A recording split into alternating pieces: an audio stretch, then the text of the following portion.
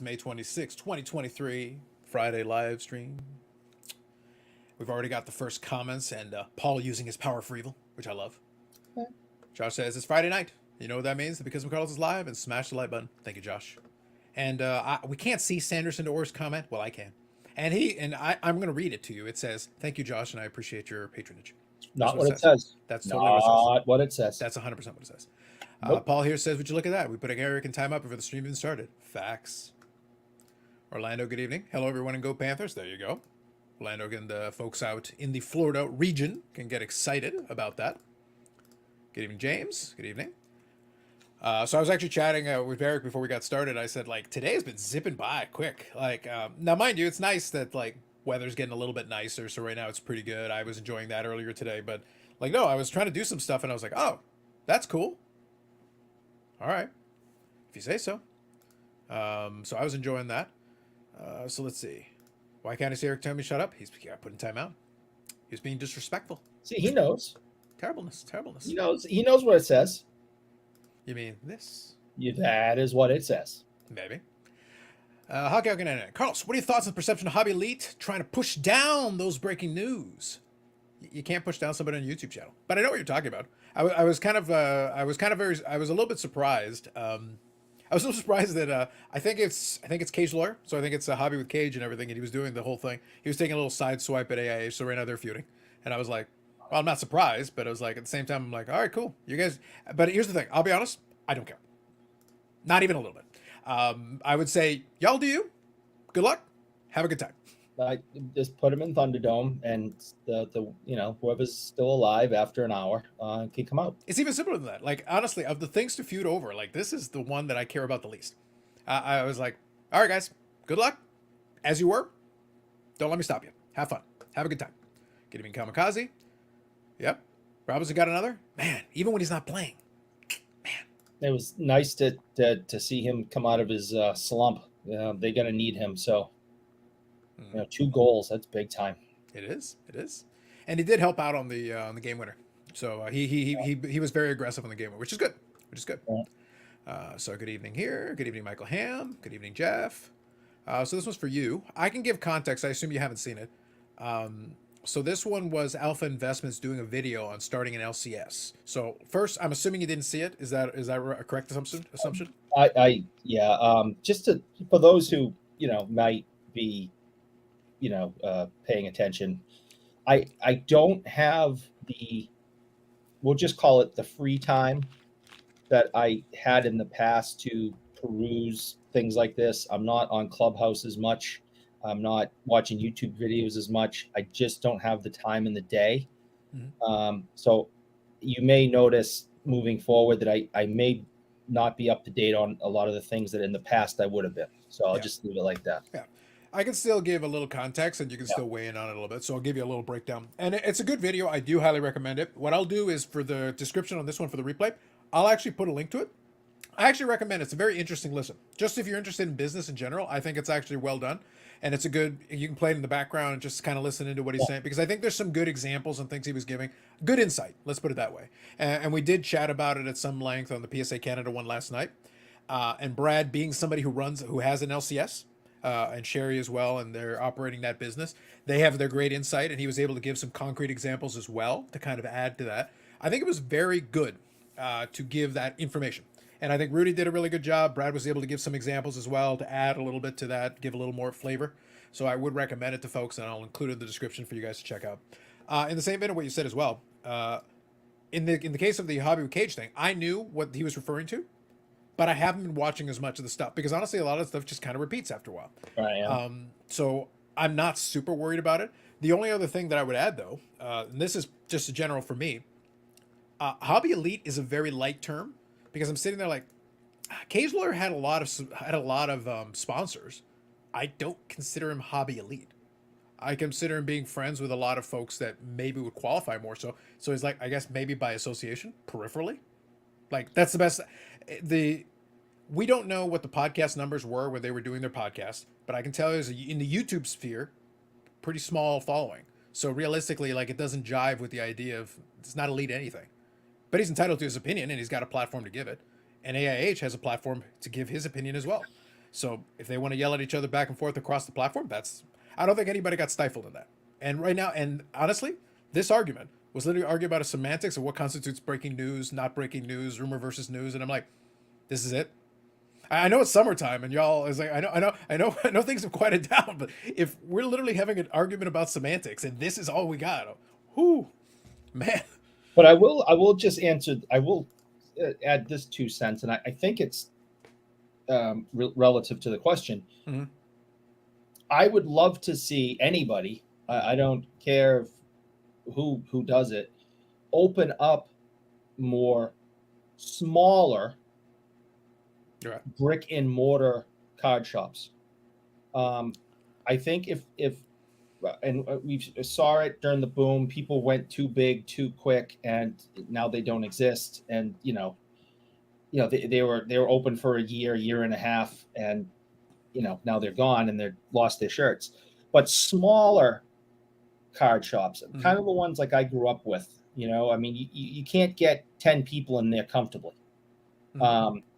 And it's just like one guy sitting behind the counter, and he's not focused on breaks and things like that. He's got wax, he's got supplies, and he's got cards.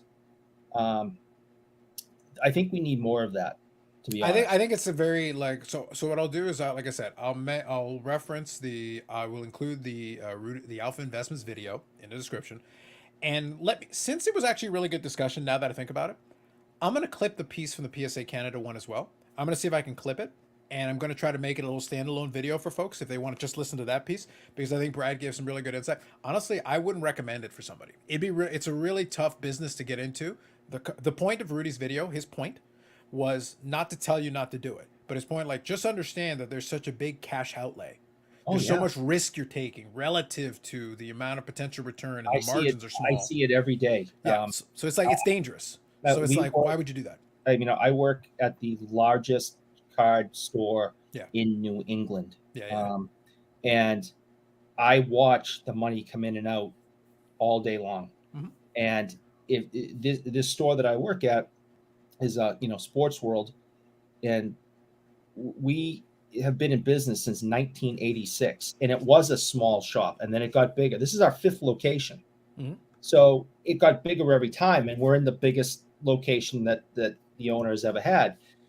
But that had to be worked up to. The first one was tiny, and I think those are manageable if you are a smart business owner and you don't put all your eggs in one basket, and you don't break a whole bunch of the cup or national treasures and put yourself in debt. And I think you'd have to be smart. And I think the old neighborhood card shop is exactly what the hobby was built on and still needs.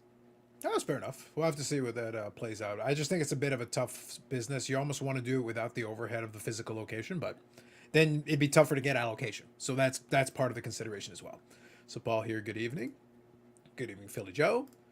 Pablo says he learned watching YouTube while riding bicycles breaks hips. That is true. It's true. If you're watching TV and riding a bicycle, you will break your hip. Mm-hmm, mm-hmm. How can I understand? Are fanatics making boss moves? No doubt. Seems odd verbiage to use for someone in their mid-40s. He's trying to stay hip with the kids. Hockey Night. You got to get with the times. Carlos, how come you and Eric aren't part of collector series? The video series similar to DPZ aren't part of a collector series of video series. We're having a lot of redundancies in these comments. A video series similar to DPZ. Well, I don't know DPZ. I can't believe it's not DAPS. So for that, and then in order to be part of one of those collector series, somebody else would have to do a collector series similar to what DPZ is doing, or the DPZ one. And I don't know DPZ, and I don't know anybody else doing a collector series similar to it. So that's why we're not in it. No, that's the honest answer. The honest answer is I don't know DPZ. I'm not reaching out. I'm not asking to be part of any of it. And I don't know too many other people that are trying a similar thing, and I don't know them either. That is the answer to the question. My answer is I'm really content doing this with Carlos and the guys. Mm-hmm. I've been on a couple of other shows, and with other friends of ours, and that was a lot of fun, popping in here, popping in there. But I don't have any aspirations of dominating YouTube and being on every night and being a part of a collector's series. And I really that doesn't interest me. This I do this for fun, hanging out with my friends and hanging out with people in the chat and trying to get some laughs and have a good time. I have no other aspirations for that. So that's kind of Now, if it's a series speaking on the dominance of the chocolate stick as a pastry, you'd be in, right?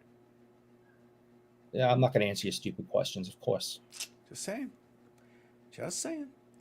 Eric, is it offside to report on the divorce of a former? Now, by the way, this is where I said redundancies. Is it offside? I'm going to read the question. Is it offside to report on the divorce of a former PWCC owner's divorce? So are you divorcing the divorce? Does that counteract the divorce and undivorce it? I don't see how someone's personal life has anything to do with the hobby, really. You're divorcing the divorce, Eric. That's actually undivorced. That's That- not divorce. That's married. I It's a guess double- that's divorcing a divorce. two negatives equal a positive. That the math checks out. Um, That was the question. I have, and see, and honestly, and I'm not joking, the way I'm built and the people that know me the best know that I'm built this way. I don't even want to know what that even means because it's none of my business and I don't care. I was going to say, I was going to short line straight to the I don't care. Yeah. So my answer is it offside? My answer is it offside to report it? No. Do I need to care? Not really. If let's just say PSA, right? Huge, important company in our hobby. If the owner, the top dog, is getting a divorce, and his spouse is taking him for billions, and he has to sell the company and break up everything, and that's going to affect us. Okay, you can make an argument for relevance at that point. Yeah, then you can say there's some relevance about that. Yeah, but the personal stuff. No, but that's why I made the caveat. Look, I'm having a little bit of fun with the comments because I'm reading them as they are. But just to be clear, if there is some relevance to it, sure. Yeah. Is it offside? No. TMZ exists, but if it doesn't relate, but just so we're clear on this, but if it doesn't actually relate to something with the cards or the company involved, it doesn't actually impact the company. I don't know these people on a personal level to care enough about their personal lives. So the answer is it offside? No. Do I care? Not really. If there's some relevance to it, then maybe it's a discussable point. Otherwise, again, I don't care. 50% of all marriages end in divorce, so it's not even a surprise anymore. Yeah. So I remember the crappy YouTube channel, The Hobby Box, planned to open in LCS in 2020. A lot of people had aspirations back then. Those were heady days, 2020. I watched a lot of open and a lot closed. So. Mm-hmm. Yep. Months later, stopped making card content, didn't open the store. True. As much as smaller shops are wanted, I would bet in 5 years we see fewer LCS drops. I agree with that. Yeah. Carlisle here. Good evening. And good evening, Paul, as well. Carlisle here says, supplies seem brutally expensive now. I saw a 3-inch 3-ring binder for $20 today. I agree with that. I'll be honest. Like I don't do too much with binders, but I got to be honest. I was looking at some the other day. Those things are expensive. Yeah, Carlos. Crazy expensive. Holy crap. I see what our supplies cost. I participate in that and the ordering and keeping track of everything. I play a large part of that at the shop, and I see what it is costing us. And we do. You can believe it or not, whatever. Don't care. We have a very small markup because if we tried to mark up these products, people would refuse to buy them because it is so friggin' plastic. The cost of plastic went through the roof during COVID because of the supply shortage. And I don't think we fully recovered on getting plastic. So, I mean, you remember, you couldn't even get, sleeves. You couldn't get anything during COVID because the factories all shut down. And the costs haven't come down yet, even though the production's got up and we've been able to get things easier through our suppliers. Well, I also think, to be honest, if you're going to use the plastic that you start getting back into different stuff, I would be more, the holders are more interesting to me. That doesn't mean that I wouldn't use a binder, but obviously I'm less reliant on the binders now than before. Yeah. But the cost definitely has gone up. Like that's been my observation too on this side. Same thing. I agree. I go to the office supply store, the Staples or whatever. They're more expensive. Even like a plain, basic, generic binder that is nothing special. Yeah, I know exactly what we buy them for, and I know what we sell them for, and it's like $5 more. Yeah. And I can't believe the price on the damn things. Yeah. But it's like that for all the supplies. 9 pocket sheets for the binders are ridiculous. Top loaders, penny sleeves, puck holders. It's crazy how much that stuff costs now. Yep. Let me read a couple of these here. Timeless Cardboard, good evening. Nothing better than walking my dog Gil and listening to Friday Night Hobby Talk. Love it. Thank you, Timeless Cardboard. Does your dog listen? Or Maybe. just you? Maybe both. DP's equals Domino's Pizza, perhaps. Oh, I will not eat that to save my life. I'll Well, stop. let's not get into your food proclivities yet. We did that the other night. I will. We not dedicated eat an hour to Domino's it. Pizza. I'd rather Look, eat the box. Just give the man a jar of mayonnaise and let him Come focus. on, listen, stop it. Jar of mayonnaise. It's gross. I can see that being the case. Kind of surprised there are more collectible shops doing this stuff and adding cards. Maybe not worth the headache associated. That's fair. Many LCS remain optimistic. Fanatics will give them allocations. When do corporations care about the little guy? And they shouldn't. Crush them. Eric is a man of the people. Perhaps. I like this one out of context. I actually don't know what it pertains to, but I just like the comment. Sean, good evening. Leopards won't eat my face. Well, okay. As long as. I'm glad, Sean. I'm good to hear. I am happy to hear that. Bobbles is the YouTube dominator. True. He's He's also going to be the kilt sales dominator. Got that right. Facts. Good evening, name. I like this one. Carlisle. 2 negatives equal a marriage. See? The math checks out, buddy. The math checks out, bro. Yeah. How's it going? Yep. Bob, I've had a few wobbly pops. No, hold on. Damn it, there's more comments. I'm still behind. Bob, don't ask him how it's going. Nobody cares. He already feels self-important enough. Don't ask him how it's going. I didn't even respond to him. Just ignore him, please. Go ahead. Hey, it is what it is. I've had a few wobbly pops. Doesn't take much to be tipsy. Have some more wobbly pops. Enjoy it. All right, so let's see. What Eric's describing would be cool, but I don't see how small shops keep the light up. That's kind of what I'm thinking. I just think the upfront cost, that's why I said I do recommend the video. I will link it. Check it out. It's actually very well done, and it gives one specific element. Obviously, you can talk about singles and all kinds of other stuff. That's a separate conversation. He's giving one facet of what is one of the challenges these shops are going to have, just to give people context, and I think it's good information. I agree that it's extremely difficult. It's no doubt, but yeah. I think and listen, I don't own one of these businesses. It's not coming out of my pocket. I'm seeing it from kind of a little bit from the inside, but I just think a smaller shop, if you can get something decent rent and good foot traffic, I think you could keep a business going. But yeah, I was just saying there are going to be some challenges. Yeah. They're cool, but how do you make money without revenues like eBay and breaks? I think that's the key, and that was what Brad was talking about.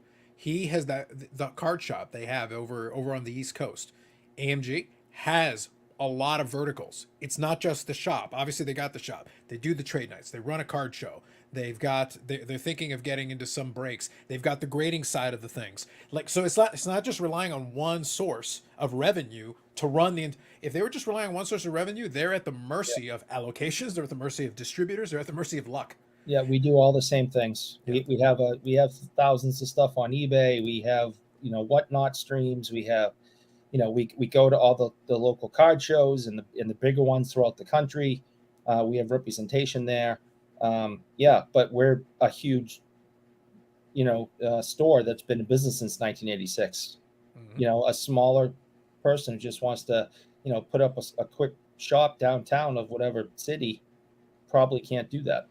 Yep. Sean says small scale LCS would need retired owners with paid off space to open a few days a week. That's one of the ones that Rudy talks about. If you own the building and maybe you're renting out other units, that can offset the cost of again, think of the cash outlay though. Yeah. Now we're talking real estate. It means you're actually a landlord in addition to, so part of your business is going to be being a landlord, and then maybe it becomes a little more viable there. Philly Joe says I'm in the I don't care circle. It doesn't affect me. Yep, that's fair. That's key though. Binders are nuts. True, James. Eric, this false stat today, not 50% anymore, and way less if both parties have college degrees, closer to 20% in that case. And if they got really good college degrees and don't get married, it's 0%. Facts. I'm just bringing the facts to you people. Bringing the facts. Bringing the facts. What do you make of the allegations against Panini not having a diverse workforce while making big money from athletes from back communities? I think that's a very so Eric, resist, because I'm going to touch on it, because I'll be like, I don't care. You could literally make that pitch for a lot of companies, specifically focusing on Panini. It's like, okay, yeah. No, like literally, that's it. I don't care. I don't care. Do not care. A 10-year-old Chinese kid made this, okay, and it made yours too. There's plenty of things to complain about. Yeah. You know, Yeah. they The thing is they can do two things at once. They can make a valid point, and I also don't care. I just, you know, whatever. Yeah. Average Joe card collector. Hey guys. Yep. Neo. We bidding up on any 52 Mays tonight? Allegedly. Mayhaps. That's on you guys. You talk amongst yourselves. Here we go. LOL. The Leopard's comment was about the LCS focusing if Fnatic would care about them. Ah, yes. Ah, got you, Sean. Now I get you. Out of context, I didn't follow, but now I got you. So I don't know how to tag Bob. There you go. Real shame I can't be here from this position. There you go. True. I'm just going to leave this one here. Moving on. Neo says, please don't go to listen to content spam. Don't listen to him, Neo. Spam, spam, spam. And you could be sponsored by spam. Oh, gross. Another thing I'll never eat. You've got issues, man. You got issues. That's right. gross. Let's see here. Eric doesn't own LCS. Just Beckett. Confirmed. Here's that 540 flips guy again. He comes in here every week and causes trouble. We got to block him. I know. I don't know what that means. It means spam, Neo. It means spam. God, listen. Pay attention. I'm blaming PWCC divorce for the cost of top lures. Now, this is a man with some sense. Rick understands what's going on here. This is relevant. That's relevant. Food trucks. Counter the overhead costs of brick and mortar restaurants. Maybe it's time for carb trucks. I think there is actually something to that. I think probably most cities at one point or another had like a library truck that would that bring books into the neighborhoods and in events around town. And I don't see why like an ice cream truck type of thing filled with cards couldn't stop off at a playground in the middle of summer. Just like the ice right next to the ice cream truck, or at a baseball game. You go to a little league baseball park with an ice cream truck sized vehicle filled with baseball cards. That's freaking genius. Yeah, at least it's a captive audience that might be interested in what you have to offer there. Yeah. So do you think it's possible? And defects of life. Good evening. I don't watch Floating Head anymore. God, most of us don't. Good evening, Dave.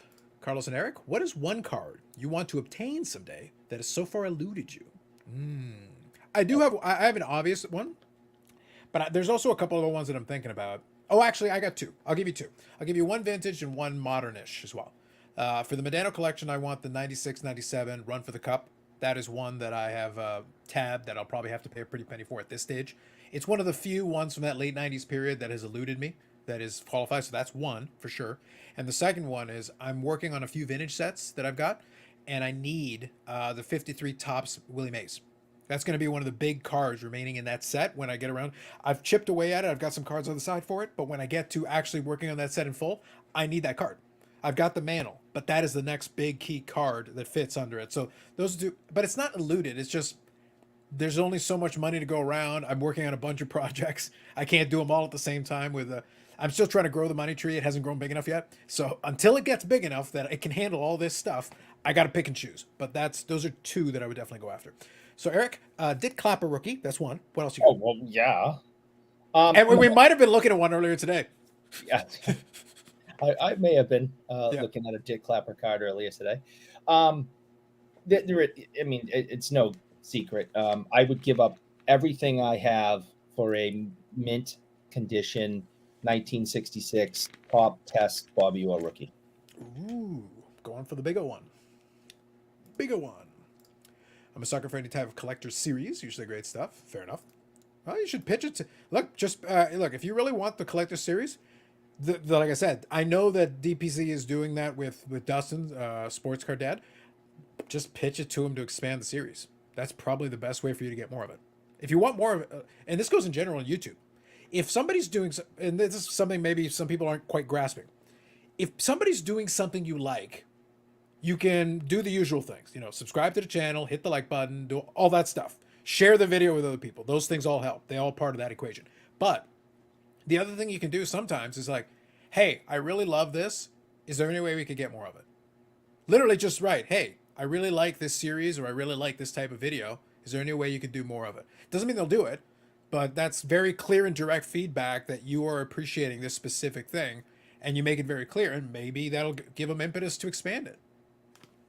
Like, that's about as simple as it gets. Like, if somebody has a legitimately good idea and somebody's at least reading their comments, maybe they'll get the gist that, hey, maybe I should try to do a little bit more of that. I was having a quick side conversation with on the Discord that we talk about all the time. Bobbles is on it, and Dustin and Neo are both on it, so we chat with them a little bit here and there. But even Dustin was kind of jokingly saying, I always tease Dustin about a lot of the videos he does, some of that stuff, because it gets repetitive for me.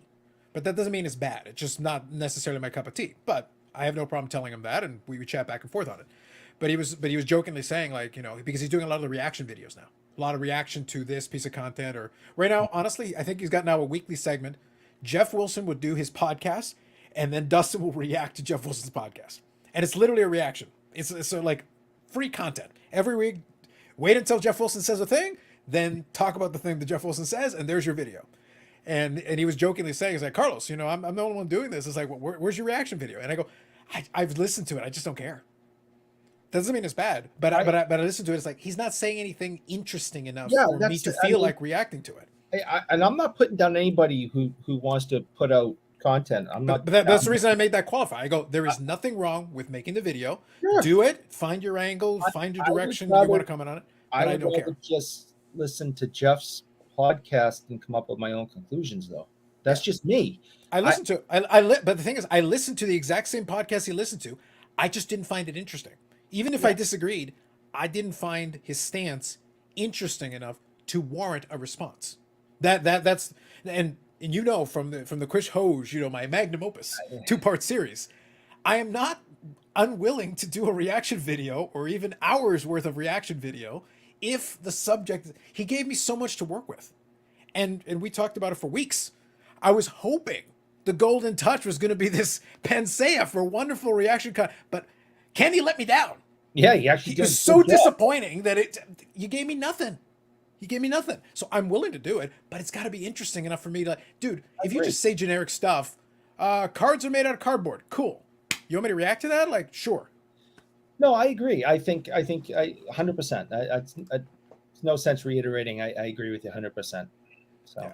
And that's the challenge, honestly. Like, guys, I would love nothing more. I have no hesitation about doing a reaction video on something, but a lot of the stuff that people are arguing about, they are 100% entitled to argue about it. But I look at it, and I'm just looking at it from my perspective only. I'm like, I ask one question. Do I care? If the answer is no, I'm not making a video. Even if it would do well, even if other people might be interested in being like, hey, what do you think about this? It's like, dude, just send me a message on Instagram. I'll tell you what I think in a couple of sentences. But to make a video on it, I need to care enough to make a video on it. And the problem is, if it's not interesting enough for me to do that, it might be a great idea for the channel, but I can't my heart wouldn't be in it. I'd just be doing it just to make a video.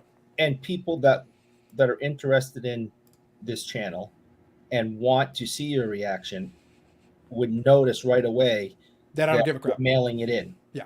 And they'd be like, that sucked. Yeah. At that point, I might as well read it off a teleprompter and give you guys a generic canned response, and there's your video. Yeah. So I'm like, I'd rather just not make the video. Not in it, don't do one. Yeah, I'd rather just not make the video if I just don't care enough. I agree. So Hockey Aga says, do I see Fanatics buying a grading company? Yes. 100% yes. Yes. Totally. And, I think we talked about this the other night, I think. Mm-hmm. I think it was us that were talking about it. It's my life's a little crazy right now. The company that makes the most sense for Fanatics to purchase is Beckett. It's a complete dumpster fire. They could probably get a good price for it. They'd have to purchase all their assets and either shut them down or sell them off, and keep the Beckett name. And you could have Beckett, buy Fanatics on their slabs moving forward or something. PSA is not going to sell to them. They don't need them. SGC's doing very well in second place. They don't need them. Yeah, they don't need it, but I like my opinion was when I did the breakdown of the different grading companies, like it might still, so this might be a video that I might be interested in doing just because you could make a case for a couple of these examples. Beckett makes sense in certain ways. There are still some challenges. It's not like you can just snap your fingers and make the deal. There's certain things you'd have to talk through. The SGC one is the least complicated. They may not feel they need to or feel any requirement to do so, but Dave Foreman still owns them. If Fanatics came by with a big enough check and Dave Foreman says, oh, I can retire to an island on a yacht, Sounds good. And if he just says, yeah, then there you go. They own SGC. Like that'd be it. Doesn't mean he needs to. Doesn't mean he wants to necessarily, but he could. So like it just depends on what interest level they have, how receptive they are to the idea. I would be okay with a bunch of scenarios. The question was, do I think they will? Yes. Will they succeed in that? I don't know. Which one are the best targets? I have suspicions, and we've reiterated some of them. But there are going to be challenges. It's not like you can snap your finger and grab any of them. Some people even pitch the idea, oh, they could just come up with their own. It's hard to enter this space. CSG is finding that. CSG has resources. CSG has done a lot of things correctly. And even still, it's hard to get a foothold. It's easier to buy into already a slot that's been established than try to start from scratch, even with a lot of money. So that'd be my thought on it. That's the piece that I think if it happens, timestamp it. I say it's going to be Beckett if it happens. That would be my leader in the clubhouse. That would be my strongest contender. And I would love to see that because they would turn it around. They'd fix everything, and we could, that name would have respect again. There you go. I like a Spam double mayo sandwich and mayo cookies. Hardcore. Let's go through here. Eric is saving up for PSA 11. Peter Klima. Facts. Same as trolling Eric, except opposite. Will S says, good evening, Will. A 10-year-old Chinese kid made your phone, Eric? You say that like it's a bad thing. Is it quality craftsmanship? I think so. Yeah, right. Is it bad I stopped watching these videos? Too bad I say to myself, what did I just watch? Happens all the time. That's actually part of the reason, like the jokes aside, part of the reason I stopped watching as many of the videos. So sometimes you guys will make reference to something. Sometimes I know what you're talking about, and sometimes I genuinely don't. Now, like I said, the Cage thing, I caught Cage's side of it. I caught him taking some side swipes, and I go, okay, I expect there'll be a response to this. I haven't listened to the response, but I'm not shocked there is a response. And I've heard there's a back and forth with those guys now. It does not surprise me. But I'm not interested enough to sit there and watch it. Like, it's one of those things where it's like, hey, you guys do it. Cool. No worries. Do your thing. As you were. Don't let me stop you. But at the same time, it's like, what they're arguing about isn't that interesting to me. So right now it's like, okay, so I got X number of hours in the day. I can be watching stuff, and I'm still watching a lot of YouTube, but I'm watching stuff in other categories. Like I said, the Rudy video is an hour long, but I enjoyed it. I thought it was really well done. That was quality content for me. And then I'm making my own stuff, but I'm making less right now because right now there's less stuff for me to sink my teeth into. And I've got enough time here on the live stream to talk about most of the stuff I want to talk about. If I feel like I can add more in a video, that's when I make a separate video. Then that's more fun for me. So here, people are pumping out spam videos for the sake of it. Look at Dustin discussing topics he doesn't like and doesn't care about. You gotta ask Dustin if he cares about it or not. Fanatics should make a run at Beckett. So Orlando's in that space. That's fair. Eric, would you be willing to sell Beckett though? That's a factual question. For a dozen chocolate sticks, I will contemplate the idea. Why buy a train wreck? Beckett. Good evening, Bobby. What a time to be alive. Why is Bobby there and not here? What's going on? He's in the garage dispensing knowledge. What a time to be alive. Do I care enough to hit record and wax poetics 7 to 20 minutes? That's a fact. Hey, man, that's my 7 to 20 minutes. The question is, sometimes the answer historically has been yes. Look, during the heyday of content, there was so much stuff to opine on. It was a lot of fun. I enjoyed it. But now it's like, okay. But I'm sitting there like, Carlos, I literally sit there and I listen and I kind of watch and I go, okay, I can talk about this thing. Do I care that much? All right, scrap it. What else we got? This other thing? Don't care about that either. What else? Nah. Keep going. Swipe. Yeah, nope, not seeing it. Not seeing it. Exactly. If I see the thing, I know when I see it. If I see the thing, like I said, that Chris Hoge interview, that was primo perfect. When Air Director came back on Behind the Card, I'm like, oh yes, I'm ready. It's 3 a.m. in the morning and I will hit record and I'll talk for an hour. No problem. But it's gotta inspire. It's gotta move me. Right now, not feeling it. And I think that's the only reason to do this stuff. Yeah. CC says, don't count out tag re-fanatics. No joke. You literally don't need them for anything. They've got nothing you want. And I'm being completely serious. They've got nothing. I just don't think. Listen, I'm pro tag. I don't own any yet or anything, but I want the company to succeed. I want Eric. You got to own one. I know. Best coasters on the market. Best. I want human grading out. I am completely against human grading. Eric is against humans. Confirmed. the human grading aspect is the number one reason I have never submitted cards, because I just think it's a joke. So I am Except when you send the baubles and ball cards, who will take care of you, well. He'll do it down in the basement. Just give him all 11s. So and that's fine. that's totally different. Sounds great. But that's the reason I just don't believe in it. I think it's ridiculous. So, the guy has a fight with his wife that morning. Everybody gets 5s. It's like, no, screw you. So I am looking forward to the time where a legitimate company, maybe like PSA, looks into the same type of technology and can master it. I'm looking forward to that, and then I'll be sending stuff in. So, but anyways, right now, Fanatics they're buying names.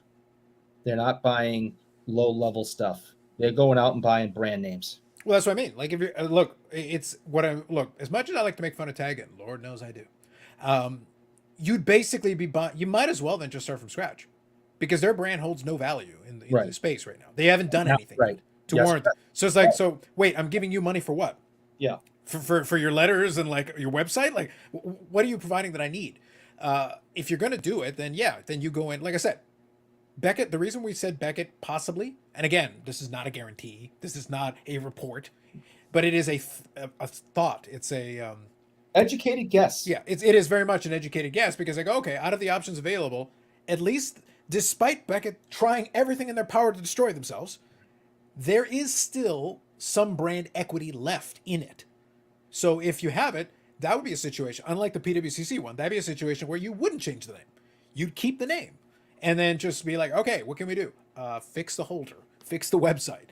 They could throw some money at that and potentially fix some of the problems that people have with what they're doing. And there are people that are clamoring to go and throw money at them if you gave them the opportunity. So, okay, that might be viable. The question is, will they be able to pull it off? I have no idea.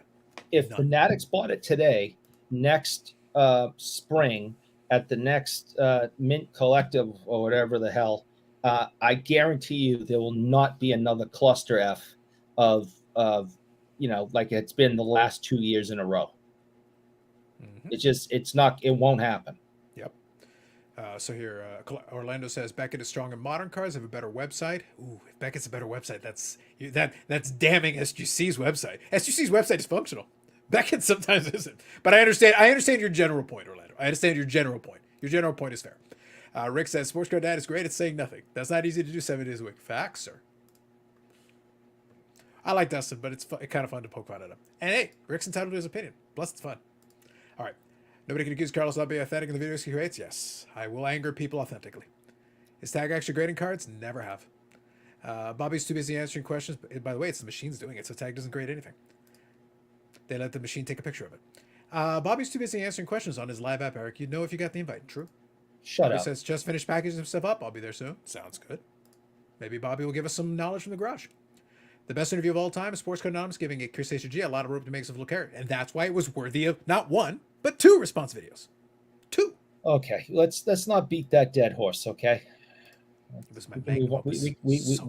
We can move on from that for the night. If you go to the doctor, same thing can happen, except it's life and death. It costs a hell of a lot more. A judge, same thing. Car repairman, same thing. Sports cars, we need robots. I like robo judges. That'd be kind of cool. It'd probably be a help. Yeah, it'd probably be better than some of the decisions that are made in our courts of law now. So, Eric for robo judges 2024. Michael Ham, SAG is the only company that has consistent grading. Are we sure about that? See, the thing is, it's always given automatic. It's like, I'm not convinced they've done any grading yet. They have slabs. There are numbers on them. They got a report. That's cool. Are you sure the machine didn't just have a button and some smoke came out the other side? I need somebody to independently verify the grading, the consistency of grading. The only place I've seen Tag slabs for sale is at Jeremy's table. There you go. Well, I'm sure. Did Slab Sharks had some? Yeah. Well, I didn't. I only focused on that evening. I didn't go shopping around. And maybe you should send it in the tag and find out where it falls on a 1,000 scale. No. Lack of faith. Too bad Fanatics can't buy Tag. They could, but again, it would be a waste of money. Like, I'm being serious. Until they actually do something, it would be a waste of money. Eric, you say legitimate company PSA. You're implying tag is not legit. I wanted to throw that out there, but thank you for mentioning it. Um, Bougie Eric, tag not legit. no, yeah, I think everyone knows what I mean. I mean, something that is cemented for years in the hobby, not a startup. Mm-hmm. Beckett should be the cheapest grading company to buy. In theory, you would think. I would That's hope so. kind of that's why I feel like it's the strongest candidate. You'd think that the ownership, the real ownership, would want to get the hell out from underneath this dumpster fire. And I'm surprised they haven't already moved it with everything that's gone wrong with that. No idea. After Fanatics buys everything under the sun, I hope they don't come over and want to buy my 33 Babe Didrikson PSA 4. Won't be for sale till next month. Well, as long as you qualify till next month. It's important. Yeah, I want to make clear that this podcast, that this YouTube channel and podcast has always been for sale to the Fanatics Overlords for the right price. We've made that pretty clear. I will sell it so hard. I would love to have a 33 Babe card. Mm-hmm. And you could if the Fanatics Overlords come over with the check. Yeah, the dream lives. I sent in an Eric rookie card, and they gave me back an AD for authenticity delusional. Authentically delusional. Yes. Yeah, well, I can see that. You're a Hoj sympathizer. Tag is super consistent. Chris and I get along just fine. I consider him a hobby friend, and I have nothing. It's all about Clubhouse gang, man. I have nothing negative to say about him. That doesn't mean I agree with everything he's ever said. Doesn't mean that I haven't shook my head a few times, but I'm not gonna disparage the guy. I think he's a good guy. As long as we follow the first rule of Clubhouse, and that is don't talk about Fight Club. That's right. We never do talk about Fight Club. And you shouldn't. Follow the rules. Paul says, tag is super consistent. Consistently not grading. A damn thing. 540 flips. Those that say they're consistent should wonder how you can ask them to explain a report, and 3 different people look clueless about it without an answer. That did happen. And those people work there. Mm-hmm. That's consistent. That's consistent. Yes. Consistently confused. Mm-hmm. Consistently delusional. Consistently have no idea what's going on.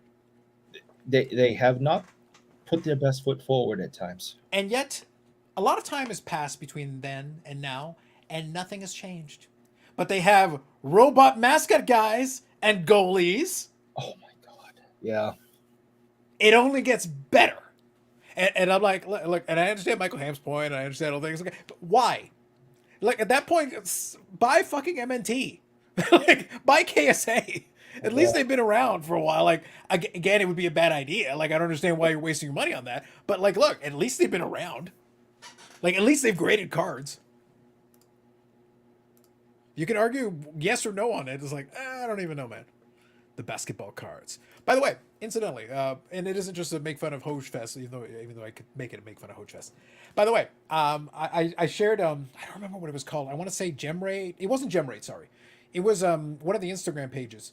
And they showed his Jokic 1-of-1 prison card. Yeah. And I was like, that's fine. But I was sitting there like, and I saw it, and it was like, promote your own shit Inception. And I was just like sitting there like, they made a post about, it's like, Chris Hoj bought this Jokic card 1 year ago today. And I'm like, good for him. Yeah. With due respect. Who gives a fuck? But they made a post about it. And then he responded. And then I want to say, Josh responded to the post saying, this is the kind of collector thing we need to promote. I'm like, not necessarily. No, I semi-disagree with that, but fine. Whatever. But then Chris, reposts Josh's post, praising the post about his card. And I'm like, really? Hey, to each their own, man, but like, come on. Look, I run a show that literally I name after myself, and I'm the logo, and I feel like, look, I'm sorry, this is going to be a controversial take. I feel that's a mite conceited. I'm just throwing it out there. I feel that's a mite conceited. As a subject matter expert on conceit, I feel like this qualifies for conceit. Listen, I believe everything that you're saying. I didn't see it. I don't, see everything. Well, I have good news, Eric. I have a screenshot. It makes sense that 1-of-1 is shown or publicized because the guy's in the NBA Finals. Please allow me to It just so happens I happen to have a screenshot. It just so happens. Yeah, it just so happens. All about that. So like they're layered, and this is the best part. So you got the initial one. So it's G Mint. I wanted to say something else. So G Mint is the first one. So they post the first part. So that's the part on the small part. It says Chris Hoge acquired Nikola Jokic, Black 101 rookie out of Prism a year ago. Fine, whatever. Then Josh, Cardboard Chronicles, puts a post and it goes, "This is how you market the hobby." No, it isn't. It's some dude who paid too much for a basketball card. But like, enjoy it, like fine. But that's not how you market the hobby. Bring attention. Collectors willing to do whatever it takes to lock up grails and hold the card, aka overpay. Holding cards like this is how the market flourishes, aka overpay. Not being flipped around to people who don't care, aka overpay. And then at Chris Hoge goat emoji. And then Chris, of course, posts the post praising him for overspending on the card that he was also praised on. Hey, cool, man. What isn't is that's all Instagram is us posting stuff and showing people our shit and saying, Eric, we don't need to post on people praising our posts, somebody else's post about us. Well, listen, if I feel like that's excessive. It's a bit much. Hold on. If you would ever look at my posts and I do the opposite. I literally do not promote your posts. So if you would ever look at my posts with me trying to show off and brag and made some type of positive comment, I would probably repost that and be like, "Hey, look, Carlos said something positive about my post." So no, I'm not giving Chris a ration of shit because, if someone ever dared say something nice to me, I may be like, "Hey, look, somebody said something nice." But it's never happened in 49 years, so why the hell should I expect it? Terrible. So Rick here says, "I think tag is a fraud for some kind of illegal activity. We gotta talk to the guy who's sweeping in the front." It's like, "Hey, do you guys do any business in here?" "Oh, they've never done any business. There's nobody here." "Wait a minute." Bob Jackson says, "Is this marketing the hobby like overpaying for one-on-ones in wrestling? That'll be fun. I think we'll see how that works out. That'll be great." By the way, one-on-one dentist cards. And listen, don't be jealous. You are. Listen, you waste money on Boston Bruins cards. I can have everything you got there for $1.50, and I'm overpaying. That includes shipping. That's Canadian too. Yeah, exactly. It's like I'll send it to you in pennies. Yeah. You drive it over. But the thing is that and we got to see, and I want to make clear because I saw the post make the social media round since he mentioned the one-of-ones thing. The Prism John Cena sold this past week for a record price. The problem is it hasn't been paid yet. But PWCC was already making the post about it. It's like, I think you should wait until it pays. Like, pay first, transaction done, then post bragging about the record price. But until they paid, the record price hasn't actually happened. Just to be clear, just so we're all on the same page. Well, that's true. I think it's, I'm just stating it. I think that's technicality. Way. Yeah, I feel like post it after the payment has been made. Then it's legit, as it is an impressive total. But the money needs to change hands first. Like, you actually need to pay for the thing, and then it's a sale. Until then, it's a proposed potential sale. Almost there, but not quite yet. As far as I checked earlier today, and it hasn't been paid yet. So until it's paid, I don't consider the transaction complete. So I'll just throw that out there. Lock up the card. It's been 365 days. 365 long days. Long days. And I don't deal in cards of that, that are that expensive. It's not something I even want to be a part of, really, unless it's USA Test, PSA 10. Other than that, I don't really want that. But anyway, I don't really understand if you lock it up and hold on to it for years. But it wasn't years. It's literally been a year. No, 1 year. Okay, but say years. I'm just trying to understand. And in a couple of years, that might be true. But how does holding on to it and not moving it around help the hobby? That's the point. So look, my point is multi-layered. I disagree with the premise, and I think it's silly. All right, I'm asking you to be serious for just a quick second and try to explain to me the rationale behind that as seriously as you can. My answer is it doesn't do anything for the hobby one way or the other. It's one dude buying one card. It means nothing. My serious answer is it means nothing. Okay. I think it's very cute. I think it's one buddy propping up the other buddy, but doing it publicly so that everyone praises them. Here's the thing. To be clear, seriously, if Chris Hoge really loves that card and is happy with the price he paid and is willing to hold it for years because he's really happy with the price he paid, even if I don't think anybody else is running down to go outbid him on it and offer him double what he paid, then fantastic. Then it's a PC piece. Then hey, you do whatever you want. Great, awesome, sounds good. Mhm. But I'm not praising you for that. Hey, congratulations, nice card. That is the end of my praise. We're done. It's over. I'm not about the. I understand. I understand My that point is, part. it doesn't do anything for the hobby. You asked the question, I answered it. Well, yeah, and then you kind of went to the praise thing, but But I, that was the part. That's part of what was actually in the post. yes, but I'm trying to wrap my head around how does holding on to a one of one Doesn't for long periods of time doesn't matter. help the hobby? No one else cares. I don't understand, and I'm being serious. I'm not being a wise ass. I'm not taking a shot at Josh or Chris.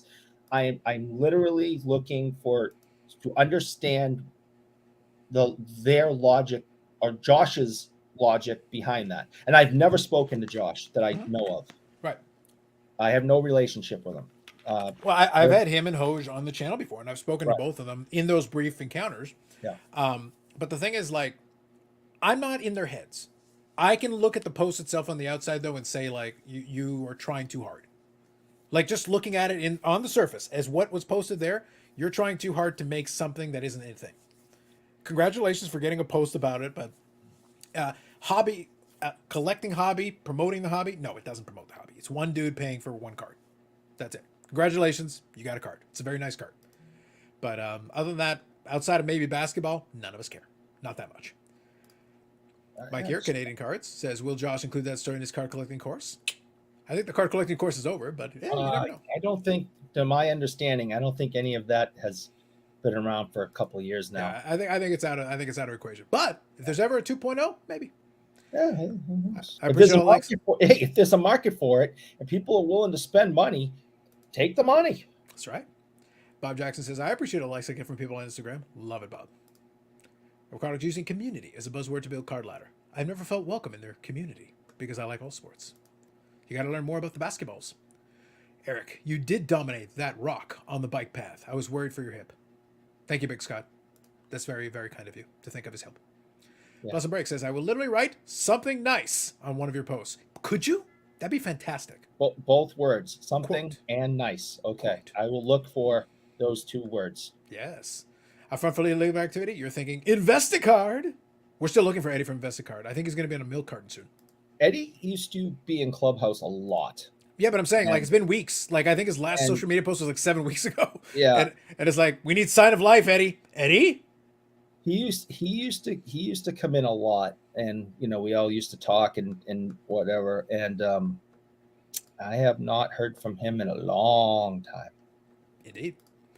So real quick, I mentioned earlier about that PWCC post, so I wanted to make sure I quickly touched on it here, just so we're clear. And I'll answer your Hockey August question here in a second. So this is the post. This is from the Premier auction. So now you can see $17,100 for a blank BGS slab. That's very weird. I don't know what the deal is. I don't know why you would pay $17,000 for a blank BGS slab, but allegedly that's what happened here. Explain to me. A blank? What do you mean? Yeah, there's nothing in the holder. It's blank. There's just a holder there. It's a 9.5 holder with nothing in it. It's very strange. You're being sarcastic. Okay. Yeah. It's also a wrestling joke. I'll explain it to you later. Okay. Yeah. And the point, though, is this post is incorrect because right now it is not a sale. That was the final strike hammer price, but until it's paid for, it's not a sale. That's the distinction I'm making. It's not a sale. That is the definition of sale. Yes. Yeah. So as far as I'm concerned, right now that is premature. So it's like, guys, you can't be promoting that as a sale. That is not accurate. It hasn't been paid for yet. I think that's a fair. That's a fair statement. Yeah. Yeah. So that's all. That's it. That's all I'm saying about it. As a person who goes in the wrestling card landscape, I am interested. If it gets paid for, I think that's an interesting data point. But then we can talk about it more. I am interested to see, but it needs to be paid for before I consider it a completed sale, at which point we can discuss it further. What are your thoughts on the roundtable with Jeff Wilson, great curator? I was disappointed in it, but not surprised. You got a chance to watch it? Because I still haven't. I did. I don't think there was anything. If you've been following closely, I don't think they said anything particularly new. And that's why it kind of goes back to the point I made when I was teasing Dustin about the reaction videos. That would have been a perfect example of a thing that you could have done a reaction video on. Yes, there's some stuff you can fact check them on. You could back up, like, actually, you're saying this. It is actually this. Or you're saying that, but that's not actually how it went down. That's inaccurate. You missed out on this potential question, which in this other space you acknowledged The one with great curator specifically. He was the one who opened the lid on the stage content, right? That didn't come up in the discussion. They had an hour and 45 minutes ish, and it's like, well, that would have been a discussion point that probably would have been worth bringing up with him. With Jeff, a lot of the stuff is regular stuff you discuss with Jeff Wilson. Nothing out of the ordinary there. Honestly, great curator is the one who opens himself up more for criticism and follow up questions. Jeff Wilson is what he is, so it's like, look, it's, again, I go back to teasing endlessly, and Eric knows this. I always tease Floating Head for how safe the interviews are that he generally does.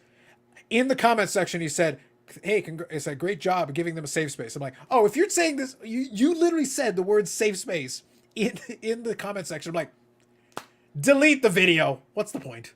Don't waste my time. So I listened to it, and I was unmoved. It wasn't even worth reacting to for me. So that is my answer to that. Those are my thoughts. And that was with sports card therapist, right? Yes. I think he's in Connecticut, so I think he's in a stone's throw from me. Yep. Yeah, so 1 second here. I was a bit distracted with the chat. I'm going to make sure Bobby gets his link. So now he's got it. So Bobby, if you're out there, I sent you the link. Let's see the Lamborghini. That's right. I was a little delayed, though. I got a little distracted with some of these comments. There's some good comments, by the way. Thank you all. Thank you all for hanging out. I appreciate the comments. Spurs Cards 21, good evening. Absolutely, good evening. I am promoting the hobby through my locking up Jason Robertson, plus many other cards. Yes, pumping. Oh, Bobbles is going to get mad that he's got competition with this guy. I know. These people are delusional. They're all delusional. I agree. And that post with HOJ is weird. Makes no sense how helping the hobby. You can't apply any logic to it. Speaking of the piece of how does this help the hobby, which I agree. There's someone's getting mad at people for selling cards at comps instead of trying to get more for them. That is the thing that has happened as well. And they were also the ones who tried to tell people what kind of content they should actually make.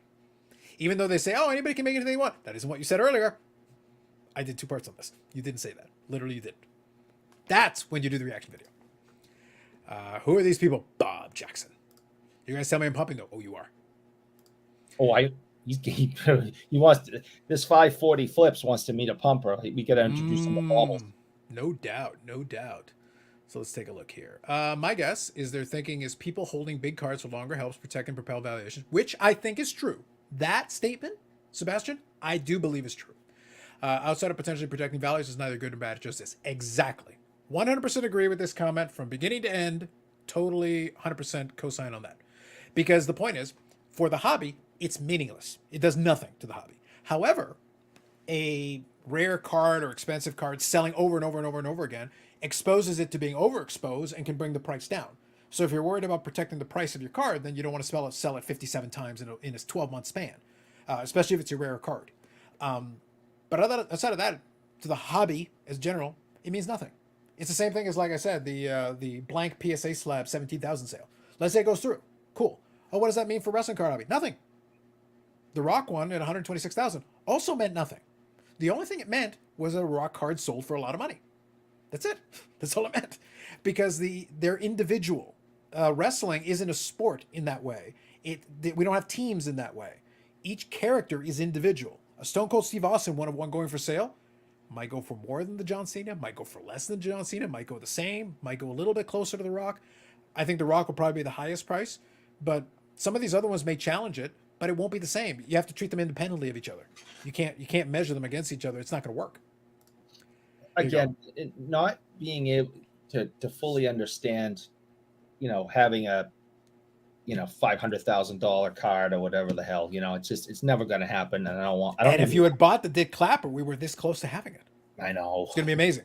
I know. But I understand just to, again, we have 4 hours to kill. So, 3 now. So I might as well talk about this a couple of more minutes.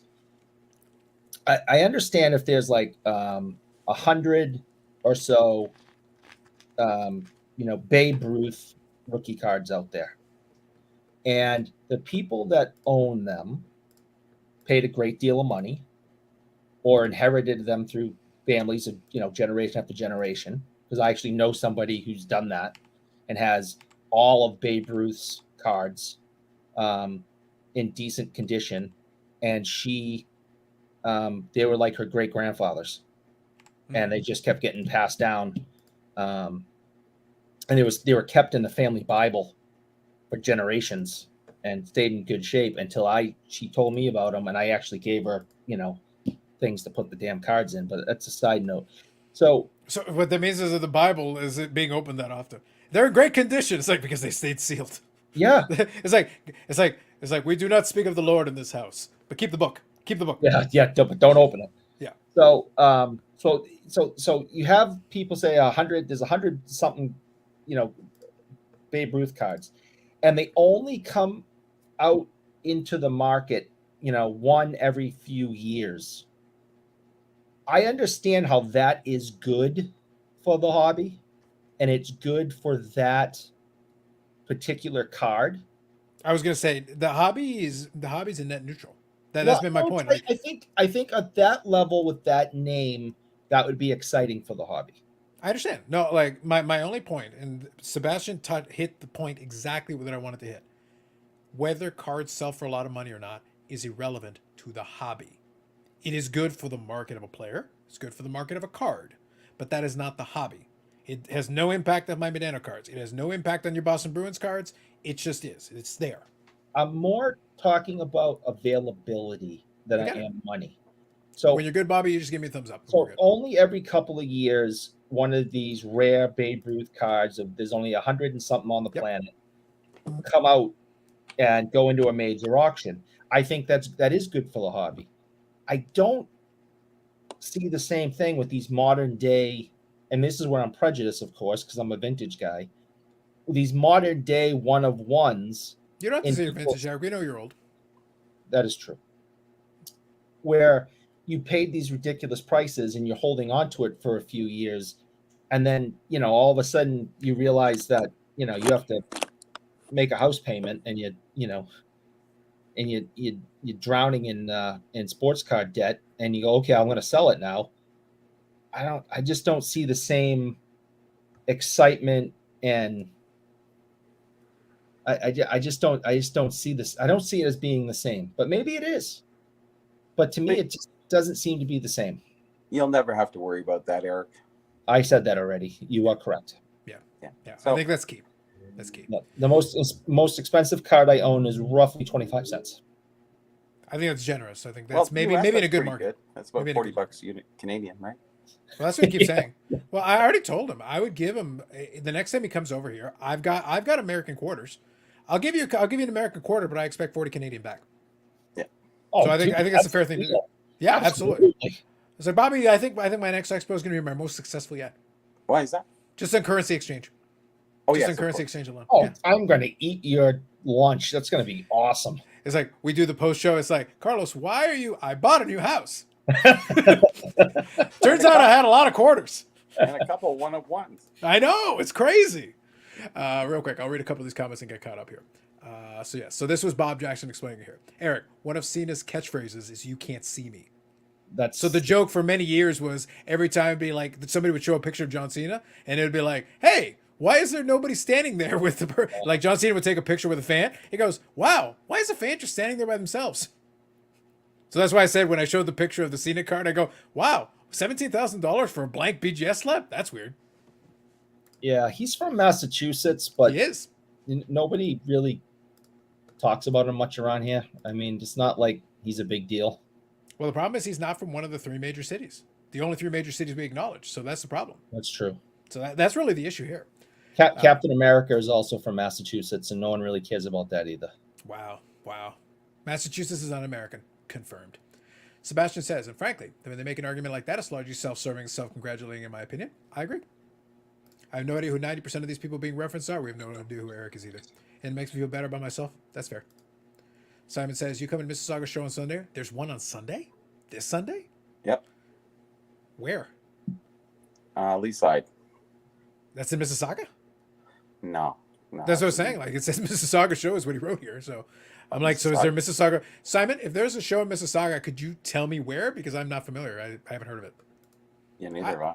Yeah, I know the next CSC show is a TCG one, but that's not this month. And I don't know about a next Mississauga show, so I'm not sure. But yeah, let me know and I'll look into it. But I'm excited about a show this weekend. Memorial Day on Monday.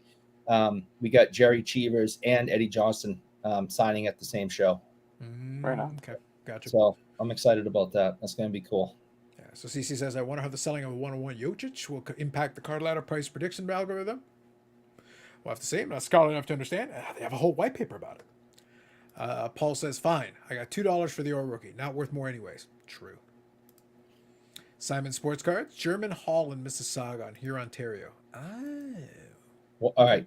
German Hall. I What's get it that. called, In though? Mississauga. And what's the next part? In here, Ontario. That's the street. That's the street. Yeah. Yeah. So that's the vicinity. What's the I name of hadn't the heard show, about- though? Yeah, I hadn't heard of this one, Simon. Tell you what, message me on IG later. I'll check it. I'll check it out and see. I know vaguely what we're talking about. But obviously I hadn't been one of those before. But I'd have no objection to popping in at least for a little bit to say hello. But I What's need it a little called? more info. Yeah, I need a little more info. What is it called? I don't know yet. So like I said, I wasn't aware of it. So we'll get a little more info.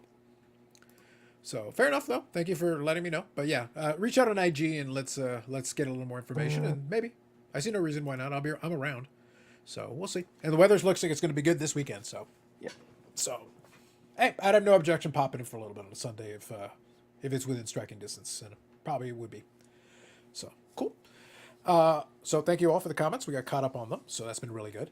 But yeah, I think when it comes down to just bringing all the way around, and Bobby, you certainly can add anything you like. My opinion is any big cards, vintage, modern, whatever, big sale, small sale, whatever. It's the same way when the 52 Topps Mantle sold for the record price. That didn't change the hobby, but it was a great price. Like, that was awesome. That was great. But it wasn't like, didn't change the hobby. Let's put it that way. And if Marshall Fogel sells a bunch of his stuff, which he's lining up to do because he's doing the whole promotional tour, he's going to sell some of that stuff down the road. And there's going to be some nice stuff in it. Let's be clear. There'll be some really good nice stuff. That's not going to change the hobby either. But it'll be a big sale when it happens. There's a lot of material that he's got access to and quality stuff, but that's not going to change the hobby. No big sale, no big card changing hands changes the hobby. The hobby's too broad. That's why when somebody talks about that's the reason why part of the reason that I've made less videos is, one, a lot of the conversation pieces are boring me because it feels like it's the same thing over and over again. It's circle. And the second piece of it is I keep listening to the same arguments being made. Oh, this is ruining the hobby. This is ruining the hobby. I'm like, how? No individual can ruin the hobby. No one company can ruin the hobby. No one is physically stopping you from collecting the cards you want to collect unless you're buying stuff that's too expensive in the first place. Then I understand. Yeah, my wife is stopping me. Yeah, well, that's justified. That's a different conversation. Your wife is ruining the hobby. Your wife is ruining the hobby. My, So that's fine. wife and mother are both stopping me from buying what I want. Collectively, they are ruining the hobby, and that's fine. We all agree. Yes. But outside of that, it's not a thing. There is nothing the fanatics can do that will ruin the hobby. The only thing they can do is torpedo the current to the point that people get sick of it, prices go down. But if it all went to zero, it doesn't ruin the hobby. It ruins your cash out plan. That's it. That's all it ruins. If you're collecting it because you just want the stuff, then it doesn't really make any difference. Nothing Jeff Wilson can say ruins the hobby. Nothing these other companies does ruins the hobby. Because I'm sitting there like, I keep being told these things are ruining the hobby, and I'm like, I'm still buying shit that I want. Like, and some of it is still expensive. I keep being told the hobby's crashing. I'm like, when? Yeah. When do I get my discounts? Hockey was protected a little bit, so The point is, like, I'm still paying basically the same price I was paying 6 months or a year ago. Yeah. Like, The stuff I nothing. collect, nothing has changed my collecting, except I would say, and I'm talking since 1988, nothing has changed my collecting except for the invention of grading. That is the only thing. And maybe if you say, protection, plastics and stuff. This stuff did in 1988. We didn't have top, these top sleeves and magnetic holders and things. They didn't exist. So it was soon after that they started to. So I mean, if I had to think of the two biggest things that changed my hobby collecting, it would be the different supplies that are out now for the hobby and grading. That's it. That's fair. But I think what it comes down to is, I think you learn a lot of how people approach their other stuff in life based on how they react to things that are outside of their control. You learn a lot because you just sit there and like, so this person is on a YouTube channel over here that is only seen by this group of people, and that's ruining the hobby. I'm like, so when you go to the card show, do you sit there and worry about what Jeff Wilson said? Like, are you all like discussing Jeff Wilson at the door? Because I've been to some card shows recently and he doesn't come up. I've never Even had when a he's there, he doesn't come up. Even when he's there, he doesn't come up. never had a conversation with someone I'm buying a card from about Jeff Wilson Yeah, or for some reason or for some anybody. reason his presence and existence in the hobby has not increased the price on me. It has not lowered the price on me. It's done nothing. I have You have.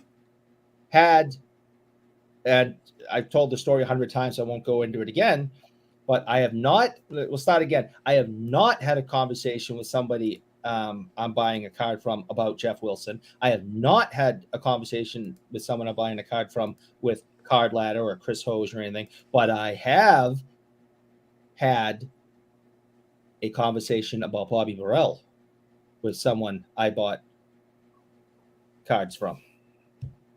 First time I was introduced to who he was in his books. So Yeah, but he's a Burrell. He's in the garage dispensing the Burrell. knowledge. That's like a different conversation. Yeah. We're talking about two different things here. but the point is, I can think of one time where having a conversation with somebody about cards led me to someone else's name, and it was that guy right there. Jeff Wilson. No, dumbass, you. Oh, So Jason here, cards and comics, absolutely. Why are we friends?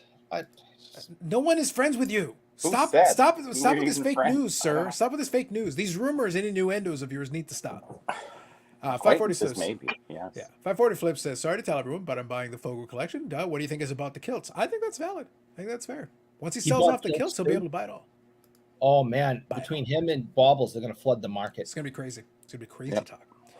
So Cards and Comics here says, my favorite is like when a card like the PSA 10 52 Mano sells and people call it the most valuable card in the world, like the PSA Honus Wagner doesn't exist. I think they're gonna keep bouncing back and forth. The last PSA 10 though hasn't sold in a while. That's what we're waiting on. It was the SGC 95 that was the last one that set the record. I'm sure the next Honus, if the 8 Honus comes up for sale again, I think it'll challenge that number. But none of the 10s have sold in a bit. But I'm sure down the road somebody will make an offer on one. And like I said, I think Fogel is. Jason and I talked about this. Fogel is angling. He suddenly is very interested in showing people a lot of the stuff he has, which is to say, more than likely, Fogel is angling. Fogel's not a young man. He's probably looking at it and going like, "Hey, it might be time to start moving some of this stuff.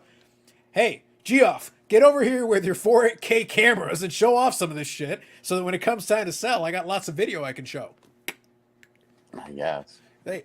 He Listen, it doesn't works. need It the works. money, so. It works. It's free advertising at that point for him, and for Jeff, it's content. So like, it's a win-win for those guys. So if it zeroes out, meaning the hobby, Floating Head will cry, very much so. But he is a collector's collector. This is true. He is a collector's collector. Thank you, Simon. I'll check it out here in a little bit, but thank you. Appreciate it. Yeah. Cool. So we're caught up on the comments. Awesome. Thank you all for the good comments. Mr. Bro, how was this evening in the garage dispensing knowledge? How are things?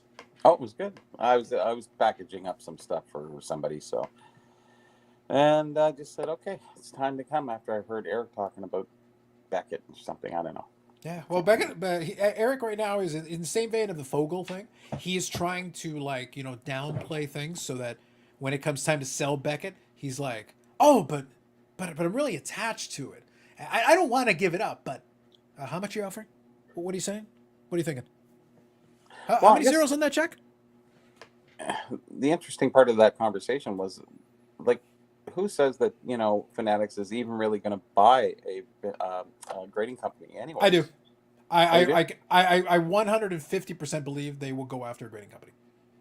Now, whether they succeed or not is a different conversation. Whether they're able to successfully consummate the deal, Michael Rubin is sitting there on his little board going, "I want one of them. Which one can we get? Which one can we put into a position to buy it at a depressed price? Because I want it."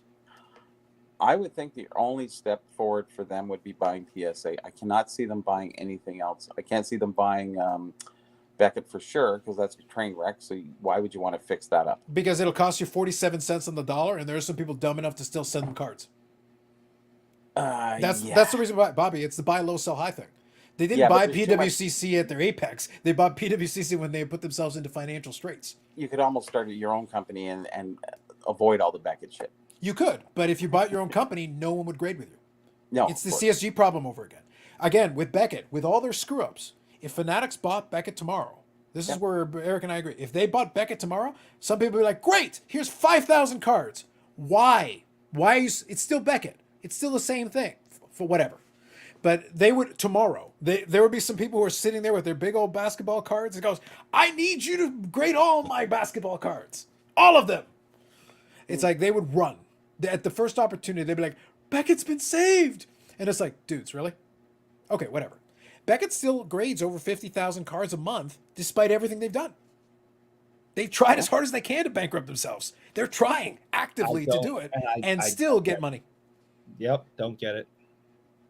Yeah, So- I don't know if this move is in their near future. Maybe later down the road, but I don't know. The I problem think with the PSA one, Bobby, is that PSA is under the collectors. Collectors is all those companies. Yeah. It's worth more.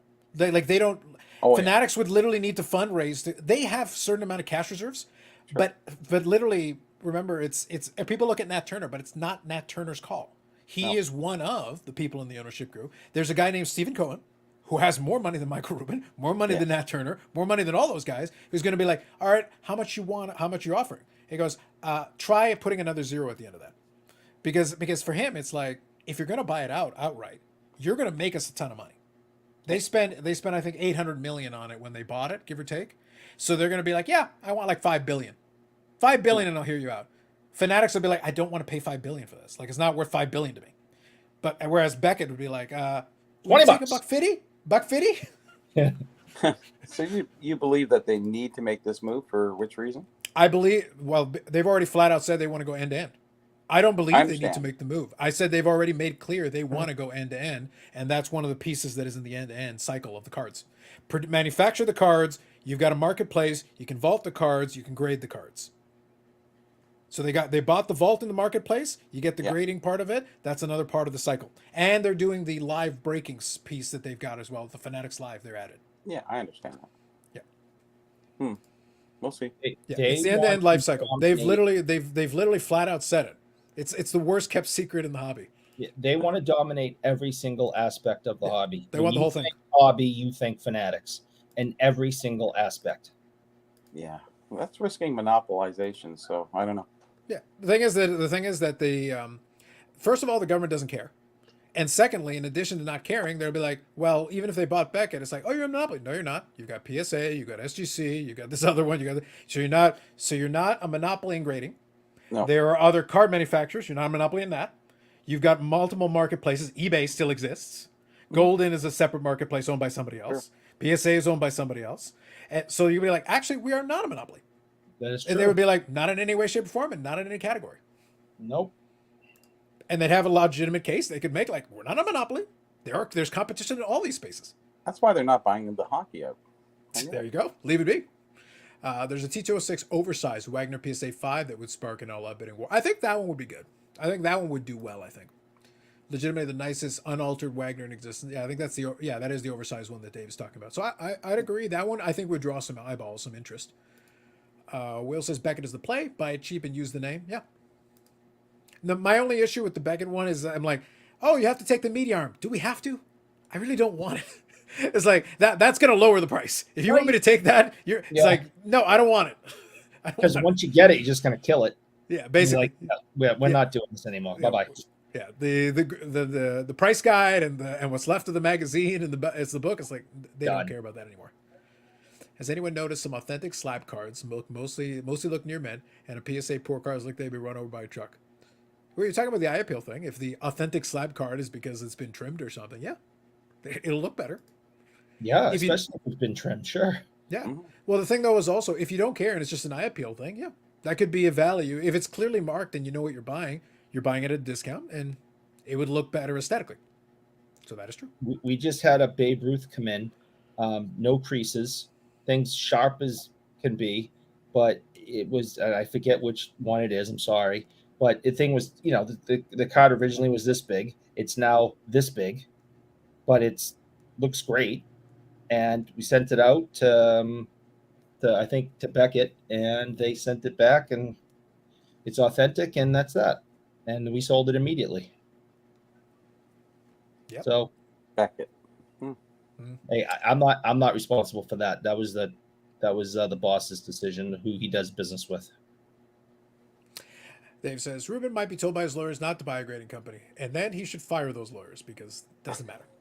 Remember the coin debacle? I do remember it. Giving out grades to pump your own card product is fraud. I agree, Dave, but they don't care. And they honestly should. They'd be able to do it. Again, that's assuming Beckett wouldn't find a way to fumble the deal. It'd be like, hey, we want to give you money. And Beckett's like, oh, we don't want money. So what are you in business for? It's like Michael Rubin's like, I've never heard this tactic before. This is a new one. So Fanatics will produce slab and auction cards into vertical integration. Why bother producing packs anymore? NFT to physical. Oh, Give it a chance. It's coming. Panini's already played around with it. They've done the NFT that is connected to a physical card, and then if you say, "Oh, I want the physical card," you just ask for it and they send it to you. They've already done that, so it's like they could just do it again. It's basically EPAC. Upper Deck's doing that now with EPAC. So you can ask for the physical card when you want to, but in the meantime, it's literally just sitting in a factory until you ask for it. So it's sitting in the warehouse. Fanatics PWCC warehouse, maybe. Well, that's part of having a vault, right? Right now, EPAC uses ComC for their storage and fulfillment for that. So, but they could do the same thing, but with, expand the PWCC vault to house stuff like that, and they could use the facilities for that. Fanatic spot tops for the name. They had no licenses at that time. Yeah. Well, they had some licenses, but the main baseball one had been taken away, and it was a lame duck licensee at that point. And we're dying. Beckett is the same. Yeah. If you're gonna get it at a depressed price. Fanatics may try to buy Dr. James Beckett himself. Hey, give it a go. Well, they might buy everybody, but are they really going to take the hobby to 10x? I always still question that. No. But, I think it's something you say. I don't really think you have to take a 10x to be profitable. You don't really have to. Yeah, to be profitable, but you kind of have to stand by what you said a little bit. Do you not? In that type of business, no. But you said you were going to 10x it. Never done it. We 3.75. They're close enough. Yeah. Whatever. Beckett's never stood by anything that they've said, so look how successful they are. There you go. Even min size authentic look great. Yes. Minimum size A cards are not trimmed. Came out that way from printing. Minimum size authentic cards are not trimmed. Some of them are. Yeah. Yeah, some of them are. Most. Why else would it be deemed authentic if it is the correct size? Well, the grading companies err on the side of being cautious. The pushback that I'm giving to Orlando here is he says minimum size altered cards are not trimmed, and I go, that is a blanket statement that is not true. Well, and also there was productions through with vintage where the cards were actually a little shorter from vending from different other things. That's right. So it's pretty standard in that sense, but not often. There's only a few sets I can name right now. So yeah, the thing though is if you get a minimum size altered card, you could have had a card that maybe was a little big and maybe you overdid it. Like you could have screwed up the trim job and ended up with a minimum size, or it could be a normal variation from manufacturer. So I'm saying both scenarios happen and would qualify for this. Yeah, 50s cards were not uniform size, which is 100% true. The point though that is just to be clear, this is kind of a semantics issue, but it's a particular one that I'm always very careful of. Minimums and blanket statements in this hobby are almost always wrong. You can have something that's predominant. Here you go. Trimmers make sure size is good. I've seen plenty of trimmers that really suck at their job. Just like everything else. I've seen cards that they were trimmed. And it's very obvious they were trimmed, and they did a bad job. Just because a lot of people think that they can catch everything doesn't mean some people are really just suck at it. Some of them are really good at it, but other ones really suck at it. It's like any other aspect of the hobby or life. Well, just because you tried doesn't mean you're good at it. What's that? You just have to watch that video. That's right. You got to watch the Evan Mathis tutorial. Then you figure out how to do it properly. Yep. Make sure your ruler is properly calibrated. It's like, did you actually use the ruler? Damn it, I forgot. Supposed to double check the size. Yeah, the ones that are doing it well are looking for cards that are a little bit big, and then that's when they do it to get the sizing correct. But no, I've seen ones where it's like, no, there's no doubt it was trimmed. This was not out of the factory. Somebody tried to do it, and they just thought no one would pay attention. And it was fine until somebody actually tried to grade it. Then it got min size. It's like, yeah, this is trimmed. It's like you did it to this card. But that's why I say absolutes in the hobby are always like, don't do absolutes. It's never 100% of anything. Yeah, blanket statement is fine. I get you, Orlando. So quickly, I wanted to touch on it. Obviously, since Bobbles isn't here, but we had 540 flips earlier. So Dallas at least managed to avoid a complete sweep. We at least get one game 5 out of the conference championships, thankfully. So that'll be tomorrow's game. So that's good. At least it got us into the weekend, if nothing else. So we were able to get at least one more game out of it. Any early predictions? You guys want to throw one out? I'll be rooting for Dallas, obviously, but it's a lot to ask. Yeah, I've always got the Vegas one. That's fair. That's fair. But I think that's one of those things where it's like, I'll just hope for a good game in this regard. I'm glad they brought more effort. I saw much more shots on the board, so they came out, but they can't. You can't be 3 down to finally. Oh, now you're going to play desperate. You should have played desperate last game, and you probably wouldn't be in the situation. I mean, but we're seeing the same thing here in Boston right now with the Celtics. That's true.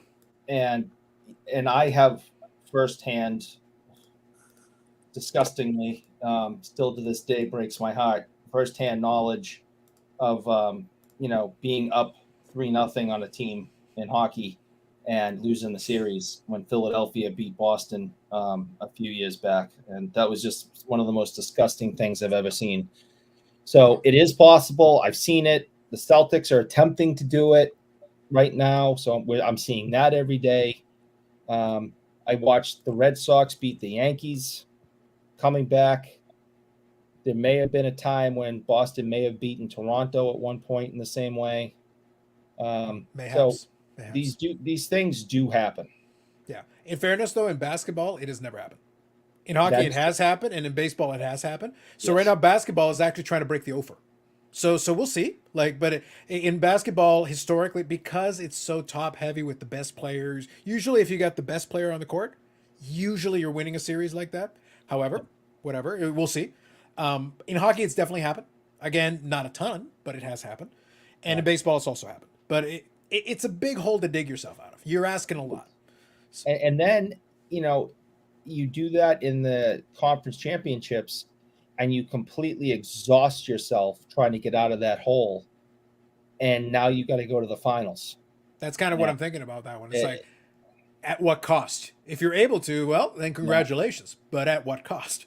Because when you get to the next round, the other team's going to be, right now, the Panthers are going to be pretty fresh. The Panthers are going to be pretty fresh, relatively speaking. Because if they last to 7, those teams are going to have to fight it out. And they're playing a lot of overtime games. Yeah. So like they're playing extra hockey. A lot of these games, it's like, you're the ones wearing yourself down. You're going to make the Panthers' job just a little easier the longer this goes. I wonder if it's a record of overtimes for this year's playoffs. I don't know. Seems to be a lot. I remember the 93 when Montreal went in 93. There were a lot of overtimes. There were a lot of overtimes. That was a big one. I don't know if that's the record still, but that was a lot of them that year. Who was the no-name kid at the time that was playing for Montreal that kept scoring all the overtime winners? Remember? The name escapes me. I don't know. There was a kid playing for Montreal that really wasn't. I don't know. This name's jumping in my head. I remember that. Is John Druce the kid? I'm not sure. Yeah, but it was this kid that wasn't really. He had the playoffs of his freaking life, and just kept scoring all the game winners and all the big goals for the Canadians that year. It's always the unsung guys. It's always the unsung guys in hockey. That's it.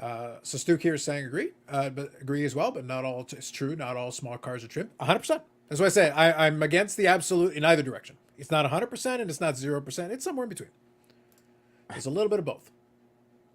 The problem is a lot of people try to make it 0 or 100, Bobby. They literally it's like, guys, no. As soon as there's one exception to it, it's like as soon as there's one exception to it, that's still wrong.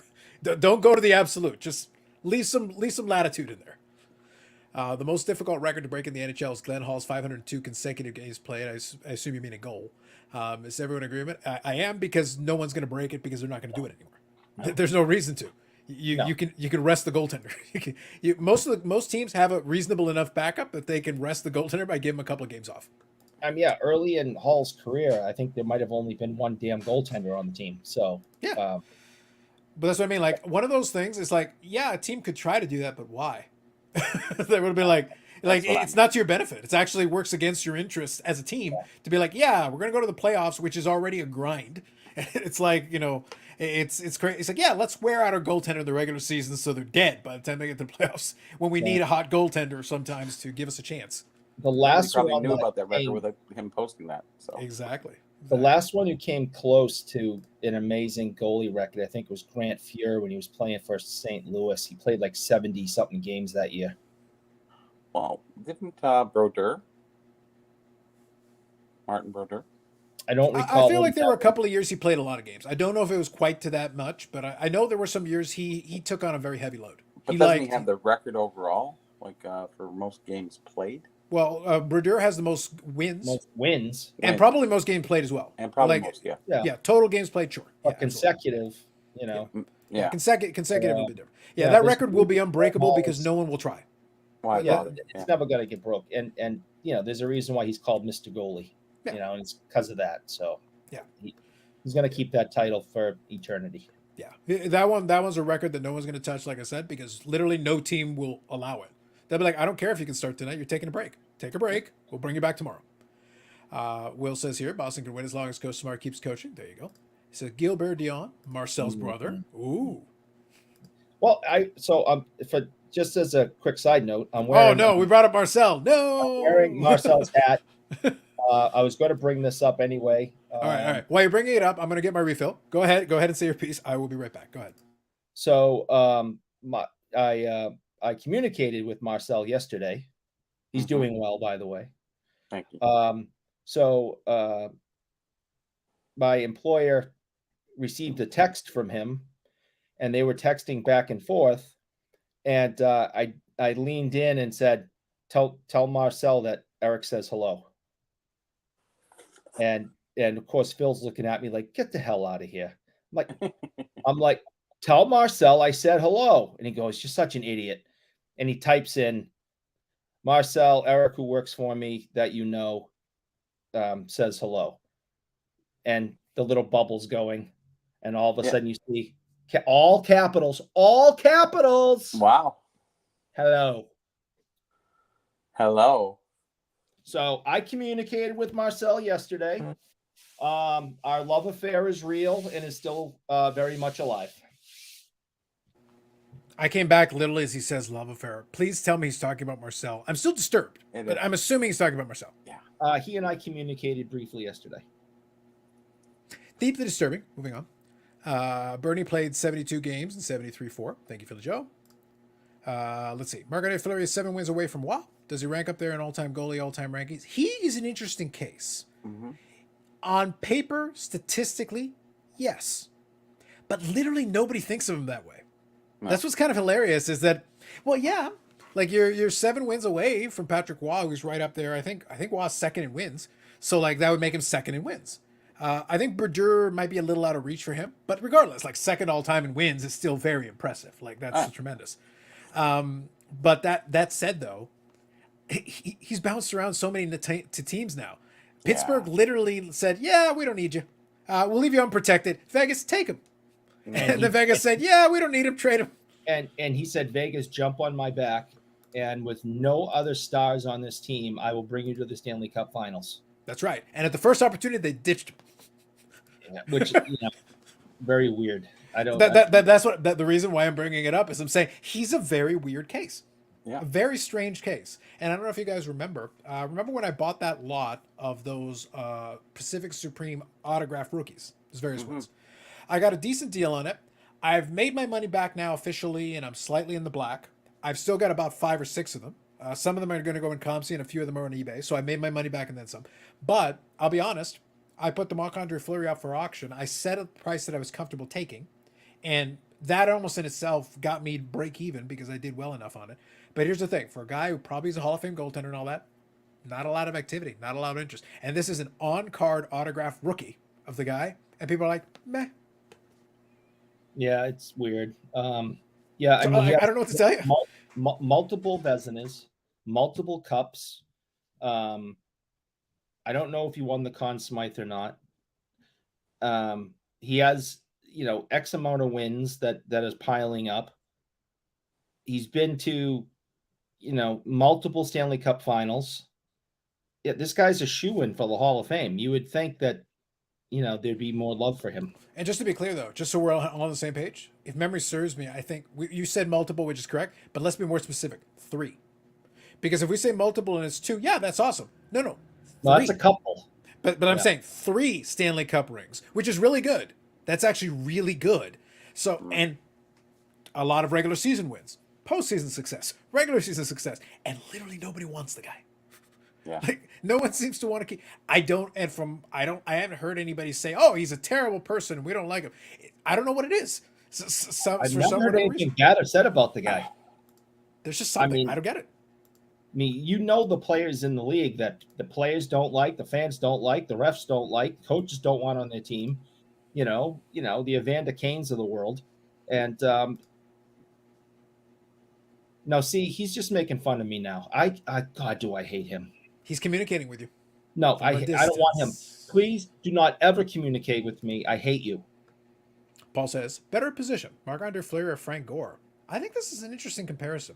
I'll be honest. I'll say Marc-Andre Fleury because he has hit the apex of success. Frank Gore was good, but he was a guy who just was solidly good just for a long time and just kept compiling stats. Because if you look at Frank Gore in like the all-time rushing yards, he's right up there. But he just kept playing and playing and playing and playing. Now, in order to keep playing as a running back, you still have to be good. Otherwise, the NFL is ruthless. It's not guaranteed contracts. If you suck, they'll cut you.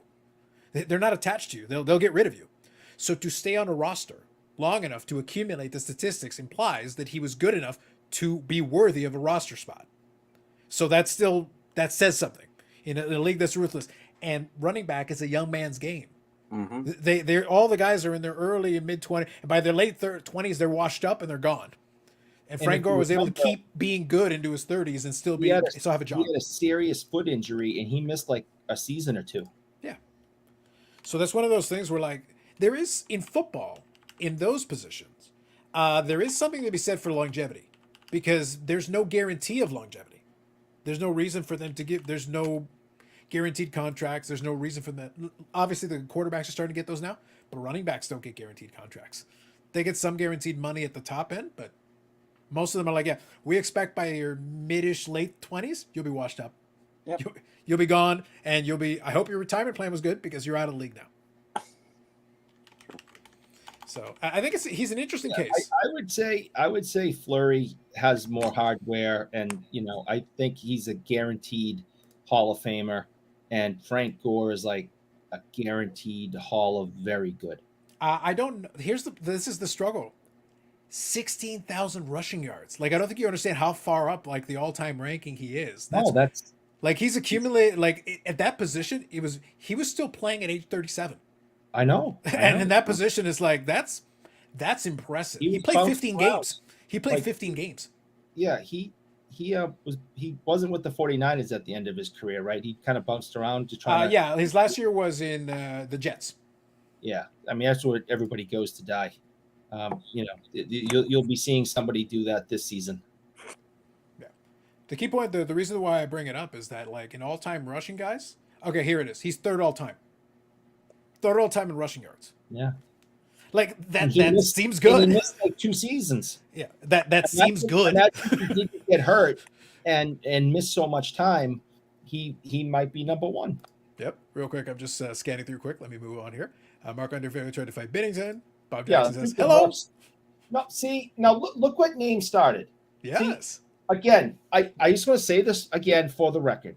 Yes. Everyone who thinks that Name is this great guy, does all this stuff for charity, really cares about his community and his indigenous heritage, and he's just such a great dad and such a great guy. He's not. It's an act. He comes here every Friday and tortures me and makes fun of me and hurts my feeling. And your one feeling? Yes, I only have one. And he hurts it. And he torments me. And he causes me to have insomnia. And he knows this. And do you know what he does? He texts me. He makes hot dogs and puts mayo on them? At like 3 a.m. to check on me to make sure I have the insomnia that he's causing. I feel that's so. What you're saying is you should be texting you at 3 a.m. more often to also make sure. No, I don't want anyone to text me. That's all I'm hearing from you. That is what I've heard. He I can does. text you hello in all capital letters. No, see, now he's got you doing it. See what he does? He's like the In plague. fairness, this is hashtag on brand for me. I do not need an excuse. No, he is like the plague. So Frank Gore was very good. Yeah, I'd agree. I knew peripherally what his stats were. See, Bobby's disappeared. Frank Gore Why would did take him Bobby out. disappear? I just said the disconnected. So when he comes back, he's got the link. So if he comes back, I'll put it back on. Frank Gore is very good. Paul says Gore is guaranteed to Ken. I feel like for being third all time in rushing, he warrants good. more consideration. Like that's worthy of a discussion. I hope he is, but you don't Gore's know. Gore's a Hall of Famer. Should be, no doubter. Yeah. Should be. I think, look, can we make a rule? Like, if you legitimately are, again, in a sport where they can cut you at any time, Yes. because, again, you have to earn your roster spot. You don't just get given a roster spot out of pity.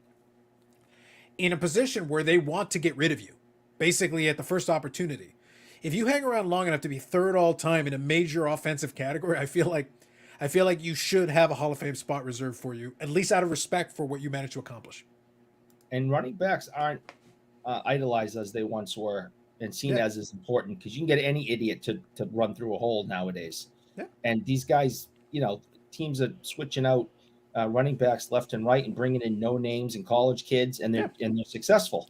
Where wide receivers and quarterbacks and other and cornerbacks, get all the press and the praise.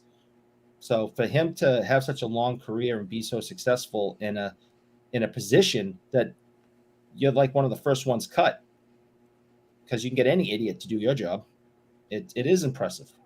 Yeah. Well, I think especially in today's game, I don't think there are going to be too many guys that are going to challenge those numbers. So it's one of those things where, so if you're at the top of the mountain in that category, it's like, I think you deserve a lot of consideration.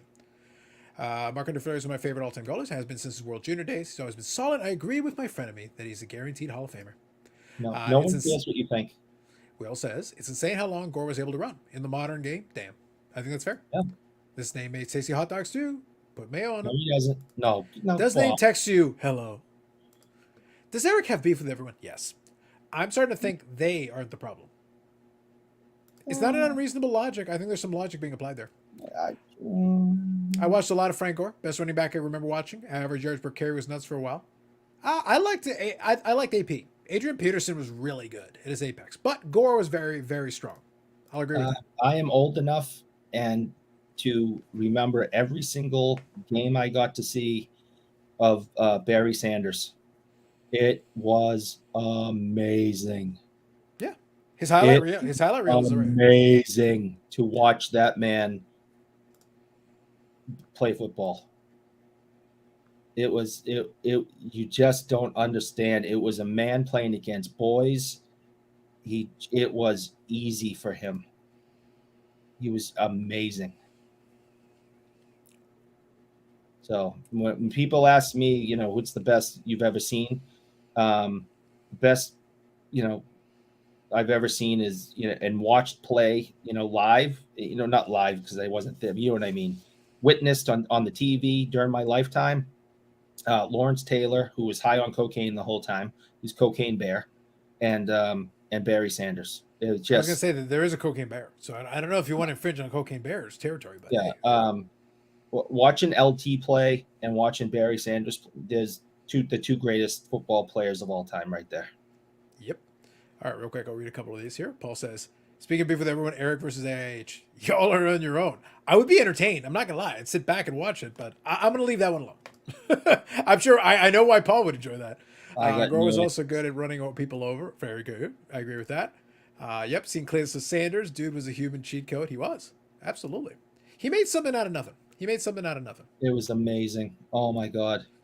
Yeah, people forget Gore around 2009-ish. He was insanely good. Probably lost a step the last 7 or 8 years, but dude is still obviously a good player. Yes. AP scared me more than Barry Sanders ever did as a Packer fan, and Moss scared me more than AP. Two very different style of runners, though. Like, Barry Sanders could evade, but Adrian Peterson could physically run into people and, like, bully them. But Barry Sanders could, like, evade. Like, some of his best highlights are surrounded by tacklers and nobody can get their hands on him fully. Not able to make a clean tackle on him. Yeah, absolutely amazing. Sometimes Gore would just lower his shoulder and run someone over. Yes, that was his style. Pinball Clemens. Ooh, a Pinball Clemens, a CFL reference. Look at you. Look at Could you. just block him. He's so stupid. Yep. No, fair enough, Zach. Fair enough. I'm trying to be peace. Listen, I'm trying to be a man of peace over here. People are trying to cause problems. I'm trying to be a man of peace. Yeah, like Name, who's coming in here just to Troublemaker. harass people. Troublemaker. Michael Ham says Barry made everyone around him better because they all sucked except for him.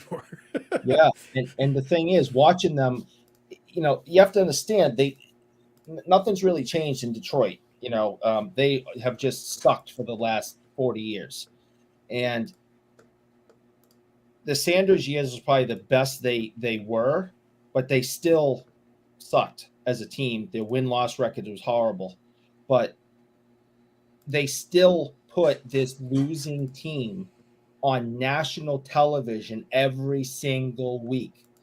You don't just put a 1-15 team on national television, but he was that good that everyone wanted to watch him play. And when the defense for the Lions came on, you went and did something else. And when the offense came back on, you were riveted. There you go. Will says, I remember AP with a switch would also scare me. Barry Sanders with a switch, as he should. Run, Will. You're still not going to run him. He'll catch you. Well, I think he's talking about the quote. I know what he's talking about. Like that's the reason. I know exactly what he's talking. Look, do I have to go back to the explanation of the not swell fella thing again? Yeah, he's like there's a lot of people in professional sports that are not swell fellas. They've got their variety of issues. And Adrian Peterson, and he got himself. And to be clear, as great as he was, if he had been able to stay out of trouble, don't cause those kind of issues in your personal life, he was suspended for that. He was also injured for a season, and even still was right up there in the all-time rankings. That's how good he was at his apex. Scary good. But these guys create their own problems sometimes. They really do. They create their own issues. And it's like, well, then what do you expect at that point? If you're good, Bobby, you just give me a thumbs up when you're good. Oh, sorry. Hello. No, he doesn't mean It's all about hello. He's not sorry. Don't He's not sorry. Brett Peterman. He's laughing his butt off over the stove while he's cooking his hot dogs. With mayo. With pepper. That's right. Where does Tomlinson rank? If you're a fantasy football person, really high. Tomlinson had some scary good seasons where he combined the running and catching. He was an offensive weapon. At his apex, he really was. Chargers, right? Yeah. Yeah. He was a dominant. If you were playing fantasy football at the time, he was a dominant player to have. A lot of good things that you could do with Tomlinson. Hello, name. Now it's a thing. Now it's a thing, y'all. Best year for the Lions. They made the NFC final, or the NFC conference finals, and lost to Washington. There you go. Reese Sanders, YouTube highlights don't do it justice. Every game, you'd also have 4 or 5 ridiculous runs that were 0 to 1 yards. Yeah, because he'd just be running around. Watch the one against the Patriots, where he literally had guys spinning in circles. Yeah, I think there is a couple of good highlight packages for him, and I think there was a run against the Cowboys where he really did guys were collapsing all around him, and he kept finding ways in that space. But Will's right. There would be some ones where he literally would gain almost no yards. It was just the fact he didn't lose yards, given the horrible position they were in, the amount of tacklers that were converging on him, and he found a way to get through enough of them to at least keep the line of scrimmage where it was, which is an accomplishment in and of itself. He had to run all the way around the building. Eric, have you ever met Stan Jonathan? He was our nemesis in the late 70s. Pierre Bouchard got clocked in a fight. Pierre Bouchard never played hockey again after that fight. And my frenemy will tell you that not only have I met him, I have his were you in communication? Number. Did he say hello? No, I have his cell phone number in my phone. Bobby, I don't know if you caught the bit now. Apparently now it's a thing that we all send Eric a text message at ridiculous hours to just say hello.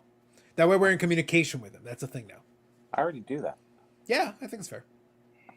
But do you do like hello in all capitals and that's the entire message? Not with the big, no. You got to do it all caps. All caps. It makes him feel better. Yeah. Yeah. But name can attest that I have Stan's cell phone. You've been in communication with Stan? He said hello to you? No, we have had more conversations than just hello. Wow. But name can attest that is a fact. Amazing. Yeah, Stan Jonathan was a modern, a vintage, let's say, Ty Domi. Mm-hmm. Short stature, tough as nails. Oh, and what impresses me and watching the highlights is the punishment he could take. Oh yeah, It isn't. just like Domi. He Watch the just Probert sits there fights. and just takes these direct punches to his face, and they do not phase him, and he just keeps slamming the other guy. And it wasn't like today where you grab the jersey and you're looking for that one big shot. This was grab the jersey, bum bum Bam, bum bam, bum bam, bum bam. bum bum bum bum, and the guy's doing the same thing to you. Yeah, And Because he of the just bump, bump, bump, bump, bump sound effects? yeah. No, well, all you the have bump, to. bump, bumps, not even a They hello? didn't wear mouth guards No back hello. then, so How you would say rude. bump bump bump. Now Uncivilized. it sounds like because they got the mouth guards. Unless you're to Chuck, who's just chewing on it the whole game. Eric, what kind of hockey are you watching when people make their own sound effects? Boom, pow, zowie! That's Batman. I know, but I'm saying, like, if you're gonna make your own sound effects, you may as well go full You Adam West say Batman. Zowie in the NHL. That's Spoken like a man who's not in the NHL. like the Quebec Junior Major League. Bubbles, if you're good, just give me a thumbs up. He went full Adam West there. Wow. I know, that's what I'm saying. Real quick, I'll read a couple of these comments and I'll bring Bobbles in here. All right, so real quick, I remember Sanders' college days. We were all waiting to see how many yards he got a week. In college, Sanders is even more video game Oh numbers. God, ridiculous. yeah. Spurs cards here says I'm 6 hours behind and can text if need be, as you should. Bob Jackson says the big letters show how much you care. True. Name says I guess I can confirm that. Yes, Eric knows him. Eric, do you ever hear Scott Parker talk about fighting? He used to let the other guy punch him to make him mad before he started throwing him. No, I haven't heard that. Eric does Was there that when a fighting the question mark raccoons. after the hello? No, What's that? I let the raccoons get one good bite in my forearm before I start reacting. That's Was what there I'm a saying. question mark after the big hello? That's what I'm saying. Never go full Adam West. Hello? Facts, sir. Never go full Adam West. Yep. Bobbles, how you liking the big Pavelski in Dallas? He's doing pretty good, Yep. especially after being knocked out the full first round. They Yep. said he's, tied for the most goals now with He's right up there. Yeah, he's right up there with his right age, but he missed the whole first round. Well, it's funny because you remember the other night I said during the blowout game Hello. that after I said hello, Hmm. is it me you're looking for? I was waiting for someone to make that joke. I assumed Lionel someone would at some point Richie? do it. Bobby, I knew someone was going to make that joke, and of course it was Eric. It I was Bat- waiting. I just said the hello, and I was waiting. Someone's going to do it. Someone's going to do it. It was me. Yeah.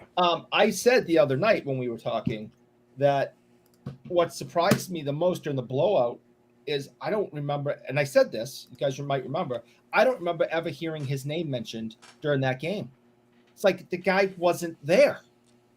And then he comes back this game and scores the game winner. So obviously he heard me on the show. Hmm. And that motivated him. And I would like to, say you're welcome to all the Dallas fans. So Bobbles, That was they do survive. So now they do survive. We chatted about it a little bit during the game and everything. So now it is, thankfully, not a double sweep, because that would have been really boring and would have been just sitting around waiting for the finals to get started. At least we drag it out a little bit longer. Now we'll see what happens. The sad part is it could be 3-1 the other way. It As could, if yeah. they had, Three if they overtime had games. just gotten the goal in Yeah. games 1 and 2. Yeah. So 3 overtime games, that's the way it can go, yes. So Bob Jackson says Sharks fans are mad about him not being resigned, but players that age generally drop off. They do, generally speaking, that's true. He's probably the best Sharks playoff guy aside from Couture. Yep. It's one of those things, I will Pulling say, the though, bobbles here. Sorry. they do kind of deserve where they're sitting, though, because in the game 4 is when they finally started acting like they were a little bit desperate. Out of necessity, they finally, because you saw the shot totals were up there where you expect them to be. Like, you're not going to score if you don't shoot. Like, you have to aggressively attack and stay attacking. What you were doing wasn't working, so you got to actually attack a little bit. I have to say, and I know I talk a lot about him, but last night, Robertson, you've seen a second gear. You've seen that he did not want to go home. He played one hell of a game, just even outside of the goals. I don't think I've ever seen him dive to block a shot. Like, he hardly ever body checks anybody. He was actually hitting people. He normally tries to stay away from contact. So I really enjoy seeing that he is capable of playing that game. I just kind of wish he would do it more often. Right. I guess it's good that he avoids it because then, he's hopefully tries to minimize risk of injury. But I like seeing that spunk and that will to go after it and show that you don't want to lose. So, and on the Pavelski shot, that was going to be a goal no matter what, unless the goalie gloved it. Because what was it? Sagan, I think, was right in front of the net, and then Robertson was in the corner. So if it bounced off, it was still going in. So, Yeah, but it was good. It was a good. Funny enough, though, it came from a good hustle play, because Robertson kind of threw himself at it and put it into the danger zone. Because that's what you're doing. You're centering the puck to try to give somebody a shot to put it on net. But again, look, I had fun with Bobbles about it. We joked about it, and I go, look, playoff hockey sometimes really comes down to all the plans, all the practices, all the set plays. It's like, yeah, just skate harder, crash the net, like make the Right. goalie's life difficult, screen. Like it comes down to real basics. Tip, move the puck around, but don't try to like set up the perfect shot, trying to be like pass, trying to find the absolute perfect shot. No, just put it on net, and if you get a rebound, shoot. And just Leafs rinse do and that. repeat until somebody scores. what did Leafs they? are good at that. Did they say Robertson had like 12 shots on goal last night or something? I think Oh, they we said can it was double the check. most I he know, had. I know he was a lot more aggressive, which is what I said. Like all they really needed to, for a guy like that in this type of series, he needs to steal a playbook from Ovechkin. Ovechkin in his prime had 500 shots a season. That's how he scored all the damn goals. He would just keep shooting, and if it wasn't working, he'd keep shooting, and if that wasn't working, he'd shoot more. That's how some of those guys are volume shooters. They succeed by volume shooting. Well, Robertson can't pretend to be. His goal should not be to be a 21 or 22%, shooting percentage guy. His goal is no. Right now in the playoffs, we need you to volume shoot. As long as you've got a reasonable angle on the net, put it on net and see what Well, happens. One of the reasons, and there was many reasons why Boston lost in the first round, was because you had a 60 goal scorer in Pasta who decided in the playoffs he wasn't going to shoot. He wanted to make passes and have assists and dangle and do all this fancy crap.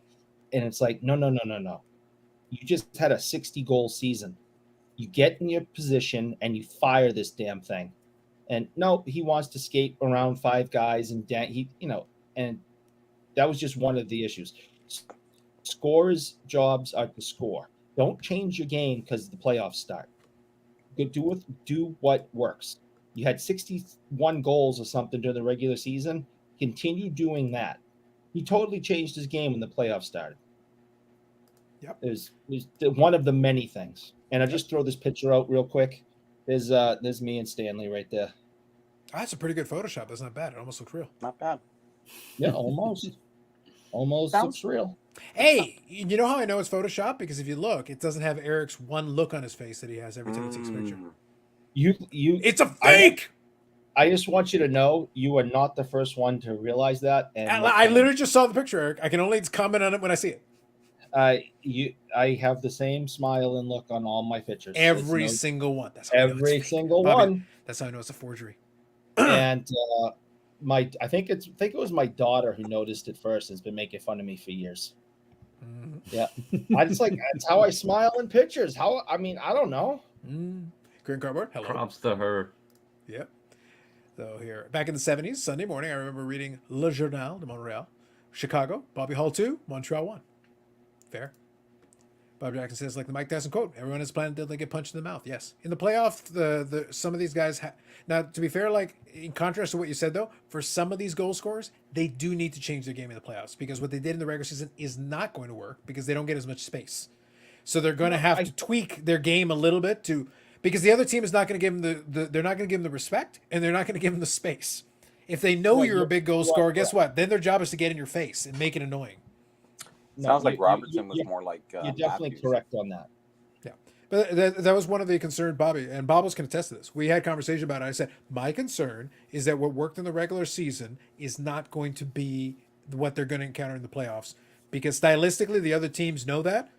So they're like, oh, Robertson, you like this much room? Good. I'm not giving it to you.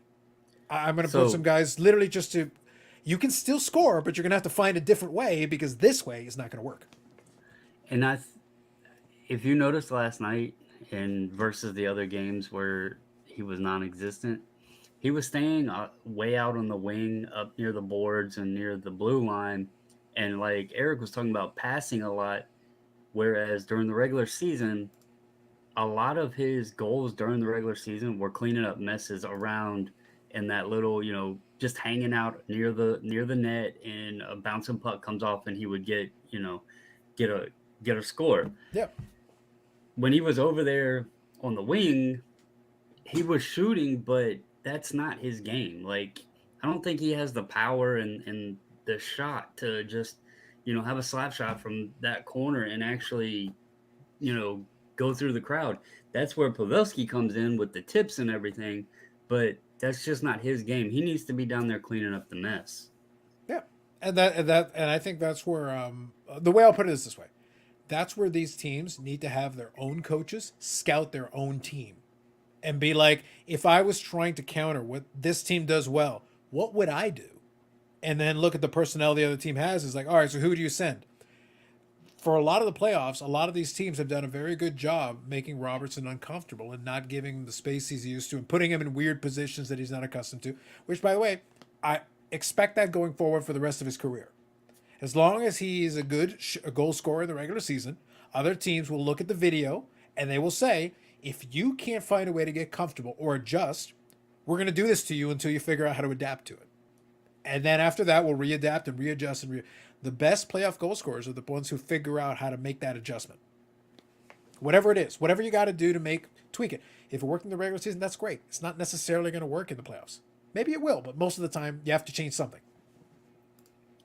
I've just been glad that he's been able to figure something out and actually perform, even though they're down. But he's performing in this final series now, and then last night came up huge. I mean, he basically scored to take them to overtime, and then Pavelski did the rest, there to close it out. But if he would have went non-existent in this series, there would be lots of chatter and talks about, like, is he just a Mike Trout? Can he only perform in the regular season? So And I don't even know if Fish Yeah, Boy performs in the regular season. I'm not even sure about that part. I'm not even sure I go that. Maybe preseason. Are we talking like Grapefruit League or something? Like maybe that one. So Orlando here saying, yeah, exactly. That's what I'm saying. So Orlando here says Panthers have to be favored to win it all. They're a hot and confident team, and they also have a very hot goaltender. So I would agree with Orlando. Right now, I would favor. I have some time to think about it. We don't have the final matchup yet, but I would favor the Panthers versus the Western Conference representative as stands today. Regardless of who comes out of the West, most likely going to be Vegas. Right now, Panthers are playing a very smart style of hockey that works well for them. Here's a question, though, and you guys would know more than about this. Let's say Dallas can extend it a bit further, make it interesting, what have you. Then I would really like Florida because then the winner might be really tired. More injuries. But you talk about momentum. Does this layoff take some of that momentum and that hotness away from them? Then you have the other team coming in with, with the confidence and everything. They just played a tough series. They got through and they move on, and they are not sitting around. Because we've seen that in other sports where the team, baseball, for example, you got a team that's sitting around for a bit. They might be the dominant team, but they come in and they play flat. Does that happen in hockey, or is the rest, It can. It can totally. I don't think it will happen for the finals. I think if it was a first round sweep and then you had to sit and wait, a week and a half, I think that would screw you over. But I think that they need to rest their legs, heal some injuries, and I think the fact that they, were 4-3 is a good thing for them, especially of how hard they play and how much they hustle. Every guy hustles on every single shift. They need to chill out for a while. Yeah. So, like, to answer your question, that is a thing that happens. It can be a thing that has affected teams in the finals in the past. It can definitely be a thing. It can work both ways. So I'll put it this way: I've seen both versions of this. There is the scenario where the team that is fresher has an advantage where they're able to rest more. To Eric's point, get healed up, get what they need.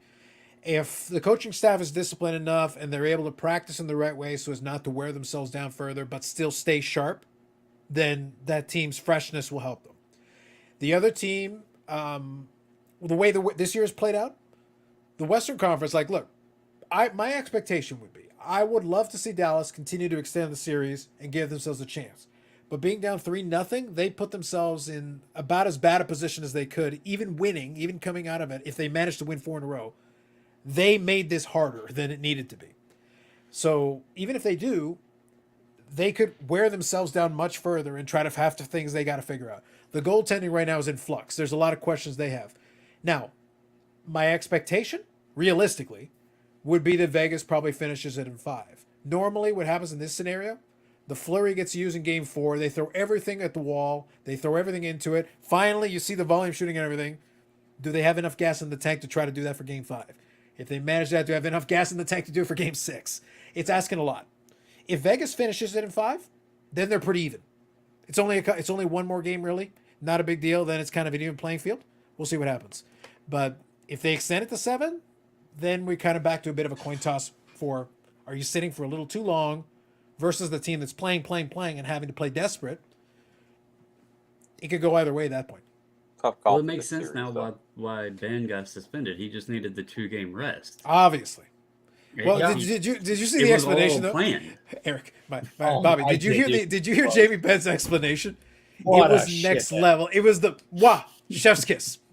Listen, before you say anything, and I'm not going to say it, my mother poo-pooed that his response.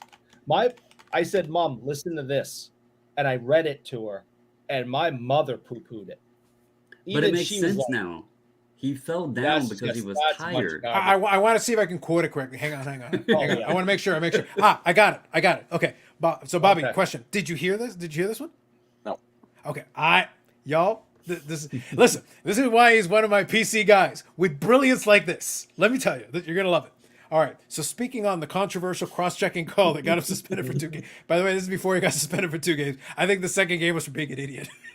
and this answers the best. This is so clear that my mother poo-pooed this. This answer's the best. It's the best. All right. Obviously, I didn't want to take a 5-minute penalty. Ben said via Sportsnet. The game happens fast. Emotions are high. Obviously, I would have liked to not fall on him and use my stick as landing points. I was like, I fell on him. I was falling, and then the stick was like that. It was a landing. I was trying to break my fall, and it happened that his neck was there. His neck was there. I'm like, it's like you know the meme, Eric. That's my quarterback. The meme. Yeah. It's like Bubbles. That's my captain. That's my captain. Oh my God! He needs to be a politician. He needs to be a politician. It was a landing point. Mark Stone's stupid face and neck were a landing point. He happened to be there. Yeah. Jerk. Yeah. He was tired. The ice was bad. He slipped. He fell. I mean, and now he gets a 2-game rest, so he'll be fresh. Yeah. Well, you know. fresh. The best part is that somebody on Twitter saw one of those posts and replied back to it. He goes, "Yeah, I have that problem all the time. I can't believe that the stupid fork is making me fat." Yeah. It's obviously the fork. The fork is the problem. I just listen. I want to make it very clear. It goes back to what I said. This playoff round has been very bad for the PC player. Odger got shelled in that other game to get knocked out of it. Obviously, he rebounded, which is great. But at the same time, it's been inconsistent. It's not been a good playoff for him overall. I would consider it not to be a great playoff for him. Robertson, obviously, Bobble's guy, has struggled for the majority of it. This was a good game for him, but obviously he struggled otherwise. And Jamie Benn has had moments. Like he even tied a game that led him to overtime. They didn't win, but Jamie Benn can be an asset, but he's also sometimes a complete moron. And it was like it was less than 2 minutes into the game. They were down 1-0. There is no reason to take a really undisciplined penalty, exacerbate an issue, make it worse, and effectively take your team out of it. A 5-minute penalty at that moment, they scored on it to go up 2-0, and then you're down 3-0 in the series as a result. Like, the team never recovered discipline-wise in that game. You put yourself down 3-0. Even if you had found a way to scrape out a win, to make it 2-1 down, and then you win this game, and now it's 2-2 going into Game 5, completely different series. But being down 3-0, like, now you have no margin for error. You can't make any more mistakes. That's You got to the be least. perfect. Yeah, it's asking a lot. But that answer was the best. It was like, use my stick as a landing point. I was like, yes. Oh, man. Yeah. My mother called shenanigans on that real quick. Mayhaps. Hoggate's girly needs a rest, yes. The Panthers have momentum on their team. Mo is tough to beat. Facts. Let's see here. Yeah, man, the ice is slippery. I know. Damn that slippery ice. He was pretty stupid to fight Joe Thornton that time he did. Yeah, there's a lot. Jamie Benn will have moments where it's like, do you even use your brain? Like, do you even use it? Now would be a good time not to do that thing you did. Name here says the entire arena didn't recover discipline was. Yes! And I was laughing about that too. And then there was the bit where the Vegas goaltender, where somebody was just so disgusted with their popcorn. One of the Dallas fans was so disgusted with their popcorn. They needed the Vegas goaltender. They're like, "Can you try this for me? Try this out and let me know what you think." That's what it was, Eric. The problem is that the goaltender was the landing point of the popcorn. The landing point. I just think the guy must have been extremely wealthy. He had really great seats, and popcorn at an arena is like $75, and he just It's tossed the expensive. entire bucket at him. So That's right. that guy has money just to throw away. Yep. Those are the rich seats right there. Oh yeah. Bobby, it's like the stick is a landing point is going to be one of my favorite quotes now for the remainder of Jamie Benn's career. Using the damn stick as a landing point. Facts. Bob Jackson says the era of Sharks versus Stars was fun. Yeah, I agree. There were a lot of fun series back in the day.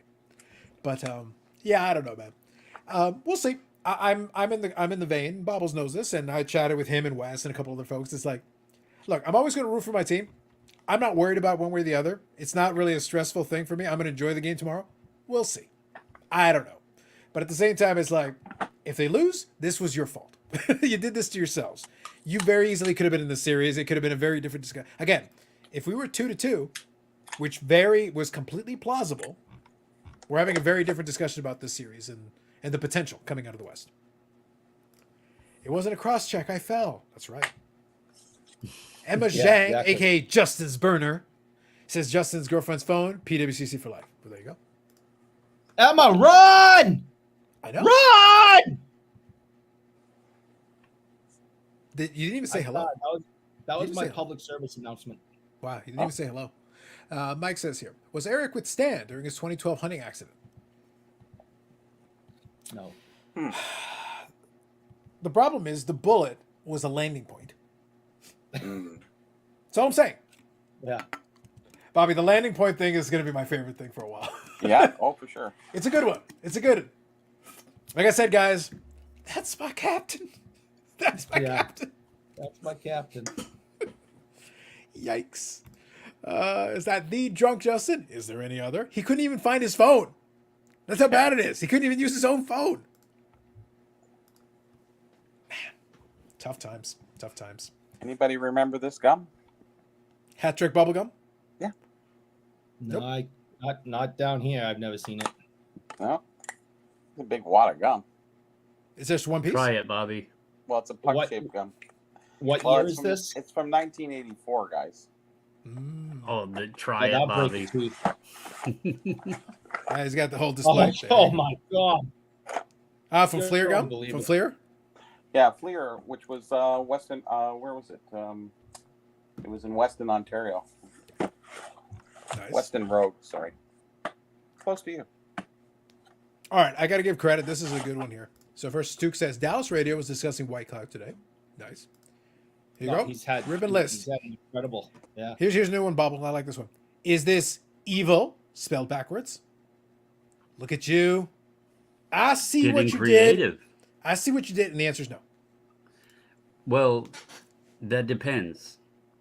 is this like one of the old like heavy metal? And Paul would know. You play it backwards, and it has all the alleged It was rock and roll, not heavy lyrics. metal. Anyways. If you run the video backwards on rewind, maybe. I'm just wondering if Kelly just comes in and just asks that question every week and jumps out, or does he actually stick around and watch the show? He's right now in the process just of curious. texting hello to you. Right now, that might take some time. Oh, all right. I was just wondering if he just pops in, writes that, and then heads out, or else whether or not he actually listens. I think Bob Jackson's got the right idea. Bob Jackson has the right idea. Memorex. Indeed. But yes. I'm trying to think. Was there anything else? Oh, I did want to talk. What's funny is that I've been accumulating a lot of stuff. Right now, I've actually got a bunch of crap sitting and shit my cards. I bought a lot of different lots lately, and it's accumulated in a very short period of time. I was like, I've been finding some stuff at. That's why I say it's like, yeah, the hobby's dead, but I'm still finding crap that I like at a price that I'm happy with. I'm like, oh well, if you're gonna chart at that price, I'll take it. I'll take that one too. You got two? Yeah, I'll take that other one. Give me that. So it's we're gonna have some shiny Favres coming in the next little bit. Oh, Got a couple Medanos, got a couple shiny Favres, always. A couple wrestling cards, of course. Already got that. But the other thing that I thought was interesting when I was going through it and looking at it is that Golden Slumber, who always posts a lot of comments on it. The thing is, he always asks me, he's like, "Oh, can we see all your high end Green Bay Packers?" Like, I literally collect Favre. That's it. That's pretty much it. Like, I've got the 57 top set, the team set that I'm working on. I need the Bart Star to finish that one, so that'll be the last. It's the last one I've got left, but I'll pick that one up. That's the rookie for him, so it's not a cheap card. So I'll take my time find the right copy, but that's it. you So it's collect, like- wait a minute. Technically, you collect more than Brett Favre from the Green Bay Packers. You collect the team. I own the team. You own the team. Yes, that's different. I am a team owner. Yes. So what you're saying is I collect individual souls. Yes. That's a different conversation, though. I'm talking about in the cards. In the cards, it's a different conversation. Like- in the cards, is a different thing. Some people collect cards of the Green Bay Packers. You literally collect the Green Bay Packers. Hey, you got to do what you got to do. Listen, if you had the option, would you not want to collect? Would you not want to have one share in Bobby Orr? You'd be entitled to free piggyback rides for life. Are you Don't talking jingle us. fractionals now? Sort of, but no. The OG fractional, perhaps. The OG fractional, perhaps. It's like stocks are stocks. But yes. It's like, no, Bob, no. But you could always interpret it that way. That's a possibility. There's a lot of crap in there. One more pickup. Go ahead. What do you got? He's got a Team Canada t-shirt. All right. This is Team Canada 72. Oh, 76. Oh, Team 76. Canada. 76. Good. That's a good one because that's one Bobby Orr's on. Yeah, he's right there. MVP. There he is, And dead Dryden. center. And Dryden. Nice. Yep, Bobby Orr, MVP, 1976 Canada Cup. He got the MVP. Yes, he did. Well, Daryl Sittler scored the overtime goal. I believe Orr was the MVP of the 76 Canada Cup. Fight. Maybe. Fight. Maybe. I don't remember. 76. Yeah, he's like his knees are Is that shot. a pajama shirt? And I still think he got MVP. yeah, it's kind of just a long sleeve shirt. Almost looks like a pajama. that's shirt, awesome. But it isn't. That should be put like in a frame, That'd be great.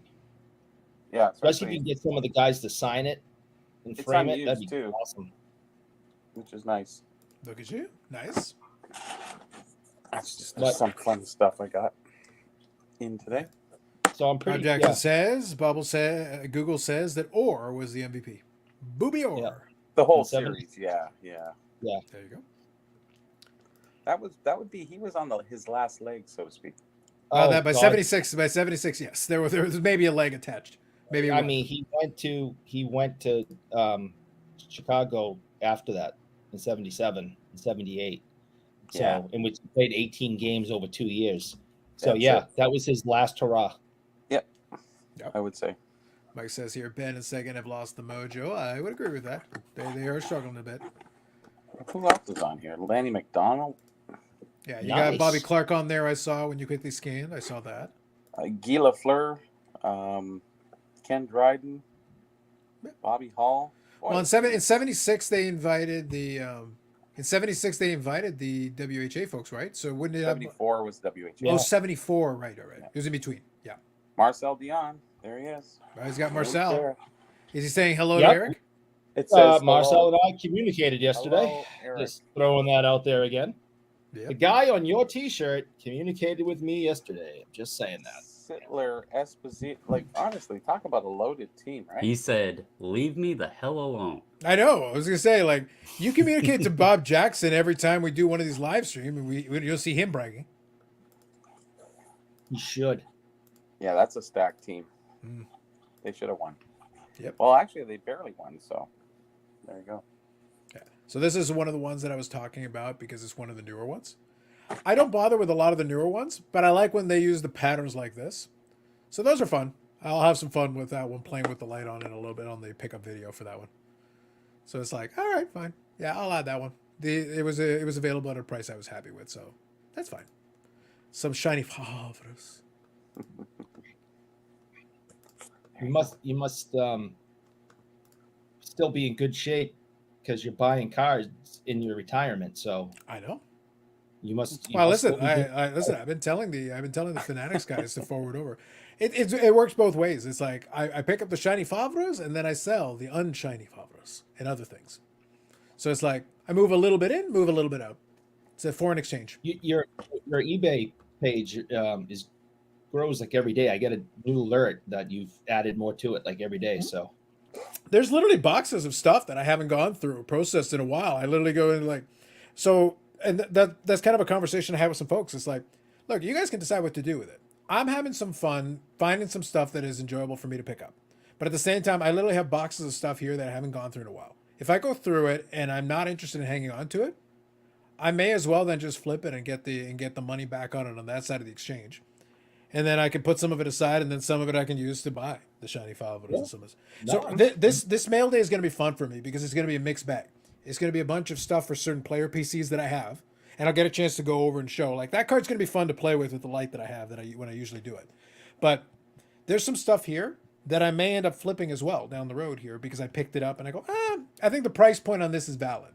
And this is a conversation Bobbles and myself and Paul were having the other day. You go, sometimes you grab something because you're like, this is priced correctly, or it's priced at a level where I feel like it's good. Even if I don't have a specific plan for it right this moment, if the price is correct, I'll take it, and then I'll work out what I want to do with it after the fact. Maybe I'll hang on to it, or maybe I'll move on from it.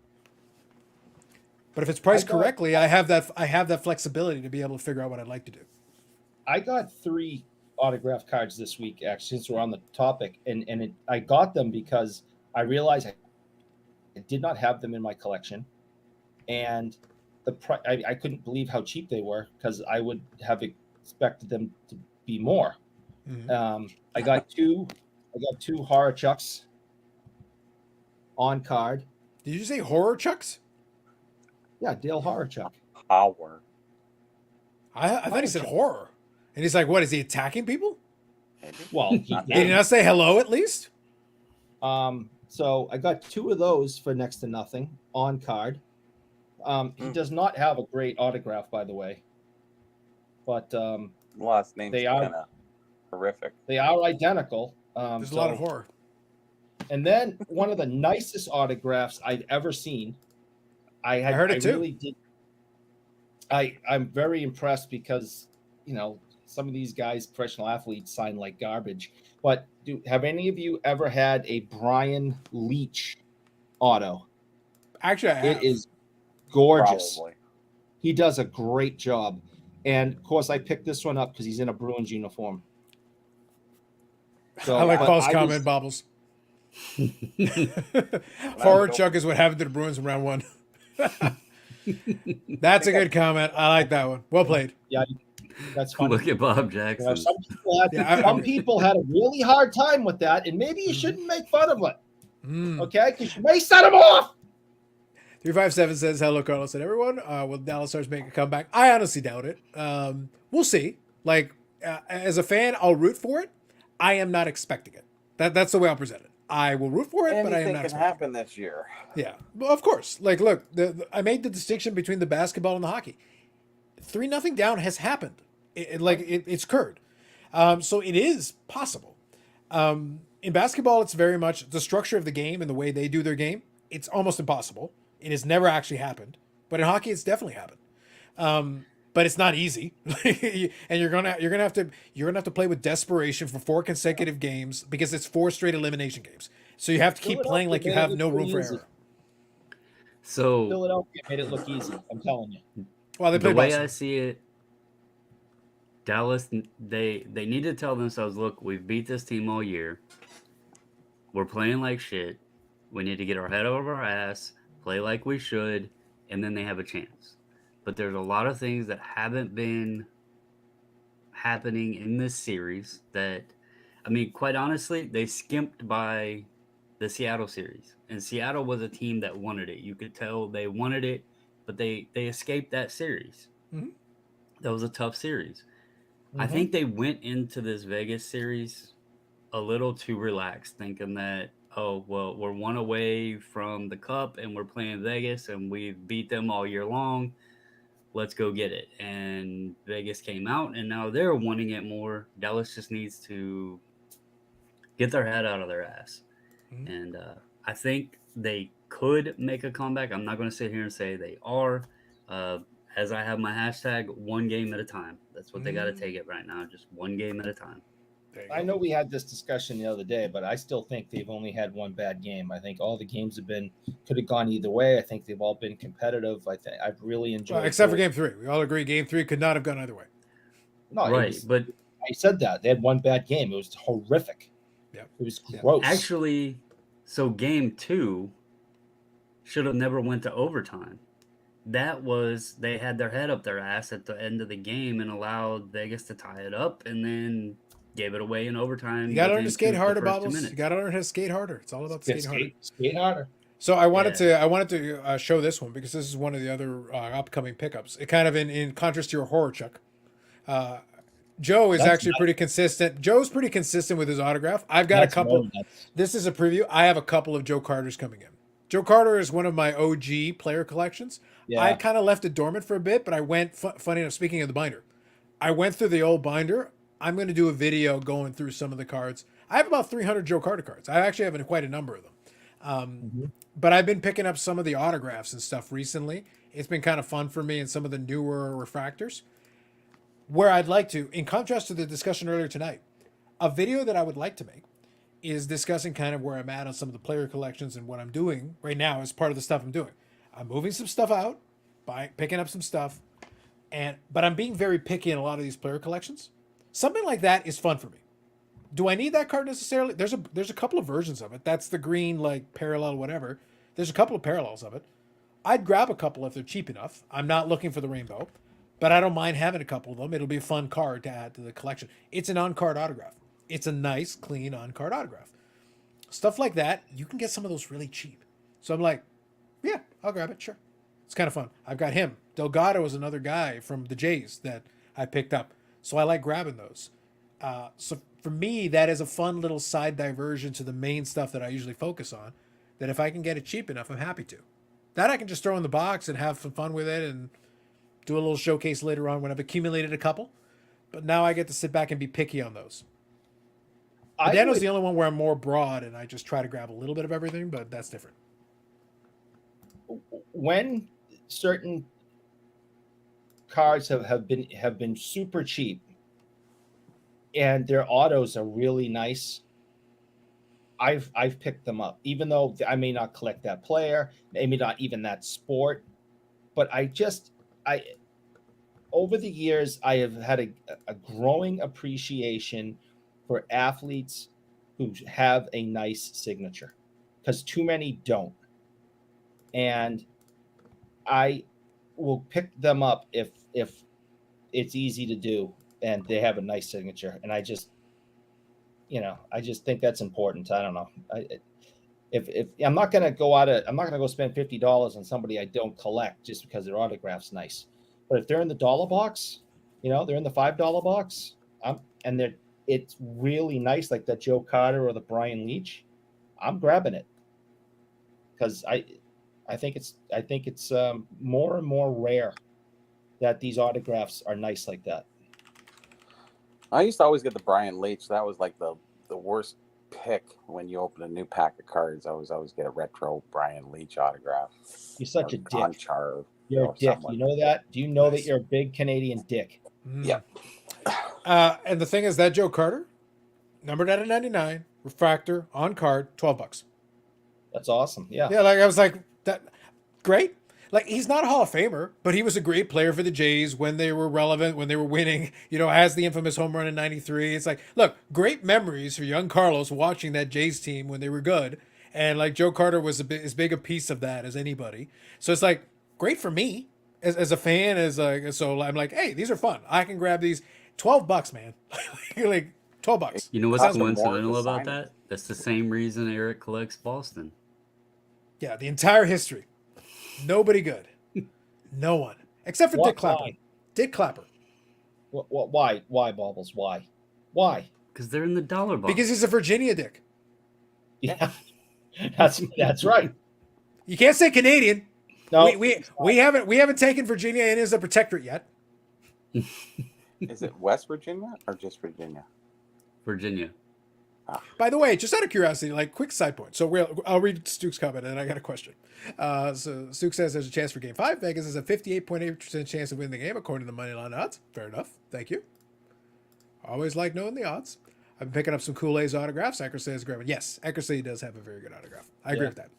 A lot of the old school players do. A lot of them do. yeah. Like Brian Leach.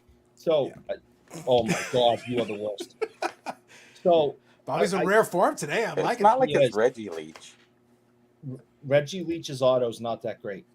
Reggie Leach would at least be respectable. I don't know. At Yeah, least it's it'd be- not the worst, but it's not great. Reggie Leach never played for the Boston Bruins. That's not bad. Yes, he did. What are you talking? Everybody played for Boston. I don't want to Bobby's talk to you played for people Boston. Does anymore. that even count? I don't want to talk to you people anymore. Anyway, so this was another one that I picked up in my mini Joe Carter buying spree. Again, on card autograph, and this one was $14 with a piece of bat. So I was like, great, I accept your terms. Thank you and good night. Those are the ones you Amazing can how pick cheap up. it is. Those are ones you can pick up on the cheap. Like you don't have to break the bank. You can pick up a couple of cheap cards and have a good time, have some fun. How much was Okay. yours, Eric? It might have been like $8 or something. Yep. 357 said, just curious, does Eric collect only hockey cards or other sports too, such as baseball? Well, in fairness, hockey's not really a sport, but I get your general point. What's your question? So Eric, you only collect hockey cards? I have a small collection of other sports. No baseball, because baseball is stupid. Yes. But but motocross is totally great. Cyclocross, no, Cycling. nothing. Whatever. No one cares. I like to collect 80s Celtics cards. Mm. So I grew Larry up. Bird, sure. Yeah. So I grew up watching, the 80s Celtics, and like I have the whole 81 Celtics team set in PSA 8. Wow. So and I get the rookie cards of most of the guys from the the 80s. So I collect that, and then I collect cycling cards, and not a single one of them involved them attacking each other as God intended. and I have some football cards, and I have some Tom Brady cards, and I have some Barry Sanders jersey cards, and so I got a small collection of other things. There you go. Orlando says, picked up an Andre Dawson auto and a vintage card, $5. Fair enough. Virginia and West Virginia is a big difference. There you go. Thank you, Jay. One state has teeth, and the other one does not. Good One evening, had Jay. John Denver, the other one didn't. So Wow. So the question that I was going to ask was one of my favorites. I know an old friend of mine from one of the older workplaces that I was at moved over to the Carolina, and I always made North fun of or her because. south? So I always get the two mixed up. Which one actually has the football team in it? South. North. I think it's north, right? Yeah. So it's south. Yeah. So then, so the joke was always that it's like, oh, you picked the wrong Carolina. It's like Raleigh is in the other one. The football team is in the other one. Even Pinehurst is in the other one. You know, if you want to go golfing, Pinehurst is the other one. UNC. It's like, you got the wrong Carolina. Oh, this South Carolina's trash. Trash. Charlotte Hornets. I don't know that South Carolina has anything else. Bubbles, that's my point. Bubbles, that's my point. The joke is like, South Carolina, why? You couldn't afford the real Carolina? They have Outer Banks. That's brutal. About the only thing they have. Her one saving grace is Myrtle Beach. It's like, I don't give a crap about Myrtle Beach. It's Myrtle Beach. I think even Outer Banks is in North Carolina. Yeah, I was like, nope. I was like, pass, hard pass. Thank you. Here you go. South Carolina is big on fireworks at the border. That part I believe. I believe this. Thank you, Jay. So real quick here. Signs of the pastime is too. Yes. Signs of the pastime did a recent video on Joe Carter. Thank you, Stuke. Here you go. Will says, oh, it's Dick Clapper. I thought you guys were talking about Dick Clapper. That's the other channel. That's Bougie Eric After Dark. That's the name of the channel. We normally don't promote his other channel. No. But you can go check that out. Bougie Eric After Dark. He talks about Dick Clapper. Yeah. And this one we stick to Dit Clapper. Yeah. What's his real name? Ditito. See, you weren't ready for that answer, were you, Bobby? It's no. Ditito. Go ahead. Well, what's the real name? I don't know. Dick. Aubrey. I know of Dick Clapper from the Endless Jokes, but I don't know too much about his background. I think his name is Aubrey. Okay, gotcha. I said that 5 times, but you heard him, not me. I listened. All I heard is that he was the first 3-pointer in NBA history. That's all I heard. Oh, that's all I heard from you. Yes, all I heard was Ditto. Yeah, Ditito. Dita. It's Dita. Listen, Bobby. All I gotta say is we can rewrite this. Oh, yeah. It's the internet. We can come up with our own facts. It is now Ditito. What I was gonna say though is that the reason it came up is that Greg Morris Cards actually had a couple of cards from the Worldwide Gum set up for auction that ended tonight. And it was funny because I saw one. I saw the Dit Clapper, and I joked and I sent the link to Eric, and he was watching it because they have some of the cards in the store. So he's doing a little bit of research trying to confirm it. And I was joking with Eric. I go, right now I've got too many projects. Obviously, I showed off comes to different things. I want to finish a few, but I do like, as you know, there are some times where I'll sometimes take on a small hockey project if it's a smaller set. I actually kind of want to do that Ice King set, but not right now. I'd like to do it after I finish another one of the projects, but then maybe I might look at that one again. So I was at least doing a little bit of research. It is, but that's what I mean. Like it's a project. Project means I'm going to take my time. I'm not rushing through like trying to just throw money at the problem, but it's good to do a little research and find out a little bit more about like, all right, what's the going rate on some of these right now? And There's a couple a of them ended tonight. card in there too for Eric. That's right.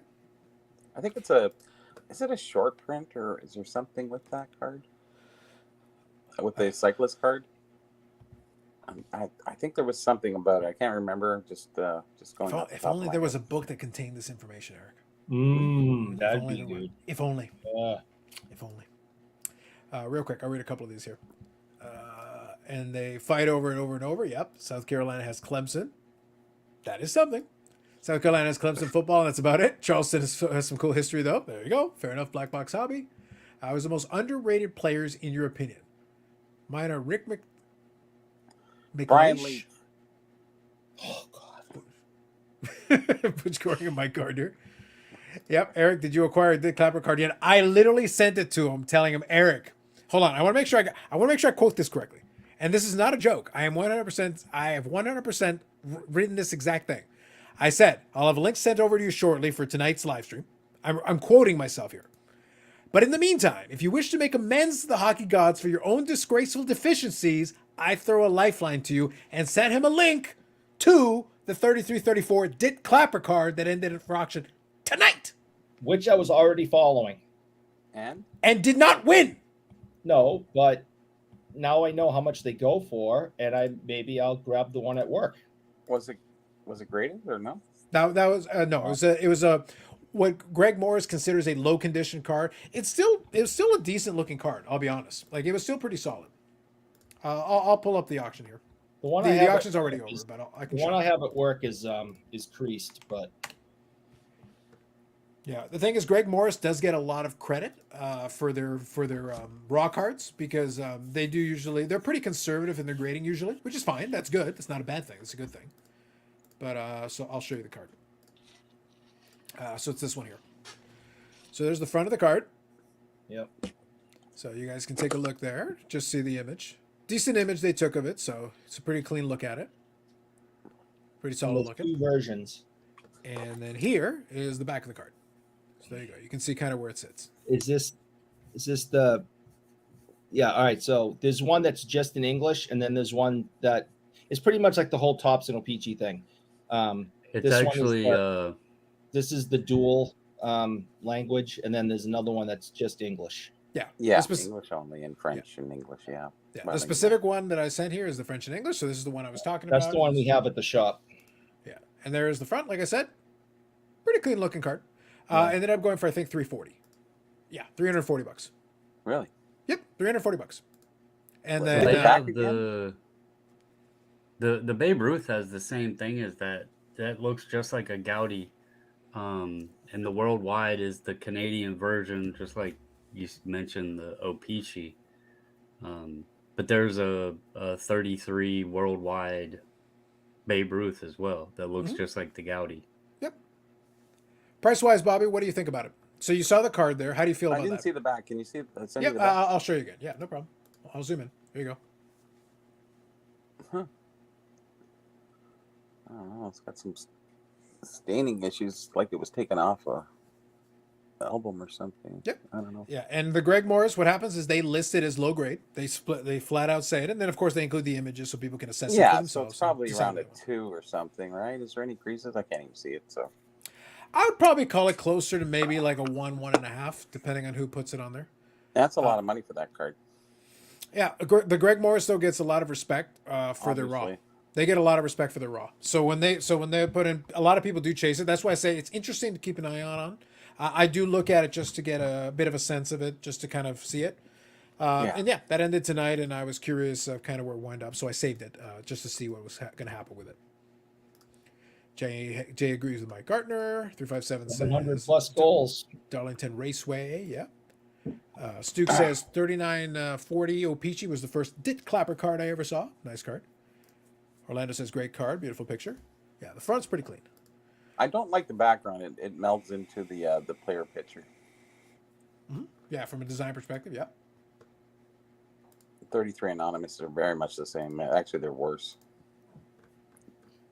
I think just to go back on most underrated player, I think the guy that I'm wearing his hat, you know, if he was able to stay in Detroit. Jesus, the man says hello to you once and like, I oh, just you're think- the Marcel I'm Dion serious. fan club. Listen, I think people seriously can agree that if he stayed in Detroit, he would be a lot more famous than he is. Guy scored 700 and something goals. He was like third all time for a while, and people don't even know who he is because he was like out in L.A. And Celine is way more famous. Yeah, Far yeah. better member of the family. So, you know, I just think if he was in a better market, And a better he singer. would, and if he could sing a little bit better, I think he would have a lot more appreciation. He kind of for a just fell in the small gray guy- area. You know, you had Lafleur, you had all these other guys who were up and coming, and he was just fell into a gray area. Well, look, And then he went to the Kings, and then it's like, back then. I mean, that just killed him. You know, Yeah. if he stayed in Detroit this whole career and scored 700 goals in Detroit, I mean, they'd have a statue out in front of Joe Louis. it would have been hugely helpful. I think the problem is he did fall in that weird middle zone because he started in the early 70s, did play in the 80s, but he was already into his 30s in the 80s, so he didn't get to fully take advantage of that era. Like, again, I said it, like, you know, the 80s was a cheat code. Everybody that was in the 80s, the offensive numbers were up across the board. And he was a great offensive player. But in his 20s, when he's like firing off these great seasons, 70s wasn't a bad offensive era. Let's not downplay it. But the 80s was like, we just took it up another notch. We just said like, hey, we're cranking the offense to 11. Let's go for it. So he still was able to take advantage of that a little bit. It's not like Phil Esposito was the one who didn't get really to take advantage of it in the same way. It would have been good. Like imagine if he put up the stats he put up with, and I think he retired in '81. He didn't get even to use the '80s. He goes, "Hey Phil, keep playing. The rest of the decade is going to be ridiculous. You'll get 35 goals when you're 55 in 1988." But Phil falls in that same area too. Yeah. Because he's dwarfed by Bobby Orr. Yeah. He's getting more goals than Orr, and setting record 134 points. Yeah, he had the points record until it was broken. Yeah. Yeah. So and goals record too of 76 until Gretzky broke it in his 92 year. It's like the worst timing. It's like you did things that were impressive, but then your records were like immediately broken. And then all of a sudden, oh yeah, you're a 50-goal scorer. Yeah, but then you just came off a decade where everybody and their brother scored 50 goals. I also think he was the first player to break 100 points. Yeah. I think score 100 points. Yeah. To score 100 points. Not break it. To actually put 100 points up in a season. I think he was the first one. Yeah. But he doesn't have that hobby love for some reason. Or even he's kind of a jerk. He was. I don't think that's an appropriate thing to say about Marcel. That's terrible. How dare you say did not say that about Marcel. He's a wonderful human being. Hello. Yeah, hello. It's just terrible. Awful. Bubbles, you would think this man would be a lot nicer to a guy he wears a hat for. I don't know why he would say these kind of things about Marcel Dion. I did not say those things about Marcel Dion. That's all I'm saying. That's all I'm saying. Yeah. Terrible. Nope. Bubbles to buy Hall of Famers from Dick Clapper's era? Question mark. I have looked at the Hall of Fame rookie list, and I did notice that obviously Parkhurst has a ton of them. There's actually some that are relatively reasonable. I did not, however, buy any because I do not know anything about the players, and it kind of goes back to what they were talking about earlier. It's difficult to just spend money, especially if you don't know anything about the players. So at the moment, it's going to be a no, but not saying it wouldn't be something I would do in the future. Just I don't want to buy something just to buy it. So I think it's fair. But it goes back to one of the running jokes that I have with a lot of folks here is that there's like, oh, why is this underappreciated? Because not everybody is going to spend there's only so much money to go around. We're going to focus our attention on certain things that interest us. All right, so you got that's Woody Dumart's rookie. That's in really, really good shape. 51 Parkhurst Dumart. Who is it? Porky. Oh, Porky Dumart. What's his first name? Woody. With the name Woody, why would you need a nickname of Porky? Come on. Because he was maybe a little meaty. Look, he's no Detito. That's all I'm saying. He's no Detito. Going back to the question, go ahead. Many folks may not know, but I actually had a pretty large chunk of the NFL Hall of Fame rookie checklist marked off, and was even was doing the whole list, and I was doing it with a couple of buddies, and then we all just kind of decided that there's so many linemen and defensive players and stuff that were in the Hall of Fame, but have no significance into, our enjoyment or anything. And it felt like we were just buying something to just mark something off the list. And somewhere in the distance, Paul is shedding a single tear and doesn't even know why. Well, I mean, it's not for everybody, and that's why this is a hobby. And when people, I know y'all were talking earlier about the content creators and this, that, and the other, and the fact is, when you get down to the bones of all of this, there's no right or wrong way. People can except whatever Eric does is wrong. Want. We can all agree whatever Eric does is wrong. But but yeah, I actually Paul hooked me up. Told me about the I can't remember his name now, but really nice older gentleman. He sets up at Chantilly, and I sold a large portion of that to him because it felt like I was just marking something off of a list, and I wasn't enjoying it as much. So AJ, yeah. Yep. I'm just quickly grabbing Paul's comments here. He's not wrong, but I completed the checklist because it feels better than finishes versus quit. Yeah, that's fair enough. All good. AJ Firestone was the answer. Good stuff. And Bob Jackson says, Eric, it's nice to know you care. I do not. Hello.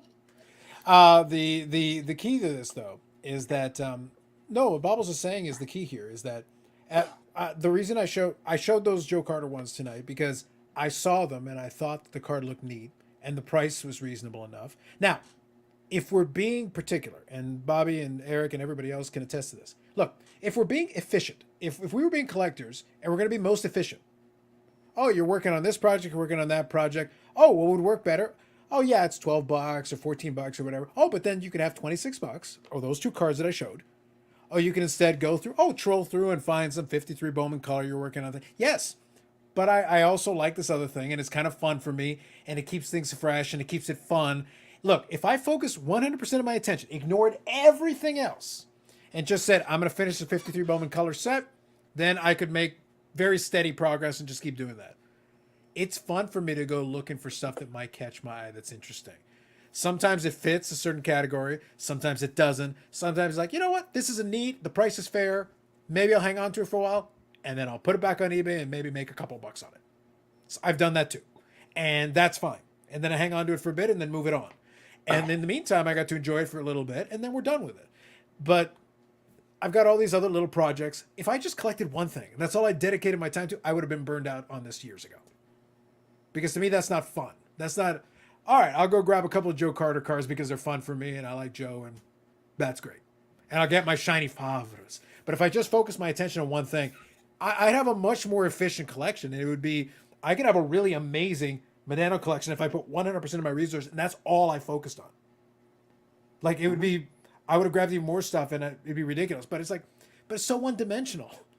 It's fun to have some shiny Favres in there once in a while. It's fun to work on the 53 Bowman set, the 63 Fleer baseball set. Maybe I'll do a hockey set again when I get a little more space here. I'll do some bandwidth. That's what keeps it enjoyable. Otherwise, it's like, then it's a job. Then I'm just punching in, looking for the same stuff over and over again, and then punching out. But everything you mentioned, though, is like players and or sets that you enjoy and that you've put, surrounded yourself with enjoyment of.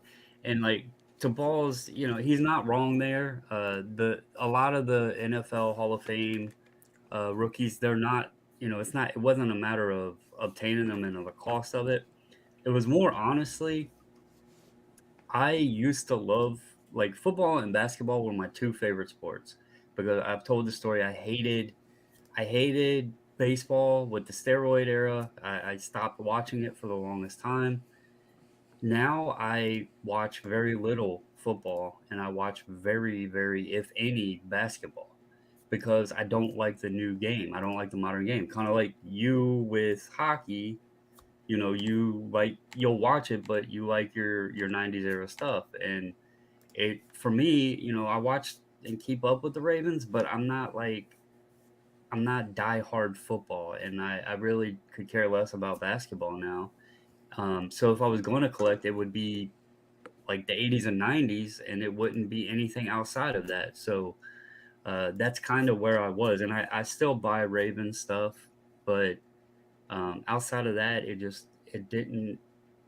wasn't as exciting to me when I would, even putting it as marking off the checklist, there wasn't an excitement of obtaining that card. It was just, okay, mark him off, highlight him off the list. So if you're excited about it, it's a lot easier to keep going on it. So that's fair. I went through a couple of comments there. Just want to make sure I included them. 53 Bowman says my favorite. Yeah. And I think that's going to be a fun one. The thing, the reason I made that emphasis that I said a second ago is that I actually really like the 53 Bowman color set. But I'm kind of enjoying the journey of just taking my time and chipping away at it a little at a time. There's no rush. There's nobody putting a gun to my head saying I have to have it done by the end of the year. I could. I've got the mantle. The mantle is the biggest card in the set. I've got it. I've got a bunch of the other Hall of Famers. Like I've got the infamous, Pee Wee Reese card. I've got it already. And I've got some of the other Hall of Famers already. Like I've got a few of the key pieces. That isn't to say there aren't a couple of key players and star players left over on the checklist, but it's like, no, just grabbing a couple at a time, 3 or 4 at a time, 5 at a time. I'm at about a third of the set right now. Very quickly, I could be at half the set and 3/4 of the set. And then before you know it, we'll be done. And that'll be a fun video. It'll be a good time going through the set and go, all right, so this is what I did. But then here's the thing: the reason I'm not rushing through this is because after I finish that, I'll have the 55 Bowman set, the 54 Bowman set, and the 53. I'm not interested in doing the 52, 51, or any of the 40s ones. I'm done with Bowman baseball after that. The only other card that I'm looking for is the 54 Bowman Ted Williams, because that's a cool variation that I think is a fun one, and it's got a nice history and everything. I want to include it as part of my set, so I want to add it in so that the set is complete for those variations that I'm happy with. Well, send me what Ted Williams do you want? It's the 53 Bowman Williams. It's the variant. Right now I'm not chasing after it though, because it's one of the it's going to be later. But when I go get it, because a lot of these 50s cards, they're there. They're available. It's not like you can't get them. They're there. You just are you ready to spend the money now or later? That's the question. That's it. But the point is, once I'm done with that, then I'm done with the 50s Bowman. Then I'll work on the 53 tops, because that's the next one I've got on my little checklist timeline here. 63 Fleer will get done when it gets done. Yeah, it's a great. Those two 53 sets beside each other are going to look phenomenal. That's going to be fun. But when I'm done those are the two biggest projects down the pipeline. I've got other stuff I can work on. Like I've got other stuff that's at least partially done that I can bring in at that point. And maybe I'll work on the Worldwide Gum. Maybe I'll do the Ice Kings. Maybe I'll find the Dit Clapper. Maybe I'll beat Bougie Eric to Dit Clapperdom. Maybe. I How got much one is sitting the in crease one? I got one sitting in my office at work. You have nothing. You have nothing. You How can't much is beat that me one? to it. It's Yes, I can. literally on Until my it desk. goes in your pocket and you walk out, and then you're possibly beaten by a raccoon, security raccoon. Oh. You have nothing. I have nothing. Okay. Listen, Yeah. I can go to Toronto and have lots of hockey cards because they got lots of stuff. What's that? Oh, Eric, look, it's the Stanley Cup. I just walked over to the Hockey FI and I go, mine, but dibs, done. Oh man, he called dibs. It's over. Not Gotta the real call Stanley dibs. Cup there. Gotta call dibs. Yep. What's that, Bobby? Not the real Stanley Cup there. It doesn't matter. It's closer to what Eric's got. Actually, He's a Bruins fan. the real Stanley Cup is there. The real original Stanley Cup is there. Listen, I went and got the old plates, Bobby, and I duct taped it together. It's a real Stanley Cup. Huh? Yeah, you duct tape it together. Oh, the original Stanley Cup that's been unfolded. Yeah, Yeah. You can. that's the original. But You the, just go- the one cup that people get their picture with is not the real one. No. You go to the other one, just like you No, I'm can duct talking tape about them all like together. the original small one that's like Yeah. behind the Yeah. glass on the shelf. Yeah. That one's cool. Yeah, see, and it's That's right the there. I'm surprised they undid it, but anyways, Exactly. it's kind of nice you can see it all. But I think they should have put that in the center somewhere. That should be more of a display piece. I think it's fair. Mm. I agree with that. I've been spending my money on no-name common hockey players and names I can't pronounce for under $25 a card, but very shiny and colorful patches. That's perfectly valid. That's perfectly fine. Well, that's Actually, crazy. a quick CSC story, and Bobby was there when I was talking to him about it. There was a guy who had a bunch of boxes, and I was saying there are people who do enjoy, for if it's inexpensive enough, getting some players getting nice patches, game used patches of some of these teams that have some nice colors and things like that. There is a value to that as well. Kind of playing into what he was saying there, is that there are some people that like those. And I looked at it, but the guy there was being weird about it. Is like, oh yeah, just grab a pile and I'll give you a price. No, that's a waste of. How much energy do I have to put in? And it's like, well, now I know he's interested, so it's like, oh, I'll just make it. No, put a price tag on it. We'll look at the pile and we'll come up with a number that makes sense for everybody. But I'll I don't wanna size you spend that time. up. Yeah. And yeah. Yeah, I was like, that's a waste of my time. I'm not interested in doing that. But there is a market and a value for some team collectors and stuff like that. Just some people that are collecting some of the sets that like some of the nicer patches, and they're interested in just getting, regardless of the player. It's not even the player themselves. Mm-hmm. 54 Bowman Williams and Shortman. Yes, absolutely. That's right. Orlando 53 Bowman Pee Wee Reese is overrated. Ooh, Rick, look at you. Agree. Thank you. The Pee Wee Reese card is from a 46 photo. There you go. But yes, the point though is that it is still an infamous card. A lot of people cite it and everything. I've got it. So I've got it as part of my set. And when I finish that, then I'll kind of move on. But the list of vintage sets that I'm going after is shrinking all the time. It is, it's one of those things where like, as time goes on, I don't want everything. So it's one of those things where like, I have certain projects I want to do. And then when I'm done those, I'm good. Doesn't mean I'm not going to find something else that might pique my interest, but the main stuff, I can take it or leave it. It's not really necessary. So that's why I can have some fun with some of this other stuff. It's like, oh, why do you? Because I laugh. It's like they're like, oh, it's like, listen. Sometimes some of these modern cards are fun for me. They're still fun. Some of the vintage cards do not interest me. They're great cards, but I don't care. And I can get them anytime I want. I can go on eBay and hit buy it now and get the damn card. It's there. Whatever. Bowman 53 has the Saber article on the card. That's right. Will speaks from experience. He gets very excited. But I think everybody has to figure out whatever it is they want to do. Like, it's supposed to be whatever is enjoyable for you. And I think a lot of people are more concerned about it's like, oh, well, I'm supposed to do like the set run or whatever. It's like, no, you're not. Do whatever you want. Exactly. Find the ones you like. Do those. Just buy those cards. It's fine. You don't want to do the whole set. You just want the Hall of Famers. Do that. You want a certain team. Do that instead. Whatever. Doesn't matter. Figure it out. Have some fun. And That's supposed to be the point. Allegedly, this is what I hear. Yeah. And am I the only one, and I'm being serious, that the worst part about collecting is when you have finished a chase? It's like I'm trying to get this set together, and you finally complete that set and you add the last thing to it. You've been working on it for years, and now you put it in a box and put it in your closet and on to the next chase. Sets.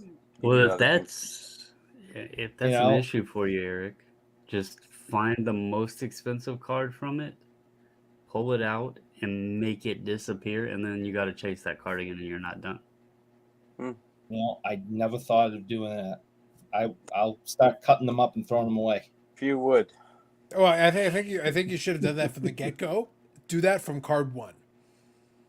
And then you will always be chasing the full set. I think I should collect the whole set and then set it on fire and then start again. You can do that. Don't you already do that, though? I was going to say, Sometimes. wouldn't it be more efficient if you doused yourself in kerosene, lit yourself on fire, and threw yourself onto the cards? It'd be more entertaining. I could do that too. Wait. Put them in your bike spokes. Oh, yes. Oh, there you go. Combine your passions. I like that. And then I can sound like a motorcycle. That's right. Yes, and you can put those fancy videos on Instagram. Yeah. And you can still light yourself on fire, and they can take video of that you biking across the lake, sounding like a motorcycle on fire. Yeah. You can do that at night. It's fine. You've already got plenty of lighting for it. It's fine. In a kilt, standing on top of the Oh my God! All the pieces are coming together. All this guy tries to do is hustle us. Now all of a sudden he's bringing the kilts up, trying to. Well, like sell he's us got a lot of You kilts. said He's got a lot of very kilts he needs to appealing move. that you were picturing it. Oh, You need to model Bobbles, you'll appreciate this because I showed this to Eric. Quick side story. A buddy of mine who sometimes is in the chat here, he's going to be getting married in the fall. So what happened is he sent me a message a little while ago just going like, hey, you're still at the same address? I go, yeah, same address. I got a package today in the mail. I had it in front of the door. And I was like, all right, first let me make sure the damn thing's not ticking. Step 1, let's make sure it's not ticking. I set the robot. Seemed everything's cool. It's fine. But funny enough, I was actually very impressed. It came, when I opened it up, it had a whole box. Like, I won't go through the whole thing, but there was a whole box of stuff including the wedding invitation. That was part of the thing. But, and I think Bob you'll appreciate this. In it, in amongst other things, they had a tie. There you go. There's a pattern you should be familiar with. Whoa. Yep. So there you go. Since you have So, 200 of them. yeah, so I was going to say, you should be familiar with these patterns, so you got a tie that's in the correct thing. I just thought it was hilarious. I was like, all right, that's kind of fancy. That was all right. There's a bunch of stuff in there. I won't go into all of it, but I did joke with Eric. My favorite part, and this is so on brand for it. Got the flask. There you go. Yeah. It came with a bunch of stuff, and I was like, hey, that's pretty cool. I gave him credit. All right, pretty fancy. It came in a fancy box and everything. All right. It's cool. All right, real quick, I'll keep read through here. Orlando says, baseball talk keeps Cookie Eric quiet. I know. He's just so passionate about it. He doesn't want to say anything. Right, Carlos, don't follow the crowd. Do your own thing. Yeah. Look, I'm a big advocate of when it comes to your collecting, figure out whatever the hell works for you and just do that. I think a lot of people get very unhappy because they're like, well, I'm trying to do this thing that everybody tells me I'm supposed to do, but it's too expensive. Well, then maybe that's not the thing for you. Find something else. Do that. I think most people get bored because they're into the, I think, investment first before the collecting, and Yeah. that kind of hurts the collecting sense of things, I think. Yeah. I found the most enjoyment this era. What's funny is that at the same time, a lot of those folks, when we talked about earlier tonight about the content thing, at the same time, those folks are like, oh, this is ruining the hobby. This is ruining the hobby. This is ruining the hobby. And I'm like, I have never enjoyed this more than I do now. At any point, even when I was a kid, this is more fun for me now because I get to watch you whine, the collective you, and I get to do what I want. And I've had enough time now to try different versions of collecting different things that I'm like, all right, this one doesn't work for me. This one actually kind of works for me. This other one, actually, that works for me. This one, not so much. And I've been able to scratch off all the stuff that doesn't work and just keep the stuff that works. And now I got a bunch of stuff where it's like, all right, I can get rid of this stuff. Why? It doesn't fit under one of the things that works. Sometimes it's just fun to build. Yeah. And there'll be something else. And there's always another challenge down the road. Look, I said I haven't committed to that worldwide thing, but I'll do a little more research. I think it might be fun, but it's not like a weekend project. It's something you plan out, you space out a little bit, and then you take some time to think about it, do a little research, and if you're still interested, all right, then drop a little game plan of how you want to approach it, if that is what you wish to do. Yeah, the worldwide gum, that's a tough one. That's a big set too. It is. I think it's 72 cards. Yeah. Yeah. Yeah. So like I said, I got time. I'm in no hurry because I've got other projects in front of it anyway. But when I get another one done, I can reevaluate it again and then think about it and go, if it's something that interests me, great. If at that point, it doesn't make sense, then I can scrap it. But I still have the luxury of being able to make that choice. I think any set from the 30s I would do would probably be the Canadian chewing gum. The red cards. Okay. Gorgeous. Yeah. Right on. Really, really nice looking. So Lapper here is good evening, guys. I see the Mayo chat hasn't started. Not yet, but you never know. Anytime it could start. Eric is very passionate about the Mayo. Hockey99 says, Carlos, do you have any superstar Billy Graham cards? I do not. But R.I.P. He was a legend. Keep the kilts down. Listen, Eric gets very excited when you talk about the kilts.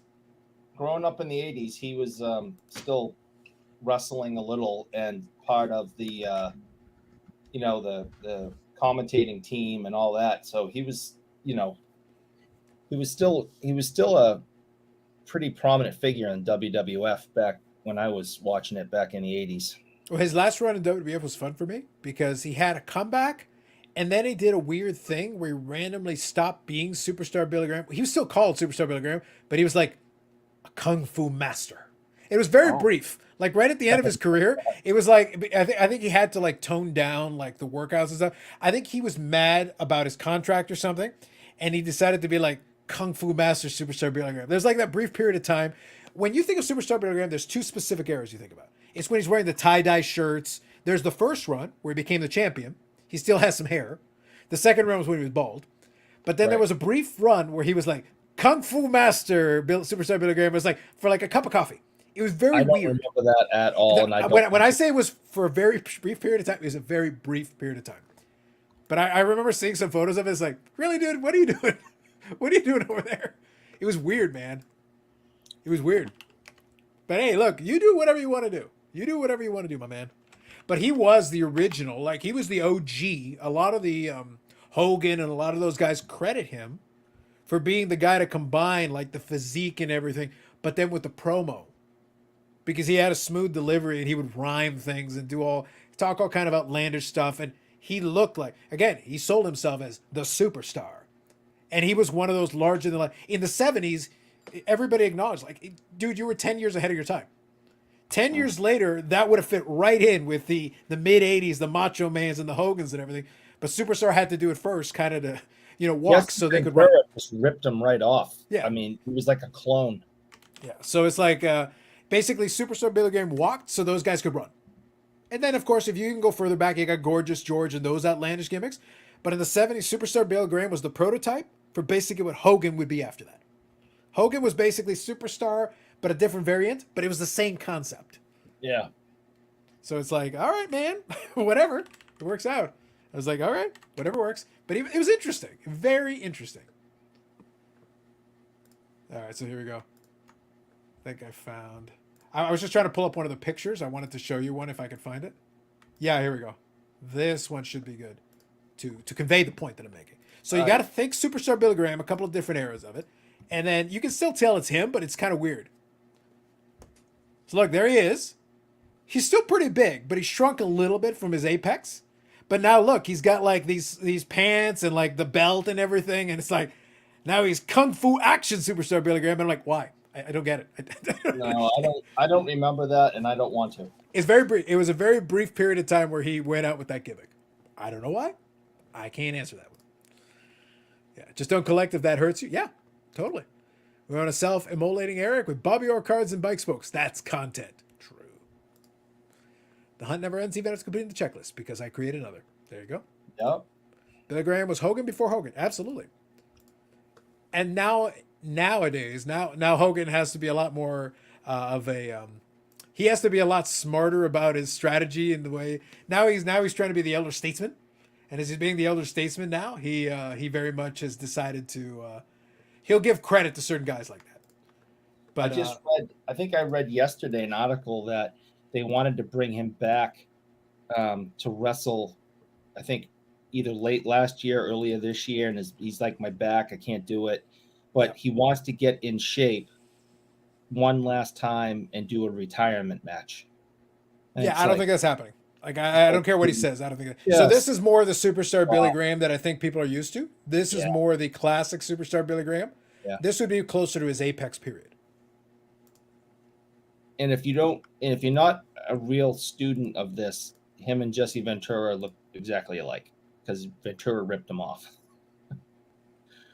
100%. And I think one key though is that Superstar Billy Graham was one of the few guys to beat Bruno Sammartino for a championship during his big run, and that was a big deal because Bruno Sammartino didn't lose. He held that title for years and years, and he has the records. The real records of the longest title reign is Bruno Sammartino. Big long title reign. So when somebody finally beats him, which is what happened, is like it was a big deal. I mean, he wrestled in what, the 50s, 60s, 70s, and 80s. Yeah, in the 60s, 70s for sure, in the 80s for sure. I don't remember if he was in the 50s. He was in the 60s, 70s. Was it in the No. late 50s? No? All right. 60s, 70s. 60s, 70s is what I got. I think he did wrestle a handful of matches, Bobby's in the 80s, but I mean like early 80s. Yeah, so I saw him, I knew him really 73. So, yeah. Yeah, in the 70s was like his apex because that It was was. why he was in the middle of his He big was already run. champion, yeah. at that Yeah, time. that's when he was the champion like super long time. And he went to Madison Square Garden and sold out that card like over and over again. And they had a big run with him in the 70s where he was the champion the whole time. So that was a big deal. But that was the era of the long championship reigns.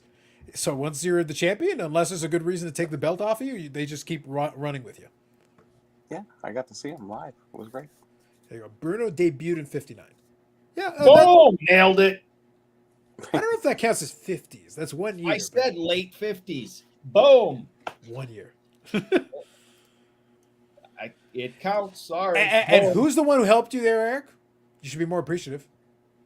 Who helped you? Who helped me with what? Right there. Bob Jackson. Oh God. Well, I want to be wrong then. Abdul the Butcher never changed, even to his 80s. That is true. I agree with God, this. what a sick person that human being was. Wait, you don't want to get stabbed in the head with a fork? Come on, bro. He's a sick human. Oh, look at this. San Martino made his professional debut in Pittsburgh in December 17th, 1959. It's like default, December 17th. It's like, you could have done it 2 weeks and a day later. Yeah. Hey, all it means is I'm right. Thank you, Bob Jackson, per bougie Eric. I would never thank Bob Jackson. You should thank Bob Jackson. No, I shall not. Too late. Wow. It's done. So, Bobbles, question for you. Let me kind of pivot now. We did a little Superstar Billy Graham tribute there. It's important that we give him his due. Obviously, there's actually a lot of wrestling events on this weekend. WWE has their WWE Blood Money pay-per-view. I mean Saudi Arabia. I mean Blood Money. So they got that going on. AEW's got its show on Sundays, so they've got that going on. So that'll be interesting. And but here's my question.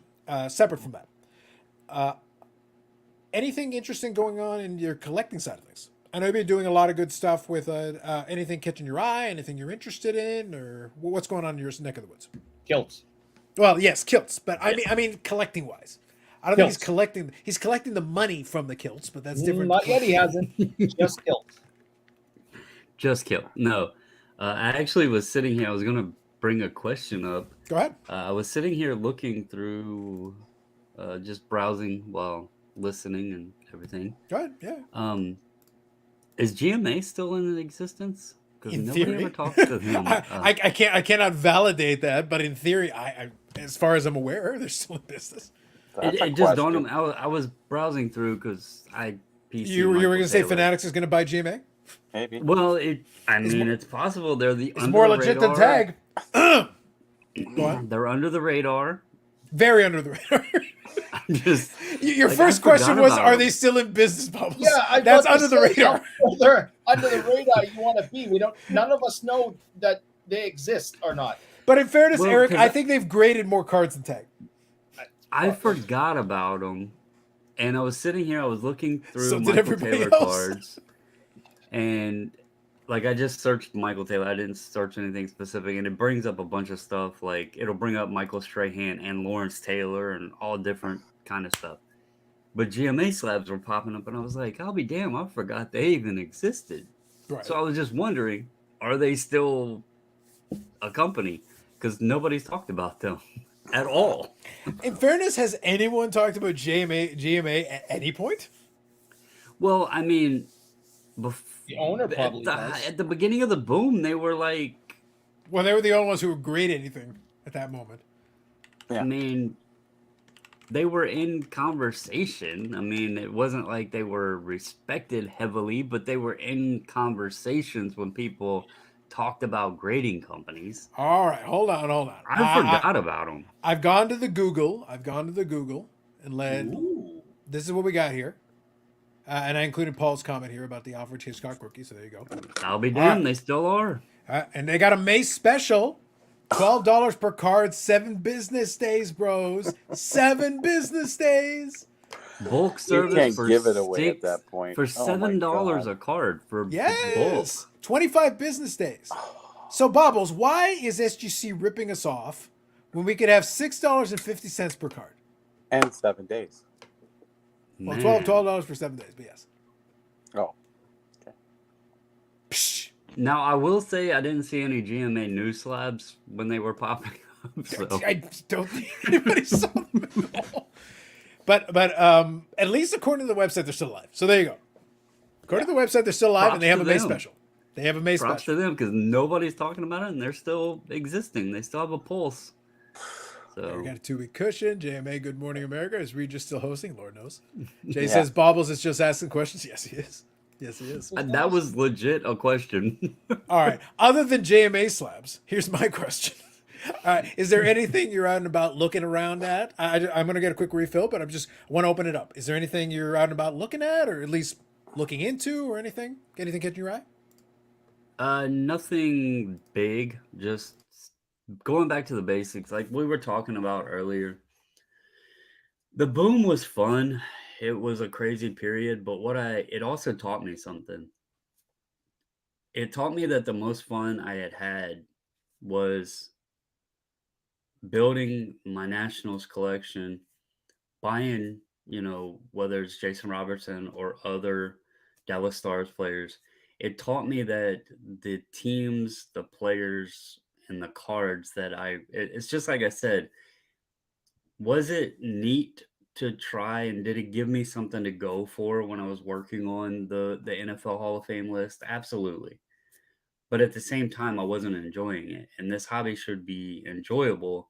And I found that the most fun I have is collecting the teams and the players that I enjoy most. And it's not, Michael Taylor, I have a few right here. Nice cards of his right here. I have 3 of the 10 red refractors that exist. There's our Heritage Red Ink auto. Is his stuff expensive? Absolutely not. Is he going to be a future Hall of Famer? Absolutely not. Is he going to make me rich? Absolutely not. But I met him. His wife is in our Facebook group. Like, we've had communications with him. He's a great person. And, he doesn't smack the cover off the ball, but You know, he's a MLB professional baseball player, way further than I ever made it in my baseball career, and he's a hell of a defensive player. So I still enjoy collecting. I like collecting Victor Robles.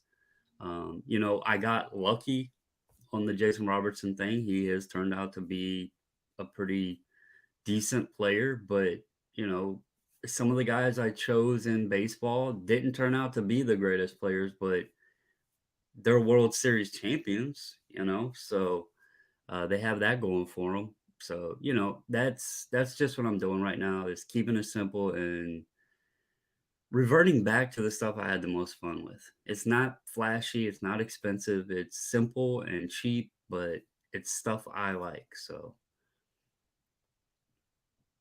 and the Nationals coming up, so kind of preparing for that as well. No, that's true. I just thought I would pose the question because it's good to get the temperature once in a while. But part of the reason I was explaining the stuff that I was talking about tonight is that I'm always window shopping potential projects. I'm a project collector. I love doing projects. And Hmm. that's the way I consider it. I'm going to call it project because it's like you could build a checklist to fit any theme, category, anything you want. It can be like, oh, I'm player collecting. Fine, go get yourself a player checklist. But speaking of that's why I say I want to do a video where I talk about that a little bit and kind of where I'm temperature wise. When I initially started collecting a lot of the Favres, the idea was just to do certain refractors because I love some of those refractor sets, and that's still part of what I'm doing. But I've grabbed some autographs. I've grabbed some of the memorabilia autographs. But even as I've expanded the checklist a little bit, I don't want all of them. There are certain ones that are more interesting to me than others, certain sets that I think look better aesthetically than others. So I don't want everything, but it's like, yeah. But if even if I take a guy like Pobre, he's got 3,000 certified autos. You could build a ridiculously nice collection just if that's all you're focused on. You could do that. Not necessarily interesting to me, but it is interesting to me to a certain degree to get certain ones so I can pick and choose and find the ones that are interesting and focus on some of the more. That one example I gave you, that particular variant is out of 15. So It, it's a tougher specific piece. it's just like Griffey. He's a perfect example. I love collecting Griffey. There's no way in hell I would ever have every single one of his cards. So I kind of am in the same boat as you with your Favres and get the shiny, neat looking, cool ones that pop out at you, but not trying to buy every single one of them. With Griffey, I like the shiny ones and like die cuts and stuff. Uh, the Pacifics, you know, when they did the net fusions and all those, I love those cards. And you know, I'll pick that kind of stuff up, but I'm not gonna try to sit here and even BS you and say, well, yeah, I'm going for the Griffey checklist because there's no way in hell anyone would ever complete that. It's, I'm not going to say it's impossible because then somebody would do it, but it it would be pretty challenging. Yeah. Well, that's just it. And even as you go along, like I said, with a lot of those player collections, I've got different definitions of what qualifies in every one of them. The Dennis PC is easier for me because they didn't produce enough products. Like I'm still waiting on Upper Deck to release some of those. So actually, I've dwindled the checklist. The checklist of what I've got left is like 4 cards. That's it. It's like 4 cards. That's out of, and the only things I'm missing are basically one of ones. So it's like, all right, like, so I've done very well on a percentage basis for that one compared to a lot of the other ones. Medano, I've got a lot of cards, but percentage wise, I've done well, but I can't track down every little thing. Upper Deck will come up with some weird set and like they'll come up with some variants of it. But even this week, I grabbed another one here, and this is one of the ones that I picked up. This is from that SP Signature Legends, but this is just one of the base inserts. But I'm picking up a couple of the ones for this, and this was like $3. So I was like, okay, cool, fine, sure. I'll add it to the other ones, and I've got the alternative variants that are sitting at ship my cards. So I'll get them That later, is and I'll pair them something. up. That is something. If anybody ever comes across it, please let me know. The 2014 Bowman Chrome Michael Taylor Auto Superfractor. If anyone ever sees it, please let me know. And if you ever see a color that is serial number 3 of whatever. I only have the higher numbered ones, like the blues and greens, and I might have the green already, but the base refractor, like the ones that would be out of 150 and above and stuff. I need those. I actually have all of the lower ones that are 3 of whatever the serial number is, but I cannot find that super refractor. That thing has eluded me, and I've never even seen a picture of it. So if you have it, Eric, give me a price because I would love to. There is no That price. is that is the card that I get there on is eBay no constantly hunting. financial number that equals the joy I have from your misery. So Okay. I am going to keep it in my safe for the rest of my life, and you will not possess it. In other words, one chocolate stick, Bobbles and yours. Pretty much. Oh yeah, absolutely. Yeah, Yeah. one chocolate That's stick and it's done. chocolate stick. If you came with a chocolate stick that was stale and had a bite out of it, I'd give it to you. Yeah. So like the bar is actually pretty low, Bobbles. I gotta be honest. Oh yeah. So He I did think you say can manage. money, no amount of money. Yeah, no amount of money. No. Yeah. Money. No, it's he beyond cannot be bought with mere money. But chocolate That sticks. makes sense. I don't want no Chocolate stupid sticks. baseball card in my house. I want that crap out. Just like Dallas Stars stuff and that note I sent you. Get this crap Well, out of my house. Actually, though, you respect good autographs, I do. and he has a very nice autograph. I want to be able to read it and have a general idea of who the athlete is. And it doesn't have to be absolutely perfect, but if your first name begins with a G, I should see a G. If your last name begins with an H, I should see an H. And I like how Paul said when he caught that I said I have communication with him. I won't get into details of it, but yes, I have a way to reach out to him and his wife. I do talk to them. And do you say hello? In all Yes. capitals. Just very important. No, not in all capitals. Ah, Not in all okay. capitals. You keep it calm. You keep it calm. I will say also, I'm gonna have a little bit of fun with this because there's someone who likes to talk shit about SGC because they don't authenticate autographs. But as a Michael Taylor collector, there is a Michael Taylor autograph out there that was done in person, or hashtag allegedly in person, that is in a PSA holder that I reached out to confirm was not actually his because I had never seen an autograph of his look like that in my life. And I've seen a lot of his autographs and was confirmed that no, it is not his autograph, but it is in a holder. So just because a company authenticates autographs doesn't always mean that's a good thing. So That's true. That was a good dig. I like that one. Mm. And I also, again, it's human error. And if somehow we could scan autographs and they have to, and we're in imaginary land here. You take the card, you insert it into a machine, and they have the scan in the machine and kind of has to overlay it. And it has to hit like 10 out of, it has to hit at least 10 out of 20 points on the autograph that you're inserting into the machine to say, yes, it's authentic. I'm hoping that's the future. And 10 out of 20 is only half. So you're saying the auto pen's good then? Why not Yes. just use an auto pen? It'll hit 20 out of 20. Yes. I want real autographs. What I'm saying is something is 100% authentic. You program that into the computer. You now lay that over digitally in some type of mechanical machine. A mechanical machine. Yeah, and well, Look. I'll stop. I'll jokes aside just for a second.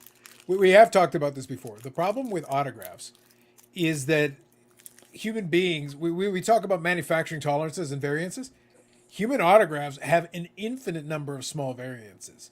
You can try to hit on certain. The problem is a machine would actually be worse at detecting an autograph than a human being because it has to hit. It has to hit 75% of the points out of whatever number. Cool. What happens if wouldn't I'm be in able a to what happens if tell I'm in a pressure rush and and all that. I can't hit 75% of the points? Like one of my favorite things in the world is when the Canada Post person knocks, and you actually have to sign for something. and they grab the suit. Now, imagine if they had a piece of paper that said, by the way, it wouldn't be that much different. If they had a piece of paper in and they said, oh, sign this, I'm signing it. If the digital files of my autographs that Canada Post has, I would never pass my own autograph with the garbage they get. As I'm like, because I'm sitting there like, it's a stylus and some garbage. I'm like, eh. Yeah. It's like literally just you look at all my autographs and all it says is Bougie Eric the Bruins suck. That's it. That's all it says. It's supposed to say Carlos, but it says Bougie Eric the Bruins suck. That's all it says every single time. No good. No bueno. You know, And then I go to the place and they're like, Carlos, can you sign this? Absolutely. It's like Ken Golden. I don't know what to tell you. That's what it says. you know I'm still fragile. Why are you trying to push me over the cliff? Because it amuses me. Well, you're not because you have to get amused. over your fear of the cliff on your bicycle. That's right. That's it. With If you one get hit. wings on the side of the bicycle, you can fly. I'm gonna pack it in, guys. I'm tired. No worries, Bobby. Have yourself Yeah, a good have probably- yourself a good evening. Good I'm seeing gonna you. head out to see what I'm getting into in the morning. I don't know if we're going out Selling to do kilts, anything Bubbles. tomorrow. What you're getting Yeah, into you're is selling selling kilts. kilts You got a on the lot of side kilts to be of the selling. I have not gotten into them quite yet. I have been very productive though. Maybe you should match it Getting with into ties. Maybe you should connect it with some ties. I've been doing some disposing of a bunch of stuff down in the basement that we've had. Bodies. You know when you buy new appliances Bodies. and all that stuff and you like keep the boxes because just in case it breaks. I had a storage room full of boxes, so 4 trips to the landfill. I have now disposed of those boxes, so Bodies. clearing up space. Mm-hmm. Mm-hmm. Indeed. Yes. Bubbles, a pleasure chatting with you as always. We'll talk a little bit later on. Listen, and brace yourself, rest tomorrow night. Tomorrow night, Yeah. big We're night. gonna- Big night. We'll try one more time. We'll see what happens. I got some stuff I'll be working on myself, but then in the evening, I'll be sitting back watching. We'll be in the Discord talking some crap. Hopefully Dallas is able to do something interesting. At least keep it interesting. We'll see. Yeah, I just want them to try. I don't want to head up their ass game. I want them to Oh, at so you least don't try. want them to play like the Bruins. You want them to actually try. That'd I be want good, them yeah. to try. Yes. Yeah, because the Bruins did not try. No more game 3s. I want a good game, effort put in, opportunity to win. If the puck doesn't bounce the proper way, then shit happens. But I don't want. It's all about effort, man. You can I just still want 'em love to a team try. that loses if they gave everything they had. That's why people are pissed with Boston, because it's like, you guys just sucked. Well, in Boston's defense, though, I'm going No. to defend them. Oh, on don't one defend thing. Boston. Having fun is No. not defending Boston. In seriousness, I'm going to defend them on one thing. The team that knocked them out is now in the Stanley Cup Finals. So it's not like they got beat by a team and shit the bed, and then that team got knocked out the next round. That team has now moved on, and they're in the Stanley Cup Finals. And if So- that happened and they beat Boston with Boston playing their best and giving their 100% effort, then I would feel the same way. But for some reason, when the playoffs started, Boston's like, no, we're already on the golf course. They sucked. Well, they got records. They broke records. They Who do cares? have All records. All that They matters were is happy still with the Cup. records. I'd rather have a team like Florida who comes in at the last minute at the end of the season. It's got the 8th seed and is just an absolute workhorse and get you into the finals. I'd much rather have that than records. It's interesting with Vegas because as many goalies as they've used this year. Yes, that's true. What have they done? Like 5 goalies or something like that? There was a big to long be- list. The big long list. Yeah, Even so- Jonathan Quick from LA. They traded for him. Yeah, it's pretty crazy. impressive what they've done with as many goalies as they use. So Yeah. So, Bobbles, 2 things. Number 1, obviously, we'll be checking out the Stars game tomorrow night, so we'll do that. And then regardless, once things settle down, then At least our boy Juan Soto's playing a little bit better. So I've actually been keeping an eye on Yeah, him. He's playing a little bit better. I checked on him tonight too. 10 homers. His average was at 266. Yep. Which is And better. Which is better. if I have to revert over to baseball season, I'm gonna say my Nationals have surprised me.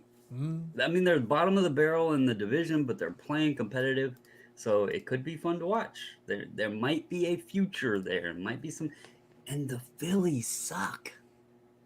How do you go from that World Series, getting Trey Turner, stacking that team, and the Phillies suck? So that's going on too. But anyway, guys, always good chatting with you, Eric. It's always fun, man. Hit the like button for Eric, guys. Hit the like button for Carlos. Please. And yeah. Sounds good, man. Talk to you all later. Take it easy, buddy. Have a good one. Dumbest show on YouTube. There's nothing to like. We like hating you, Eric. We like it a lot. Stupid. If your first name was Luca, as in Doncic, would you sign your name Lulu? I'd sign it Ken Golden. Paul C, there is no cliff. Whatever my mother signed it for me as. Correct. Paul says, quotation marks, there is no cliff. The Oaks, good evening, Oaks. They ran out of gas getting that record. True. But, yeah, I think it's one of those things where we'll see. Like I said, I stand by what I said earlier. Right now, all I can do is hope for a little bit of a fight out of Dallas tomorrow. Yeah. And then after that, it's like, that Stanley Cup final, like I said, my expectation is Vegas should be able to take care of business in one of the next couple of games. We'll see. Again, I would love for it to extend a little more. We'll see. I'm not holding my breath. 7. I want more hockey. Yeah, I have no issue extending it, and then we'll take it. We'll take it a step at a time, and then we'll have to see what that finals looks like. So I think that'll be a thing. Remember on Thursday we were talking, Wednesday we were talking about when the finals start, and they have an official start date like the NBA. So if both teams swept, they would both have to wait for the start date of the Stanley Cup, which is terrible. Yeah, I agree, but they're doing the same thing with basketball. It's like so. It's a very long wait right now, and at least Boston is key. At least Boston's hanging in there too. So yeah, and I think there's a good shot that they can come back if they play the way they played last night. But if they played like they did in the first couple of games, which was completely lackluster with no interest and bitching and complaining at each other, and not playing strong defense, which is what they're known for, they're going to get blown out in Miami. So. But if they play the way they did last night, Miami can't beat them. That's fair. Lapper says here, definitely didn't think the Stars Dallas was going to get down 3. Very true. Oaks here says, come on, you have to have faith that the Benless Stars can have a historic comeback after being down 0-3. Oaks, funny you mentioned this. So 2 things. Number one, I did message you separately. He's the one who sent the care package that I showed a little earlier. Oh, wonderful. And thank you for that. I do appreciate it. And congratulations on the nuptials. Yes, indeed. And what I thought was interesting, and Oaks, the problem is that you got to understand, they are the Benless Stars, but Ben is their spiritual leader, because this is hashtag leadership, people. And I mentioned it earlier tonight, but I'm going to repeat it. Hashtag leadership is when you're facing a potential suspension, you tell the NHL, you tell them that it's not a cross check. It's not a malicious move. No. You're the captain. You tell them, look, I would have liked not to fall on him and use my stick as a landing point. Obviously, Mark Stone is in the wrong for being there when I'm trying to break my fall with my stick, and his neck happened to be there. And Eric's mom called shenanigans. And if my mother's calling shenanigans, it's clearly shenanigans. That's my captain. Yeah. That's my captain. My captain. He's no Captain Crunch, but we try. Name says Eric is a Jason Tatum's #1 fan. No. And he knows that I can't stand Jason Tatum, and I wish he would just go away. I feel you have a lot of anger in your heart, Eric. No. A lot of anger. Well, humbly, he is one of the greatest players in the league, if not, of all time. Humbly. Quote, unquote, jerk. Does he use the basketball as a landing point? He would have to show effort to have some type of landing point, so. Wow. Man, brutal. Tough times, man. He's just, the kid can either be humbly one of the best players in the league, or he can humbly be one of the worst players in the league. And you never know what you're going to get with him. I want somebody that is just going to be reliable. You don't have to be the best. I don't need you to be the best player in the world. I need you to be reliable and play hard every play, and not throw your hands up when you miss a shot and look at the ref, and not go back and play defense because you're too busy yelling at the referee. Because in sports history, we all know that when professional athletes start yelling at the refs for bad calls, the refs immediately change their mind and say, "You're right." And they flip the call and give that person who's yelling at them all the good calls from then on out. That's Obviously. how that works. Yes, of course. He is the biggest crybaby, whiny, complain to the ref little baby bitch in the entire NBA. Wow. Crazy talk. He's not the biggest flopper. LeBron gets biggest flopper. Okay, nobody flops like LeBron. That man has made flopping an art form. But just being a little whiny bitch, Tatum's got that all wrapped up. Like I said, a lot of anger in your heart, Eric. A lot of anger. Well, stop being a whiny bitch. I feel it. I see. You didn't see Larry Bird whine.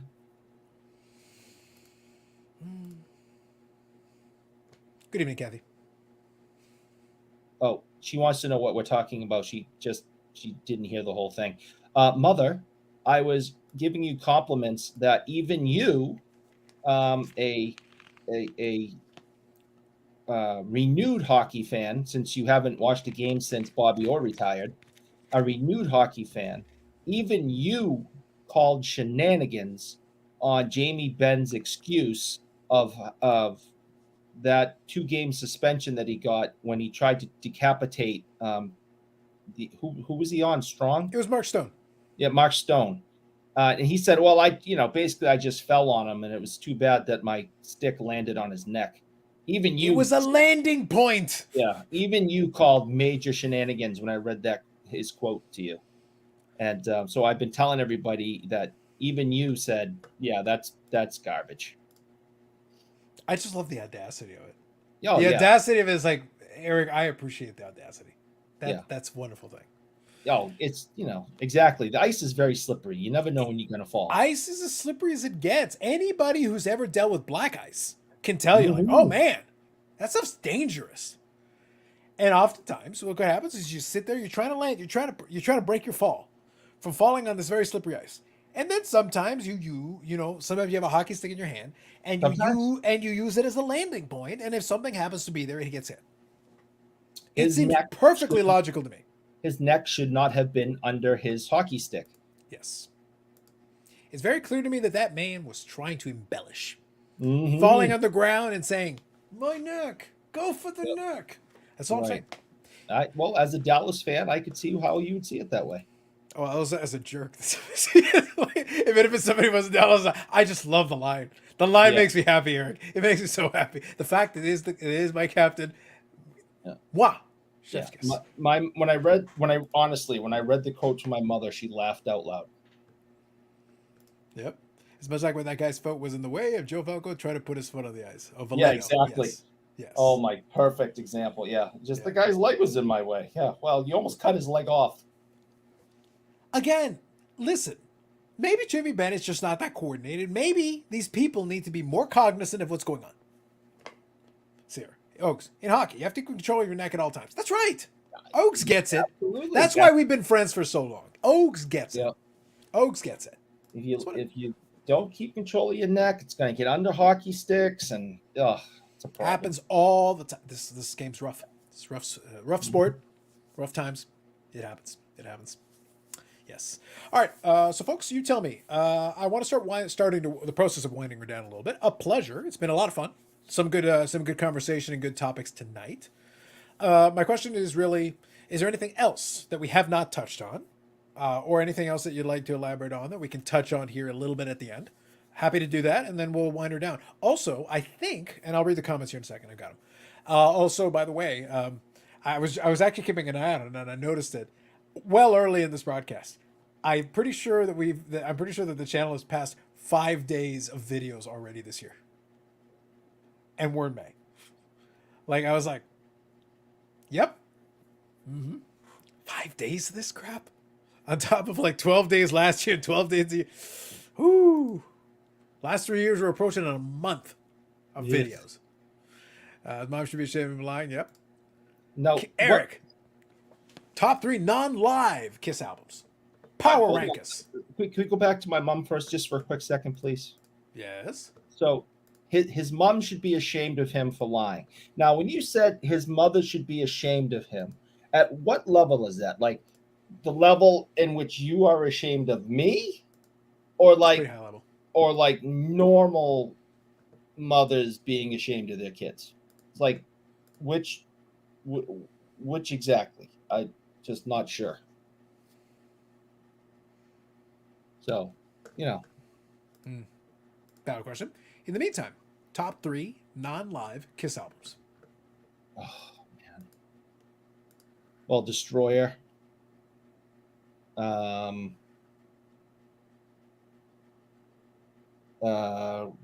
Big member of the Kiss Army, you guys. Big level. Oh God, what was that one called? I don't know, Creatures of the Night, and I can't remember the other one. I got the cover in my head. Metallica Black Album. Yes, I got the cover in my head. I just can't pull the name of the album. Oh, here we go. I like this. I'll get to that one in a second, Paul. The level which he starts giving cookies to us instead of you. That level of shame. Dang, Paul. Dang.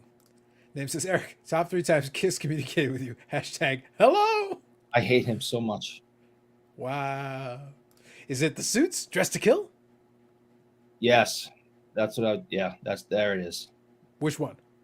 Dressed to Kill.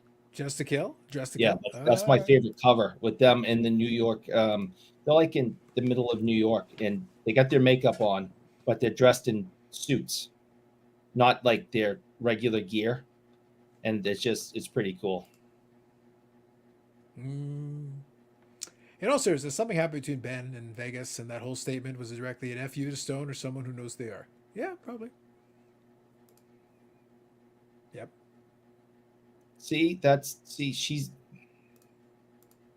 You wonder why I'm always like mean and grumpy and everything. This is my mother. This is how she loves me. Sounds to me like you're transferring blame there. I'm not a clinical psychologist, but I did stay at a Holiday Inn Express once. I have serious mother issues. You have serious issues, yes. I feel like if we're being more specific, serious issues is the thing. After sure, there's quite the logjam album-wise. I understand the conundrum. See, Bob Jack is very supportive of you. While he waits to pounce. Yeah, I'm waiting for the other shoe to drop. Yeah. Anytime. Soon. Very soon. But yes. I think we'll see. I'm trying to plan out what I want to do kind of on the channel wise, kind of what we talked about earlier tonight a little bit. I've got some ideas. I want to take this weekend. I'm going to take some time to actually sit down and think about it a little bit. I'll position this, and I'll actually ask you guys in the chat there. I'm curious a little bit. Is there anything in particular that you would like to see that maybe I'd be able to do or add?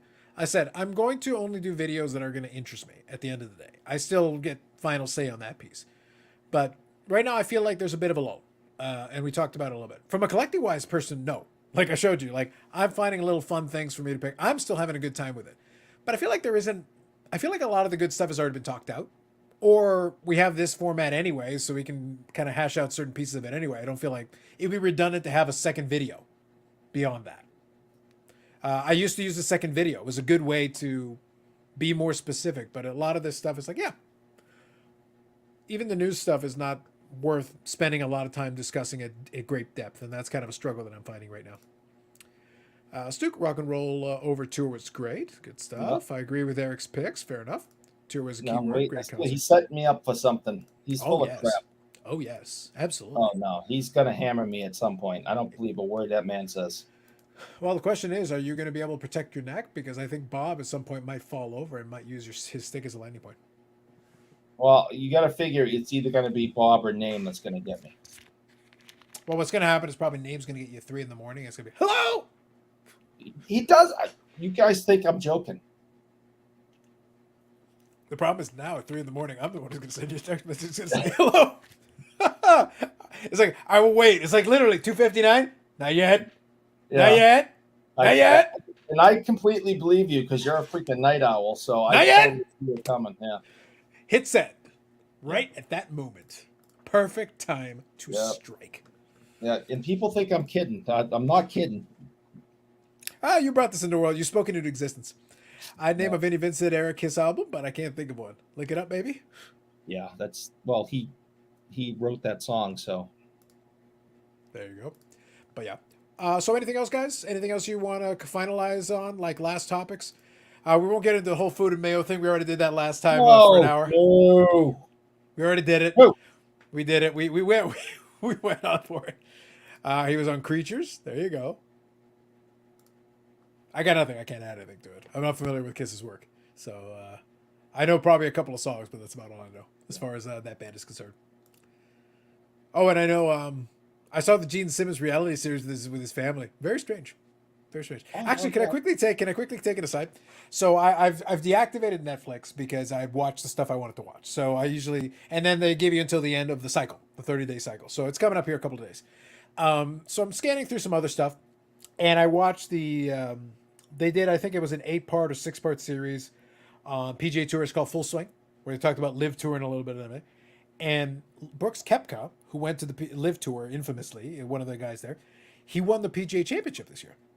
Now, bringing into a card angle into this, I was thinking to myself, I love the fact that Brooks Koepka is unapologetically an asshole. Like, he's totally an asshole, a complete arrogant prick, which I appreciate for reasons. Oh, yes, you would. But you want to know what's crazy? He doesn't have any real cards from like Upper Deck, because Upper Deck came back in 2021 and there are like no Brooks Koepka cards in it.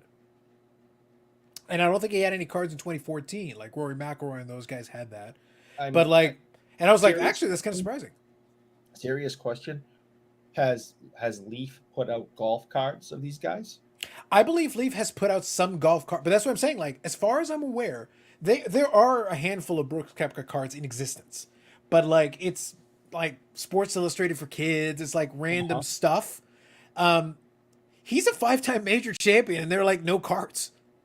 I'm like, really? Yeah, seems weird, odd. right? Yeah, so I was like, okay. Well, I just thought I would bring that up. I just thought it was kind of random. I was like, okay. And now that they're on the Live Tour, it's a whole new contract because he's not in the PGA. So, I mean, so it's the contract's there to have for any card company that wants it. Yeah. But just also think about this. Like I said, the whole argument was like for the Live Tour for a little bit there was, oh, these guys are all over the hill. They're old guys who aren't any good. He literally just won the PGA Championship, the most recent major. And he's a 5-time major champion. So it's like, the guy's kind of good. Yeah, he's not. Even still, he's still really good. And obviously he's good enough to win a major with everybody allowed in it. So, so like you can't say, oh yeah, but he can't beat the PGA guy. He literally just did in one of the majors. So it's like, so he is clearly still relevant as a player. So it's just weird that he does not have like any cards at all. I'm surprised Tiger, who's at the very end of his career and probably should completely be done, hasn't jumped for the money because he's not winning anymore. And his appearance fees are going to start going down because nobody is expecting him to do anything. I'm surprised he hasn't jumped and just got an enormous paycheck one last time. Well, the thing is, honestly, look, here's the thing. I don't think his appearance fees will drop, but not like a lot. Because the thing is, he's still one of the current, in the modern era, he's the GOAT. Like, if we just say, like, in the modern era, far and away, like, he separated himself from the pack. And by the way, in Tiger's apex, there were a ton of really great, like I said, my favorite time watching golf was that apex period where Tiger was. The thing is, Ernie Els is a multi-time champion. Phil Mickelson was his nemesis who struggled to try to find a way to beat this guy. But then there's a bunch of other guys who had great success and maybe won a major or two and were able to take a couple in that Tiger era where he seemed like he was winning everything. But nobody else is going to approach that number. Like the Jack Nicholson number is safe. Tiger was the only guy who had a legitimate shot. He And can't until even walk. So yeah, he's like not- at this point, like normally in golf terms, if he was healthier, he'd still have a window to potentially contend to more. The thing that happened with Phil Mickelson's last major win is that it extended the window for a guy who could actually win a major because he is now the oldest guy ever to win a major. So if Tiger had been healthy, that window potentially could have been open to him too. now I don't know everything about golf by any means, but you're telling me that Phil was the last time he won a major was older than Jack in '86. Yes. Yep. Jack Yep. was like 46, right? Yep. And Phil, I think, already qualified for the senior tour by the time he won that one. Okay. So I think Jack was 46 in He was. '86. He was 46 in that Masters. And And I'll and tell you how- real quick. yeah. So I didn't he- know that. Yeah, he won the PGA Championship in 2021, Hmm. and that was Phil. And Phil in 2021 was 50. Wow. See, I did not know that. Yeah, because he's 52 right now. So he was 50. So that was 2 years ago in 2021. So he was 50. I did not know he broke that record. Yeah, I think that's- and it was a very impressive performance. It was a very impressive That's a performance. hell of a record. Yeah. To be the oldest person to win a major when you're playing against 23-year-olds that can drive the hell out of it. That's freaking impressive. Like why was Nolan Ryan so impressive? Because the guy was like freaking 46 and he's throwing 90 miles an hour and throwing no-nos. Why was Kareem so impressive at the end of his career? Because he was like 46 out there hitting skyhooks. When these guys that get older and could literally be the parents of the rookies coming in, and still dominating, we as fans just find that to be amazing. I mean, Brady, hate him, love him, whatever. I mean, there were kids coming in to the league that weren't even born his rookie year. I mean, that's freaking impressive. When guys can play for that long, Gordie Howe at 52 years old. Yeah. There's just something about that just impresses us as fans. Because the older we get, that we realize, I can't compete with a 20-something-year-old kid.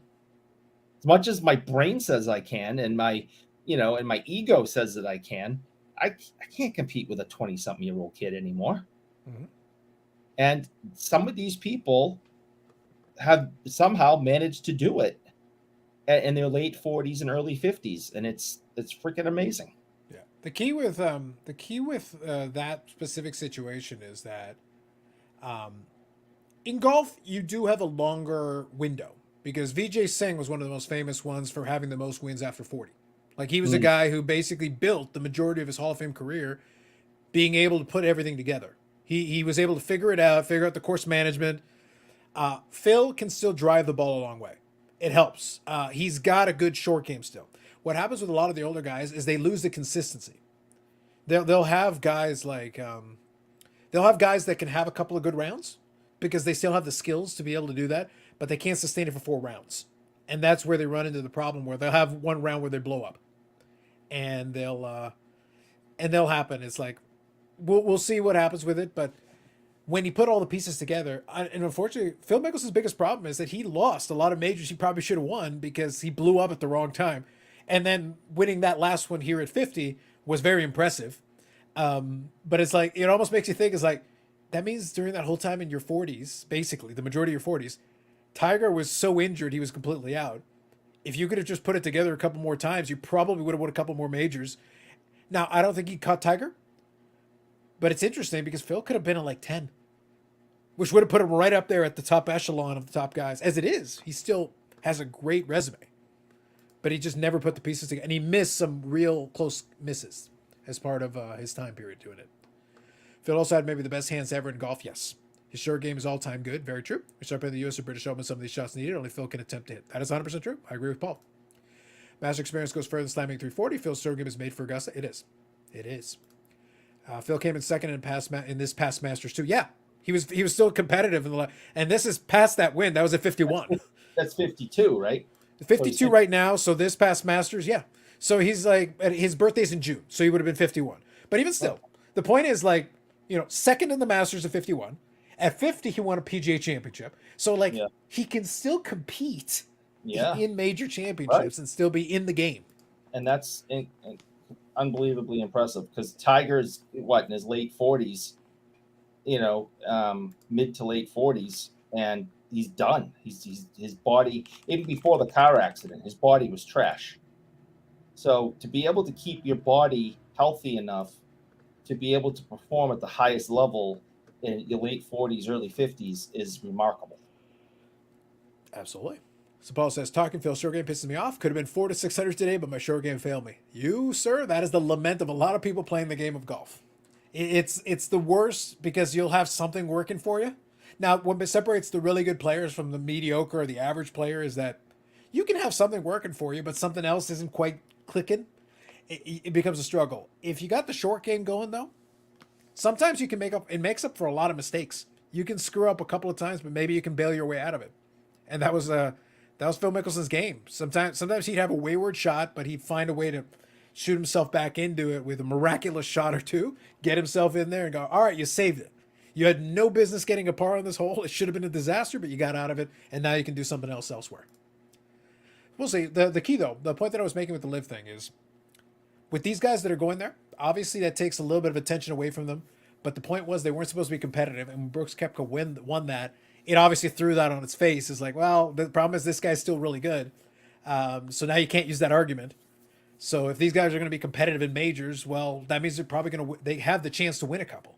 And if they win a couple, well, guess what? You don't have an argument anymore with that. So what are you going to do? What does that mean? The PGA, and then we'll come to some kind of agreement down the road? That could happen. But I think, though, the card thing is interesting. Just bring it back in the cards. Yeah. This current era is interesting because what I liked about that Netflix, so the whole thing that brought this up was that Netflix series. I enjoyed the Netflix series. I want to see a second season because I'm very interested. They did a good job featuring some players. I'm not familiar with the current generation guys. I just don't know them as well.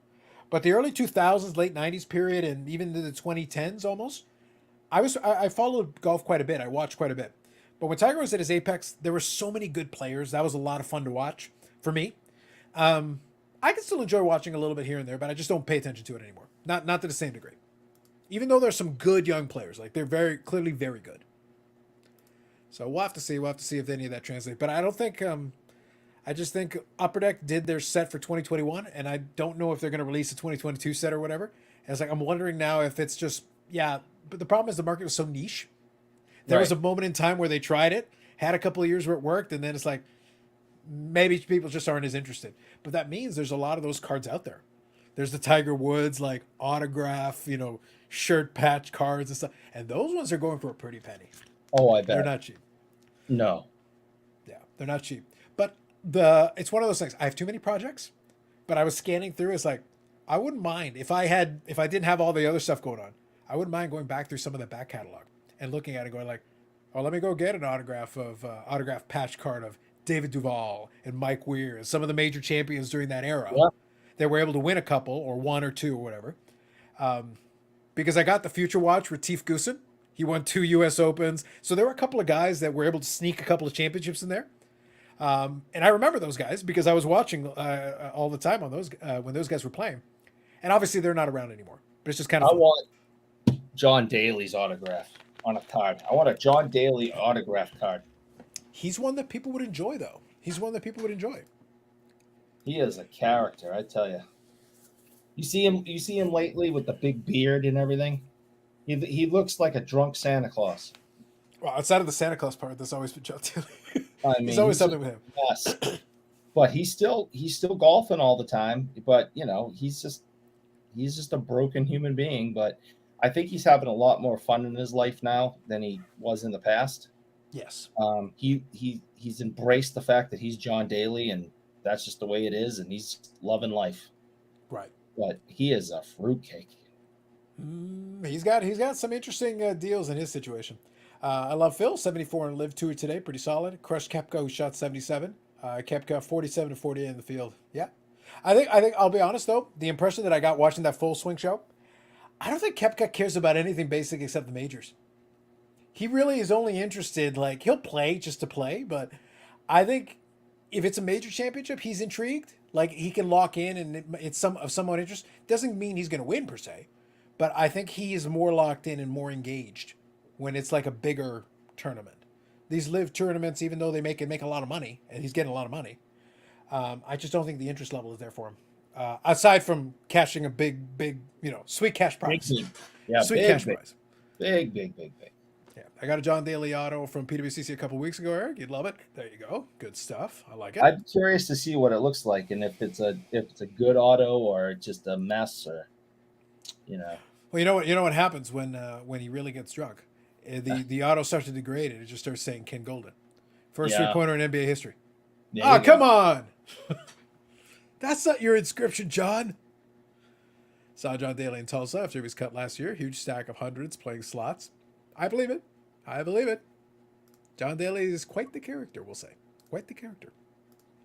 And the only other one that I was going to mention, separate from that one, was did you know Arnold Schwarzenegger has an action comedy series on Netflix? It's called Fubar.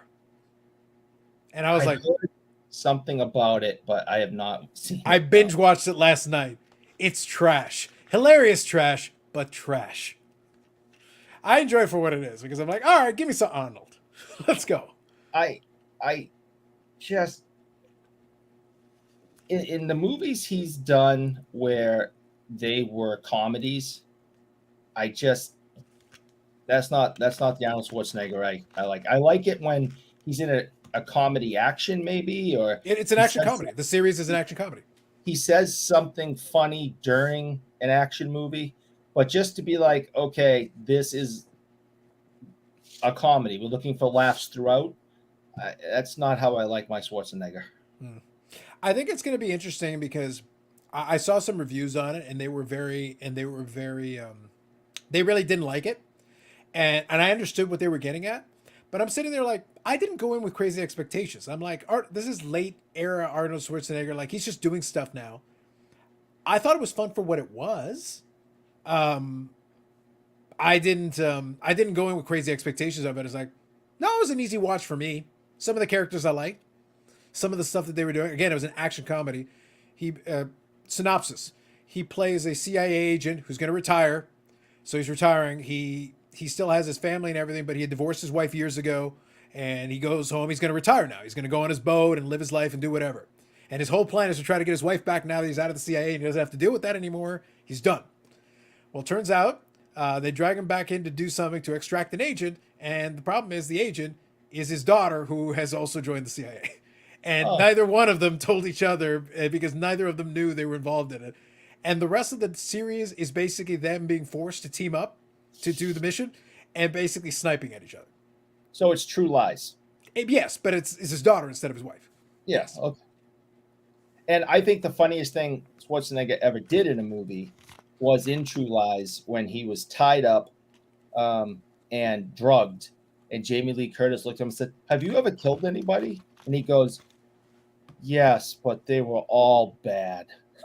Yeah. That's The thing is, they made the thing he's ever said.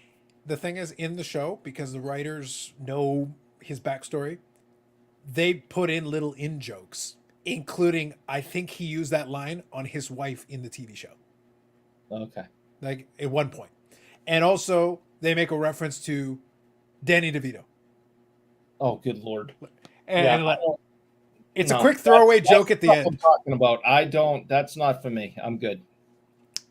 Oh, come on, you don't like a little Danny DeVito twins joke? Come on.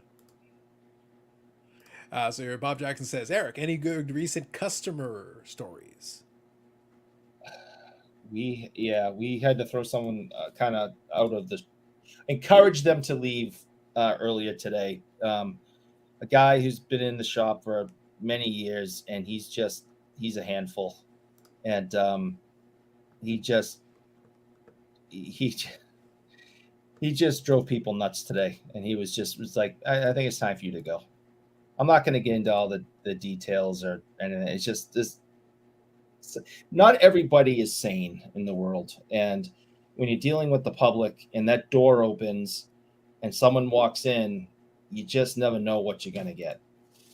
And there are some people in this hobby that are some interesting characters. We already know the ones that only wear gray elastic waistband sweatpants and reek of BO, and you smell them before you see them. Those are at every single card show. So we know them.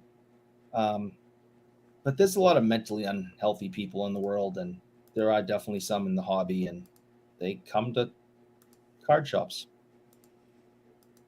Could you imagine though? Somebody who's deluded themselves to thinking they, Marcel Dion, say hello to each other?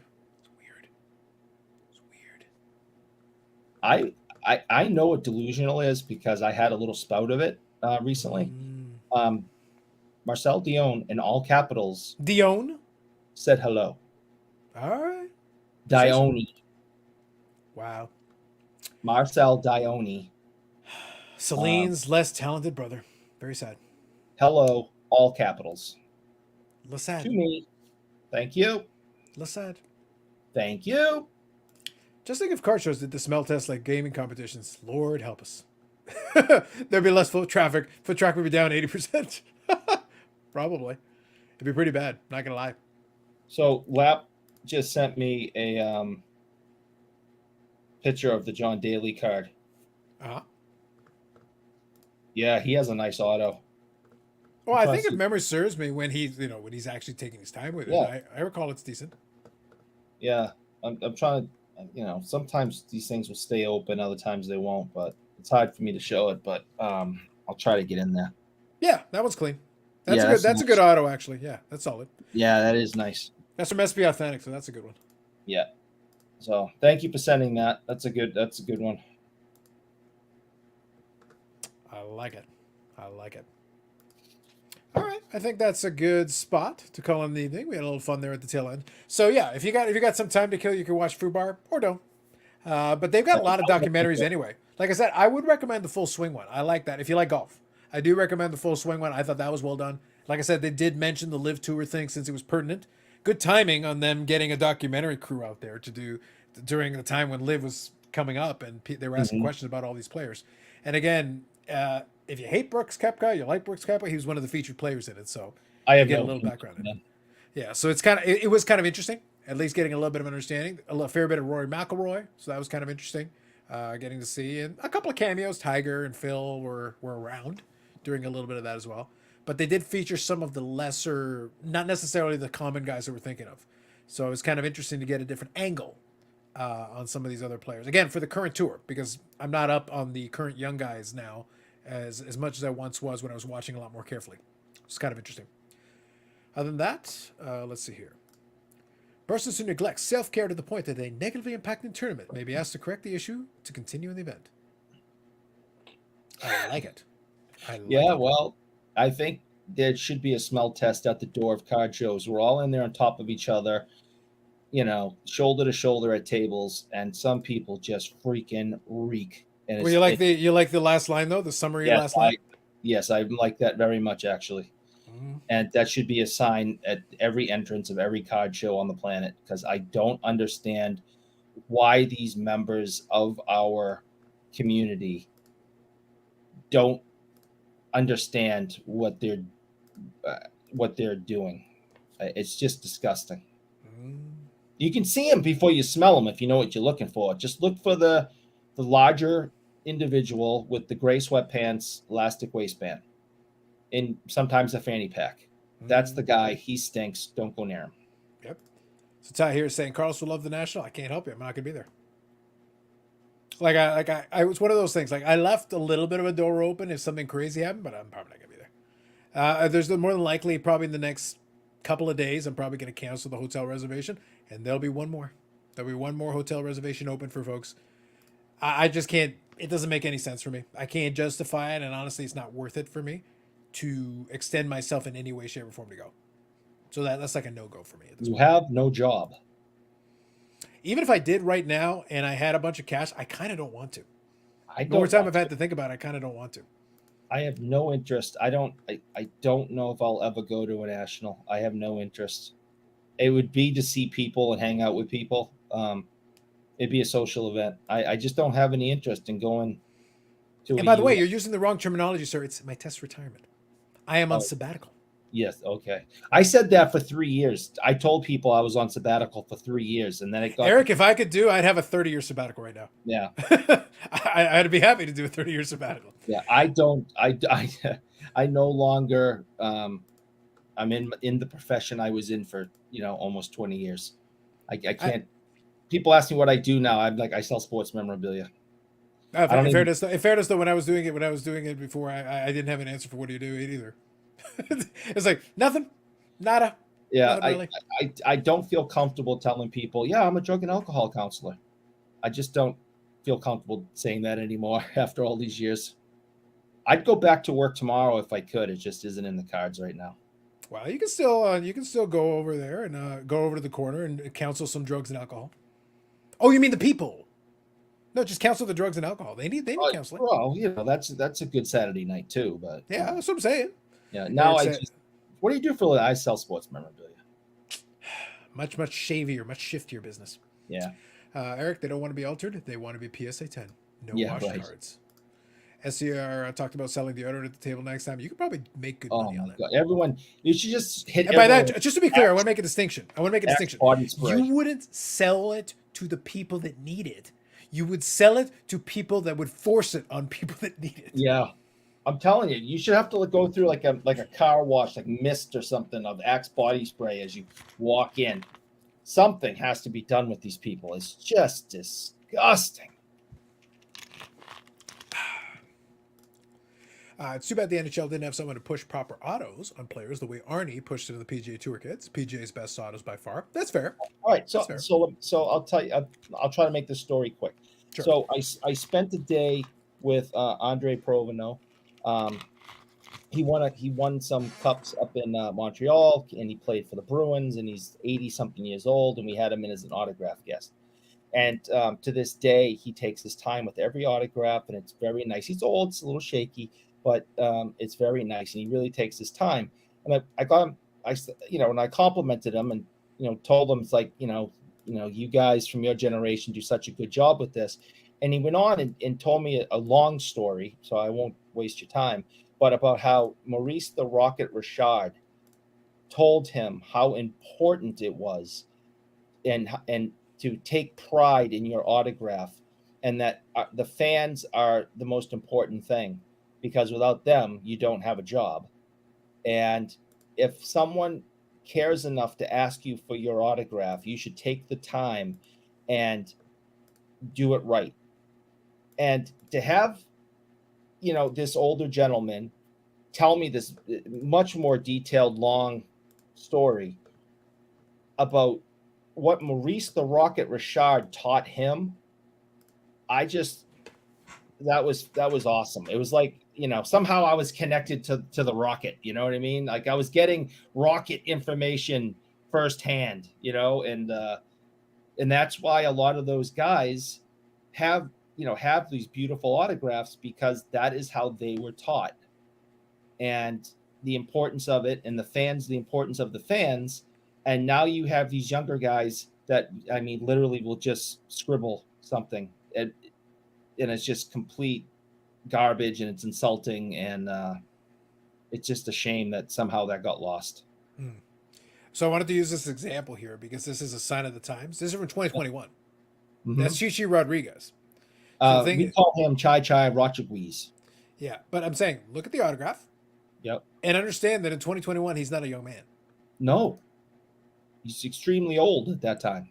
So, looking at it right there, that's not half bad. No, it's gorgeous. It's a pretty strong autograph. Yeah, of a legendary golfer, So, and if you try to get, Brooks Koepka now, my guess is you might be able to make out a B and a K. And that's, who knows if you even make that out. Yeah, so right now he's 87. So at that point, he would have been no younger than 85. So that's a pretty strong autograph for, your mid-80s. Pretty decent, I'd say. But that's kind of the key is, I agree kind of with the premise that a lot of these golfers have pretty good autographs. Like it's not across the board. Nothing is across the board, but it's a pretty decent one. So let's see here. Scrolling through. Now you can counsel the addicted collectors. Facts. Yeah. I can remember going to the thrift stores, being able to smell people 2 or 3 aisles away. Are you It's going through my horrible. PC? Maybe. I found that on eBay. I got that Chi sign of the times on the way here right now. Maybe. Most current player autos are a fucking joke, to be blunt about it. Yep. I agree with that. Absolutely, 100%. But look, here's the truth. To be blunt about it, like, jokes aside, I think a lot of it is, yes, laziness, disinterest, and whatever. But also, just to be 100%, they don't teach cursive anymore. Like, I made the joke when I sent Eric a couple of the cards. On a couple of them, on one of them, I sent you a note. The thing is, they still taught cursive when I was in school. Right. I don't. It wasn't like 100 years ago. But the point is, now I can't pretend that I'm the current generation anymore. Like, if I was playing a sport, I'd be done. Like, I'd be at the end of my career. So realistically, if you take someone who is now in their 20s or late teens or whatever, or early 20s, and they grew up, they're already 20 years past. So they don't teach cursive in class anymore. Like, so Right. when have they ever learned to sign their name? Dog can't sign his name. Yeah, when have they ever learned? You're gonna wake up one day and the player's autograph is gonna be the X, the Yeah. old X, because Right. they don't even know how to write their name anymore. No, you're probably onto something there. It's Yeah. So it's say a even if they wanted to, Lord knows, like, can you even? I don't even know. Bob says a lot of them weren't taught cursive. Yeah. So it's kind of what I'm saying. Apparently they're bringing it back now. It's almost like you have to reverse engineer it and like, oh yeah, you're gonna have an autograph. Like, okay, so here is how the letters are shaped. Here's how you like, because you don't know how to connect the letters. You've never. Well, kids You're these days can't spell worth a damn either because they have spell check on everything. Yep. Looks at Tiger's auto though. Phil Daly. Yep. Yep. But the problem is when you list it, Tiger is 47. And Phil is 52. and who was Tiger's, role models, mentors? Jack and Arnold, man. Yeah. I mean, they said this is how it is done. You are the successor to Jack. Jack was the successor to me, Arnold. This is how we do it. And that somehow got lost. I agree. So let me scroll here. I just want to see if I can find this. He's talking about here Abraham Answer. I just want to see. Never heard of him. Yeah, I'm not too familiar with him either. I just want to see if I can find an example. Can you even make out an A in any of it? Let's see. Curious now if this is the one you're talking about. Let's see. Let's see. Okay, so you have to tell me here, Rock Latex, if this is what you're talking about here. Like I said, I'm not familiar with the dude. Yeah, that looks like Answer. Like the last name, okay. which is fine. I can read that. I don't know if this is the dude we're talking about. I assume it is, but I don't know. I'll tell you, I'll take that, like just the last name, clear that you can make it out over, 2 initials and a slash, and the initials doesn't even match the player. Your initials are, CA, and somehow it says, QW, and it's like, what the hell? Well, the best part is, Eric, it would be very funny because, like I said, you got a note from me and I signed the bottom of the note. You would laugh if you saw Carlos Sr. Again, our names are the same. To be clear, our names are the same except for the 4th name. So even if we go with the middle initial, it's the same name. Carlos Sr.'s C, squiggle. I think it's an A, squiggle. And I'm sitting there, but the thing is, he can repeat it 1 billion times out of 1 billion. Like, 20 points for him, he can hit 20 points. He's almost auto pen. He's very consistent, impressively consistent. So I was like, all right, man, listen, as long as it's consistent, fair enough. You were taught in 2nd grade. There you go. Nice. There are more kids on tour who sign really well and cite Arnie as how he said years ago. Tiger carries that message forward as well and passes the message. Good on them. I like it. 2021 Football Contenders Auto. Greg Newsome signed a good autograph. Yeah, I'm sure there are examples and everything if you look, but it's kind of interesting. Yes, Abraham Answer's full autograph, not just the last name. Okay, fair enough. So that's kind of interesting. Another one that I will tell you, and this is not across the board, but a lot of the WWE folks their signature. Some of them are really terrible, but some of them are not half bad. But you can tell depending on how big a star they are, the more they've had to sign, the more it degrades and it becomes worse and worse, progressively worse. But a lot of them are like, especially if they're newer, the signature's decent because they're still acclimating to the character. Because the thing is, they're signing a character's name. So they got bestowed this character upon them. So it's like, all right, so what's their name? And they write it out. Because it's Yeah. like, well, otherwise, how the hell would you know what it is? It's not a real name. It's a name that Right. they came up with. So you better sign it because that's what it's supposed to say. If it said, if your name is Dragon Slayer, you got to write out Dragon Slayer. Yeah. That's just the way it is. But it's something I just laugh. I'm like, all right, guys, whatever you say. Sounds good. I asked Ray Bork recently if he's signing something at the bank, is his autograph different? And he said yes, but only slightly. So there's his, I'm signing something for a sports card auto. Yep.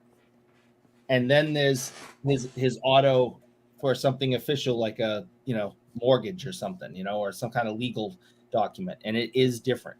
Well, we had the discussion earlier tonight. What you got was the signature I'll use on a lot of the stuff, and then when I go to the bank, I sign Ken Golden all the time. Especially when it's like a bill or something, like Ken Golden. Everyone does that. Yeah, like Kenny G. Boom. Kenny G. Done. Part of the problem is these card companies make these guys sound too much. I agree with that. It doesn't play a fact. It can, yeah. And the money they make from the autos drop in the bucket, yeah. But that's the thing. It's like if you're asking, that's what happens with between a veteran player and a young player. When they're newer, sometimes they'll sign. You'll get more of a full name, whatever. But after a while, it's like, oh, this is stupid. This is and like, there's not a lot of money in this. Yeah, I'll take the cash, but at the same time, like, look, I don't care. You're making how many you want me to sign? 3,000. It's a nuisance. It's a nuisance above all else at that point because it's like, well, why would you? If you asked them to sign 100 and that was all you asked them to sign, and be like, hey, can you just give me 100 decent autographs? You probably get it because then you're not asking too much. Listen, I mean, you tell me how that says Dale Horachuk.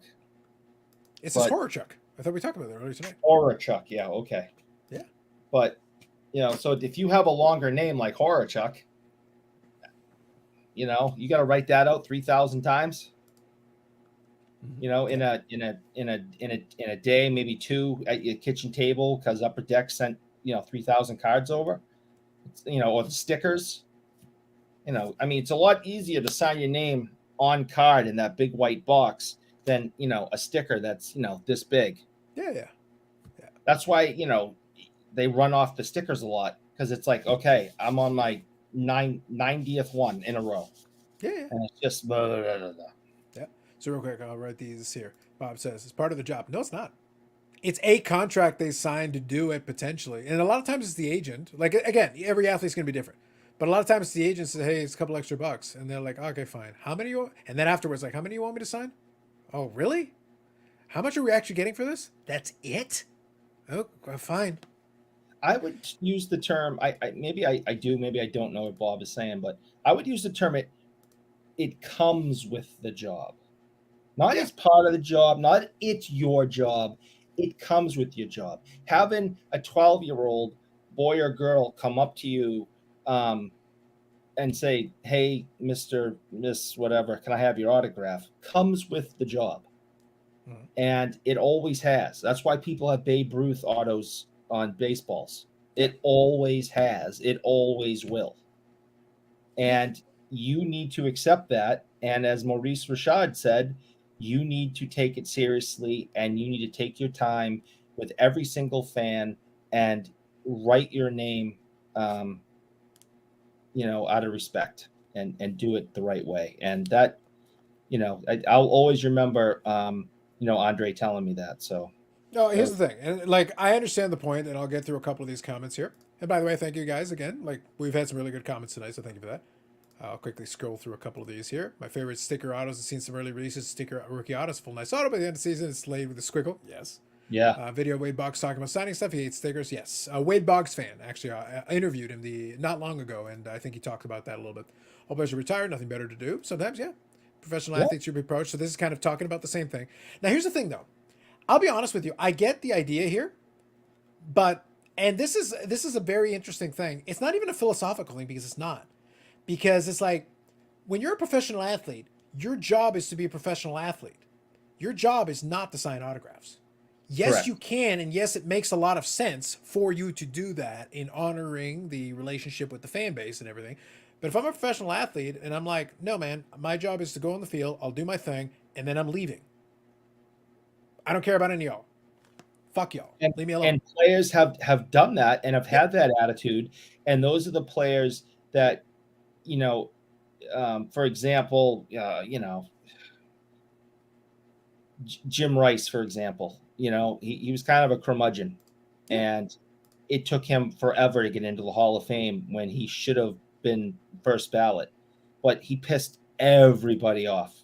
The Yeah. press, the fans, everybody. He's a lot nicer now about it. And I've had the pleasure of, hanging out with him for a period of time, and he was nice enough. But he definitely still has kind of an edge to him, and that people don't forget that. Yeah. But I think here's the thing though: if Jim Rice had been exactly the same as you just said, and he had been at least cordial to the writers, he would have gotten the Hall of Fame anyway. Like he didn't even have to be nice. All he would have had to do is be polite. Yeah. That would have been enough, probably. Like honestly, that would have probably been enough. So that's why it's an interesting fine line. But it's weird because it's almost like I'm a fan of yours. It's like I'm entitled to. You're not entitled to anything. They're not required to sign a damn thing for you. If you're at a signing and you've paid for, it's like a contract. If Yes. you are at a signing and they've agreed to be at the signing and signed the thing, and they've agreed to do that, it's like a contract. Right. We have an agreement. You present the thing, you sign it. But if it's just they're on the street or they're eating dinner or they're doing whatever, Right. or they're leaving the game to go into the bus or whatever, they don't have to do shit. I totally understand why it would be nice, because then, hey, it makes the fans moment and all this and that. But in the same vein, when you're going out of the bus, you're going to see the guy who has the thing with like 12 things and they're already ready to throw it up on eBay. And you know they hate exactly those- where that stuff's going. Oh, they hate those guys. They And hate like them. it's BS and everybody knows what it is. And it's like, you're not entitled to a damn thing. They absolutely hate those guys, and we talked to them about it, and they like the fans mostly, but the ones that like follow them into the restroom and ask them to sign something at the urinal, they're just like, what is wrong with humanity? Yeah, for sure.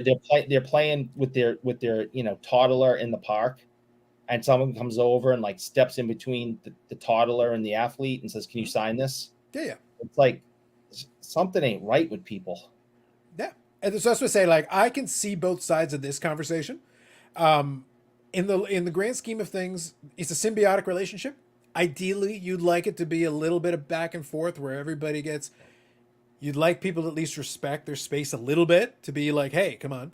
But at the same time, if the opportunity presents itself, it'd be nice that they take that moment and sign. And to your point, if you're gonna then do it, then take the moment and give it that effort to make it legible, to make it worthwhile, or whatever the case may be. But I'm also not expecting it of them. I don't have that expectation on my expectation of the athlete is that you do what it is that you're being actually paid to do, which is to play the game. When the game's over, I have zero expectations of you because I'm not watching you. It's not. Yep. You're off the clock. This is not actually part of your job. It's kind of a bonus to your point. It's supposed to come along with it, but it's like on the contract it doesn't say sign these people's freaking autographs or else. Yeah. I have never, and I swear this is true. My whole life, I swear this is true. I have never ever turned down an autograph request. Yes, go on. Well, no, I'll sign all day. Mm. The lines are really short though. They really are. They really are. So I have never ever bothered or asked or even offered that I recognized a celebrity or an athlete in public unless they were at an event that they were there to be themselves, sign autographs, take pictures. I have seen plenty. I've shared elevators. I've stood in line in places. I've been to events where you texted hello. Hellos. Never ever have I said, "Hey, aren't you? And can you take a pic? I take a picture with you." Never, not once, because they're not there to do that. They have to have a life also, and if I can be the guy that knows who you are, and I'm going to let you go about your day and not bother you, that gives you an extra few minutes of peace and quiet for the next guy who's not going to respect that. So I have never, ever acknowledged anybody that I knew who they were. I've had conversations with them just like regular people, but never said, hey, I know who you are or anything like that. I just leave them alone. They're out being normal human beings for the day, and I try to allow them to do that. There you go. Valid Jackson says they're respecting. Sometimes they say no. Sometimes they sign. People that legit hound are messed up, and unfortunately, there's a lot of them. Yeah. I wonder if the athletes of team sports versus individual sports view autographs differently. Could be. Individual sports athletes may feel like they need to connect more with their fans, so they take more time. It's a decent theory. It's a possibility. It could play into that a little bit. It could. I don't know. Yeah, it's as reasonable a theory as any. Again, I think everybody is going to take that approach a little differently. I think it's kind of, it comes down to how you regard the profession. Is it your job to be, do you consider it to be part of your job to promote the brand? And by that meaning being an ambassador for the sport. And that's where the autograph thing can become part of your job. If you're treating yourself as an ambassador of the team and the sport or whatever, Like then it makes sense. Gretzky was the ambassador of hockey. Yeah. And he had to hold himself to a different level, and he knew he had different responsibilities than everybody else. And he couldn't be seen doing this, and he couldn't be seen over here at this place. And I have to do the press conference, and I have to meet with fans, and the rest of you guys can blow this off, or you can go to the strip club, or you could go do the. He couldn't do any of that because he was the ambassador of the NHL and hockey worldwide. That's a lot of pressure for a 20-year-old kid.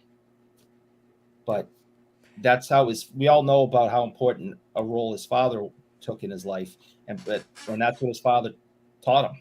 And then he had Gordie Howe as a mentor who also taught him that. And then elbowed him in the face.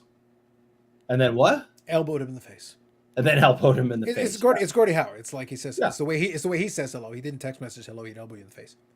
But the thing is that, but for a lot of these players, if that's not the approach they're taking to it, then they're basically independent contractors. I have a contract. The contract asks from point A to point B. It's like, this is the rink or the field or whatever the case. This is where I do my job, and when I'm done, punch in, punch out, goodbye. Yep. I'll see you at practice. Until then, leave me be. I'm on my own. Again, it depends on the approach the individual athlete will take. But I think Rock Latex brings an interesting question. If it's the individual versus team sport, if that changes the dynamic, it might. I think that's an interesting thought. I do agree with that. I think I told the story that Andy Moog told me that he lives in Dallas and he played there for the Stars for a period of time. Nobody knows who he is. He belongs to a golf country club. Inside the restaurant bar, there is a replica. They have a sports motif, and in the corner, sitting on a shelf, is a replica of his mask from when he played. Nobody has ever asked him to sign it. Nobody has a clue who he is. He comes to Boston, gets off the plane, steps 1 foot into Logan Airport, and he's mobbed. And he goes, I like coming back and visiting Boston and doing that for a short period of time, but then I go right back to Dallas when nobody knows who I am. And it's a much better life. It's true. It is true. All right, folks. So that has been a fun show. We had a good episode this evening. Covered a lot of ground. Touched on a lot of different things, and I think we'll have to see. Next show, I think, will be. I didn't put the little scrolling ticker. I forgot to do it tonight, but I think next episode, I think will be in June. I think if memory serves me, I think next one will actually be into June. Let me double check. Yes, it'll be the beginning of June. So summer's chugging along, guys. For those of you who are going to national, we're going to be getting closer because that means once we enter into June, we'll be a couple months out, basically. Getting crazy. And next time I'm on the show, I will have a high school graduate, and she would have gone to her senior prom. So you'll probably see me with a lot more gray hair. Interesting. A lot of good Eric joke were made too. Fax name. Fax. God, I hate him. Absolute Lapper. Have yourself a good night. Enjoy the Chichi Rodriguez autograph, assuming you get Chai it. Chai Rochagweez. Assuming you get it. Thank you very much. See you all in June. That's right. Next live will be in June. You have hair? Look Question at mark? Kelly's still here. Kelly, you hung around for the whole show, or did you just pop in again? Only the live part. Yeah, only the live part. Zach says, "Have a good evening." Have a good evening. Good night, Eric! Exclamation point in all in I have- capitals. I have lots of hair. CGI. Have a good one, Bob. All right, folks. Pleasure chatting with you as always this evening. If you have not already, you could hit the like button. That is always appreciated. And for the next live stream, yes, in fact, we will see you in June. I don't think I'm going to do anything for the Stanley Cup Final. I don't think we're going to do one of those impromptu. Maybe, we may do something for something else, but the next one of these will be for see. June. Will be in June. See how it goes. Yeah, less than 7 months till Christmas. There you go, Nate. Love it. All right, folks. Catch you on the next one. More videos will come up on the channel. I'm thinking about some ideas. I'll kick some stuff around. If you got any suggestions on the replay, throw it in the comment section. I can't guarantee I'll do it, but at least throw it in there if there's something you'd like to see, and maybe I could take a look at seeing the possibility of making it happen. So there you go. Thank you, Bob Jackson. Thank you, Name. Thank you, everybody else, for joining this evening, and everybody who's been commenting throughout the night. Thank you to Bobbles for hanging out, and thank you to the Burrell for bestowing knowledge upon us from the garage, as always. All right, folks. It is now Saturday in the East Coast. Still on the West Coast, you got a little time left. Enjoy the rest of your Friday. And for the American folk, I think it's Memorial Day on Monday. It is. Enjoy your Memorial Day long weekend. And we will catch you in the next one. Have a good evening.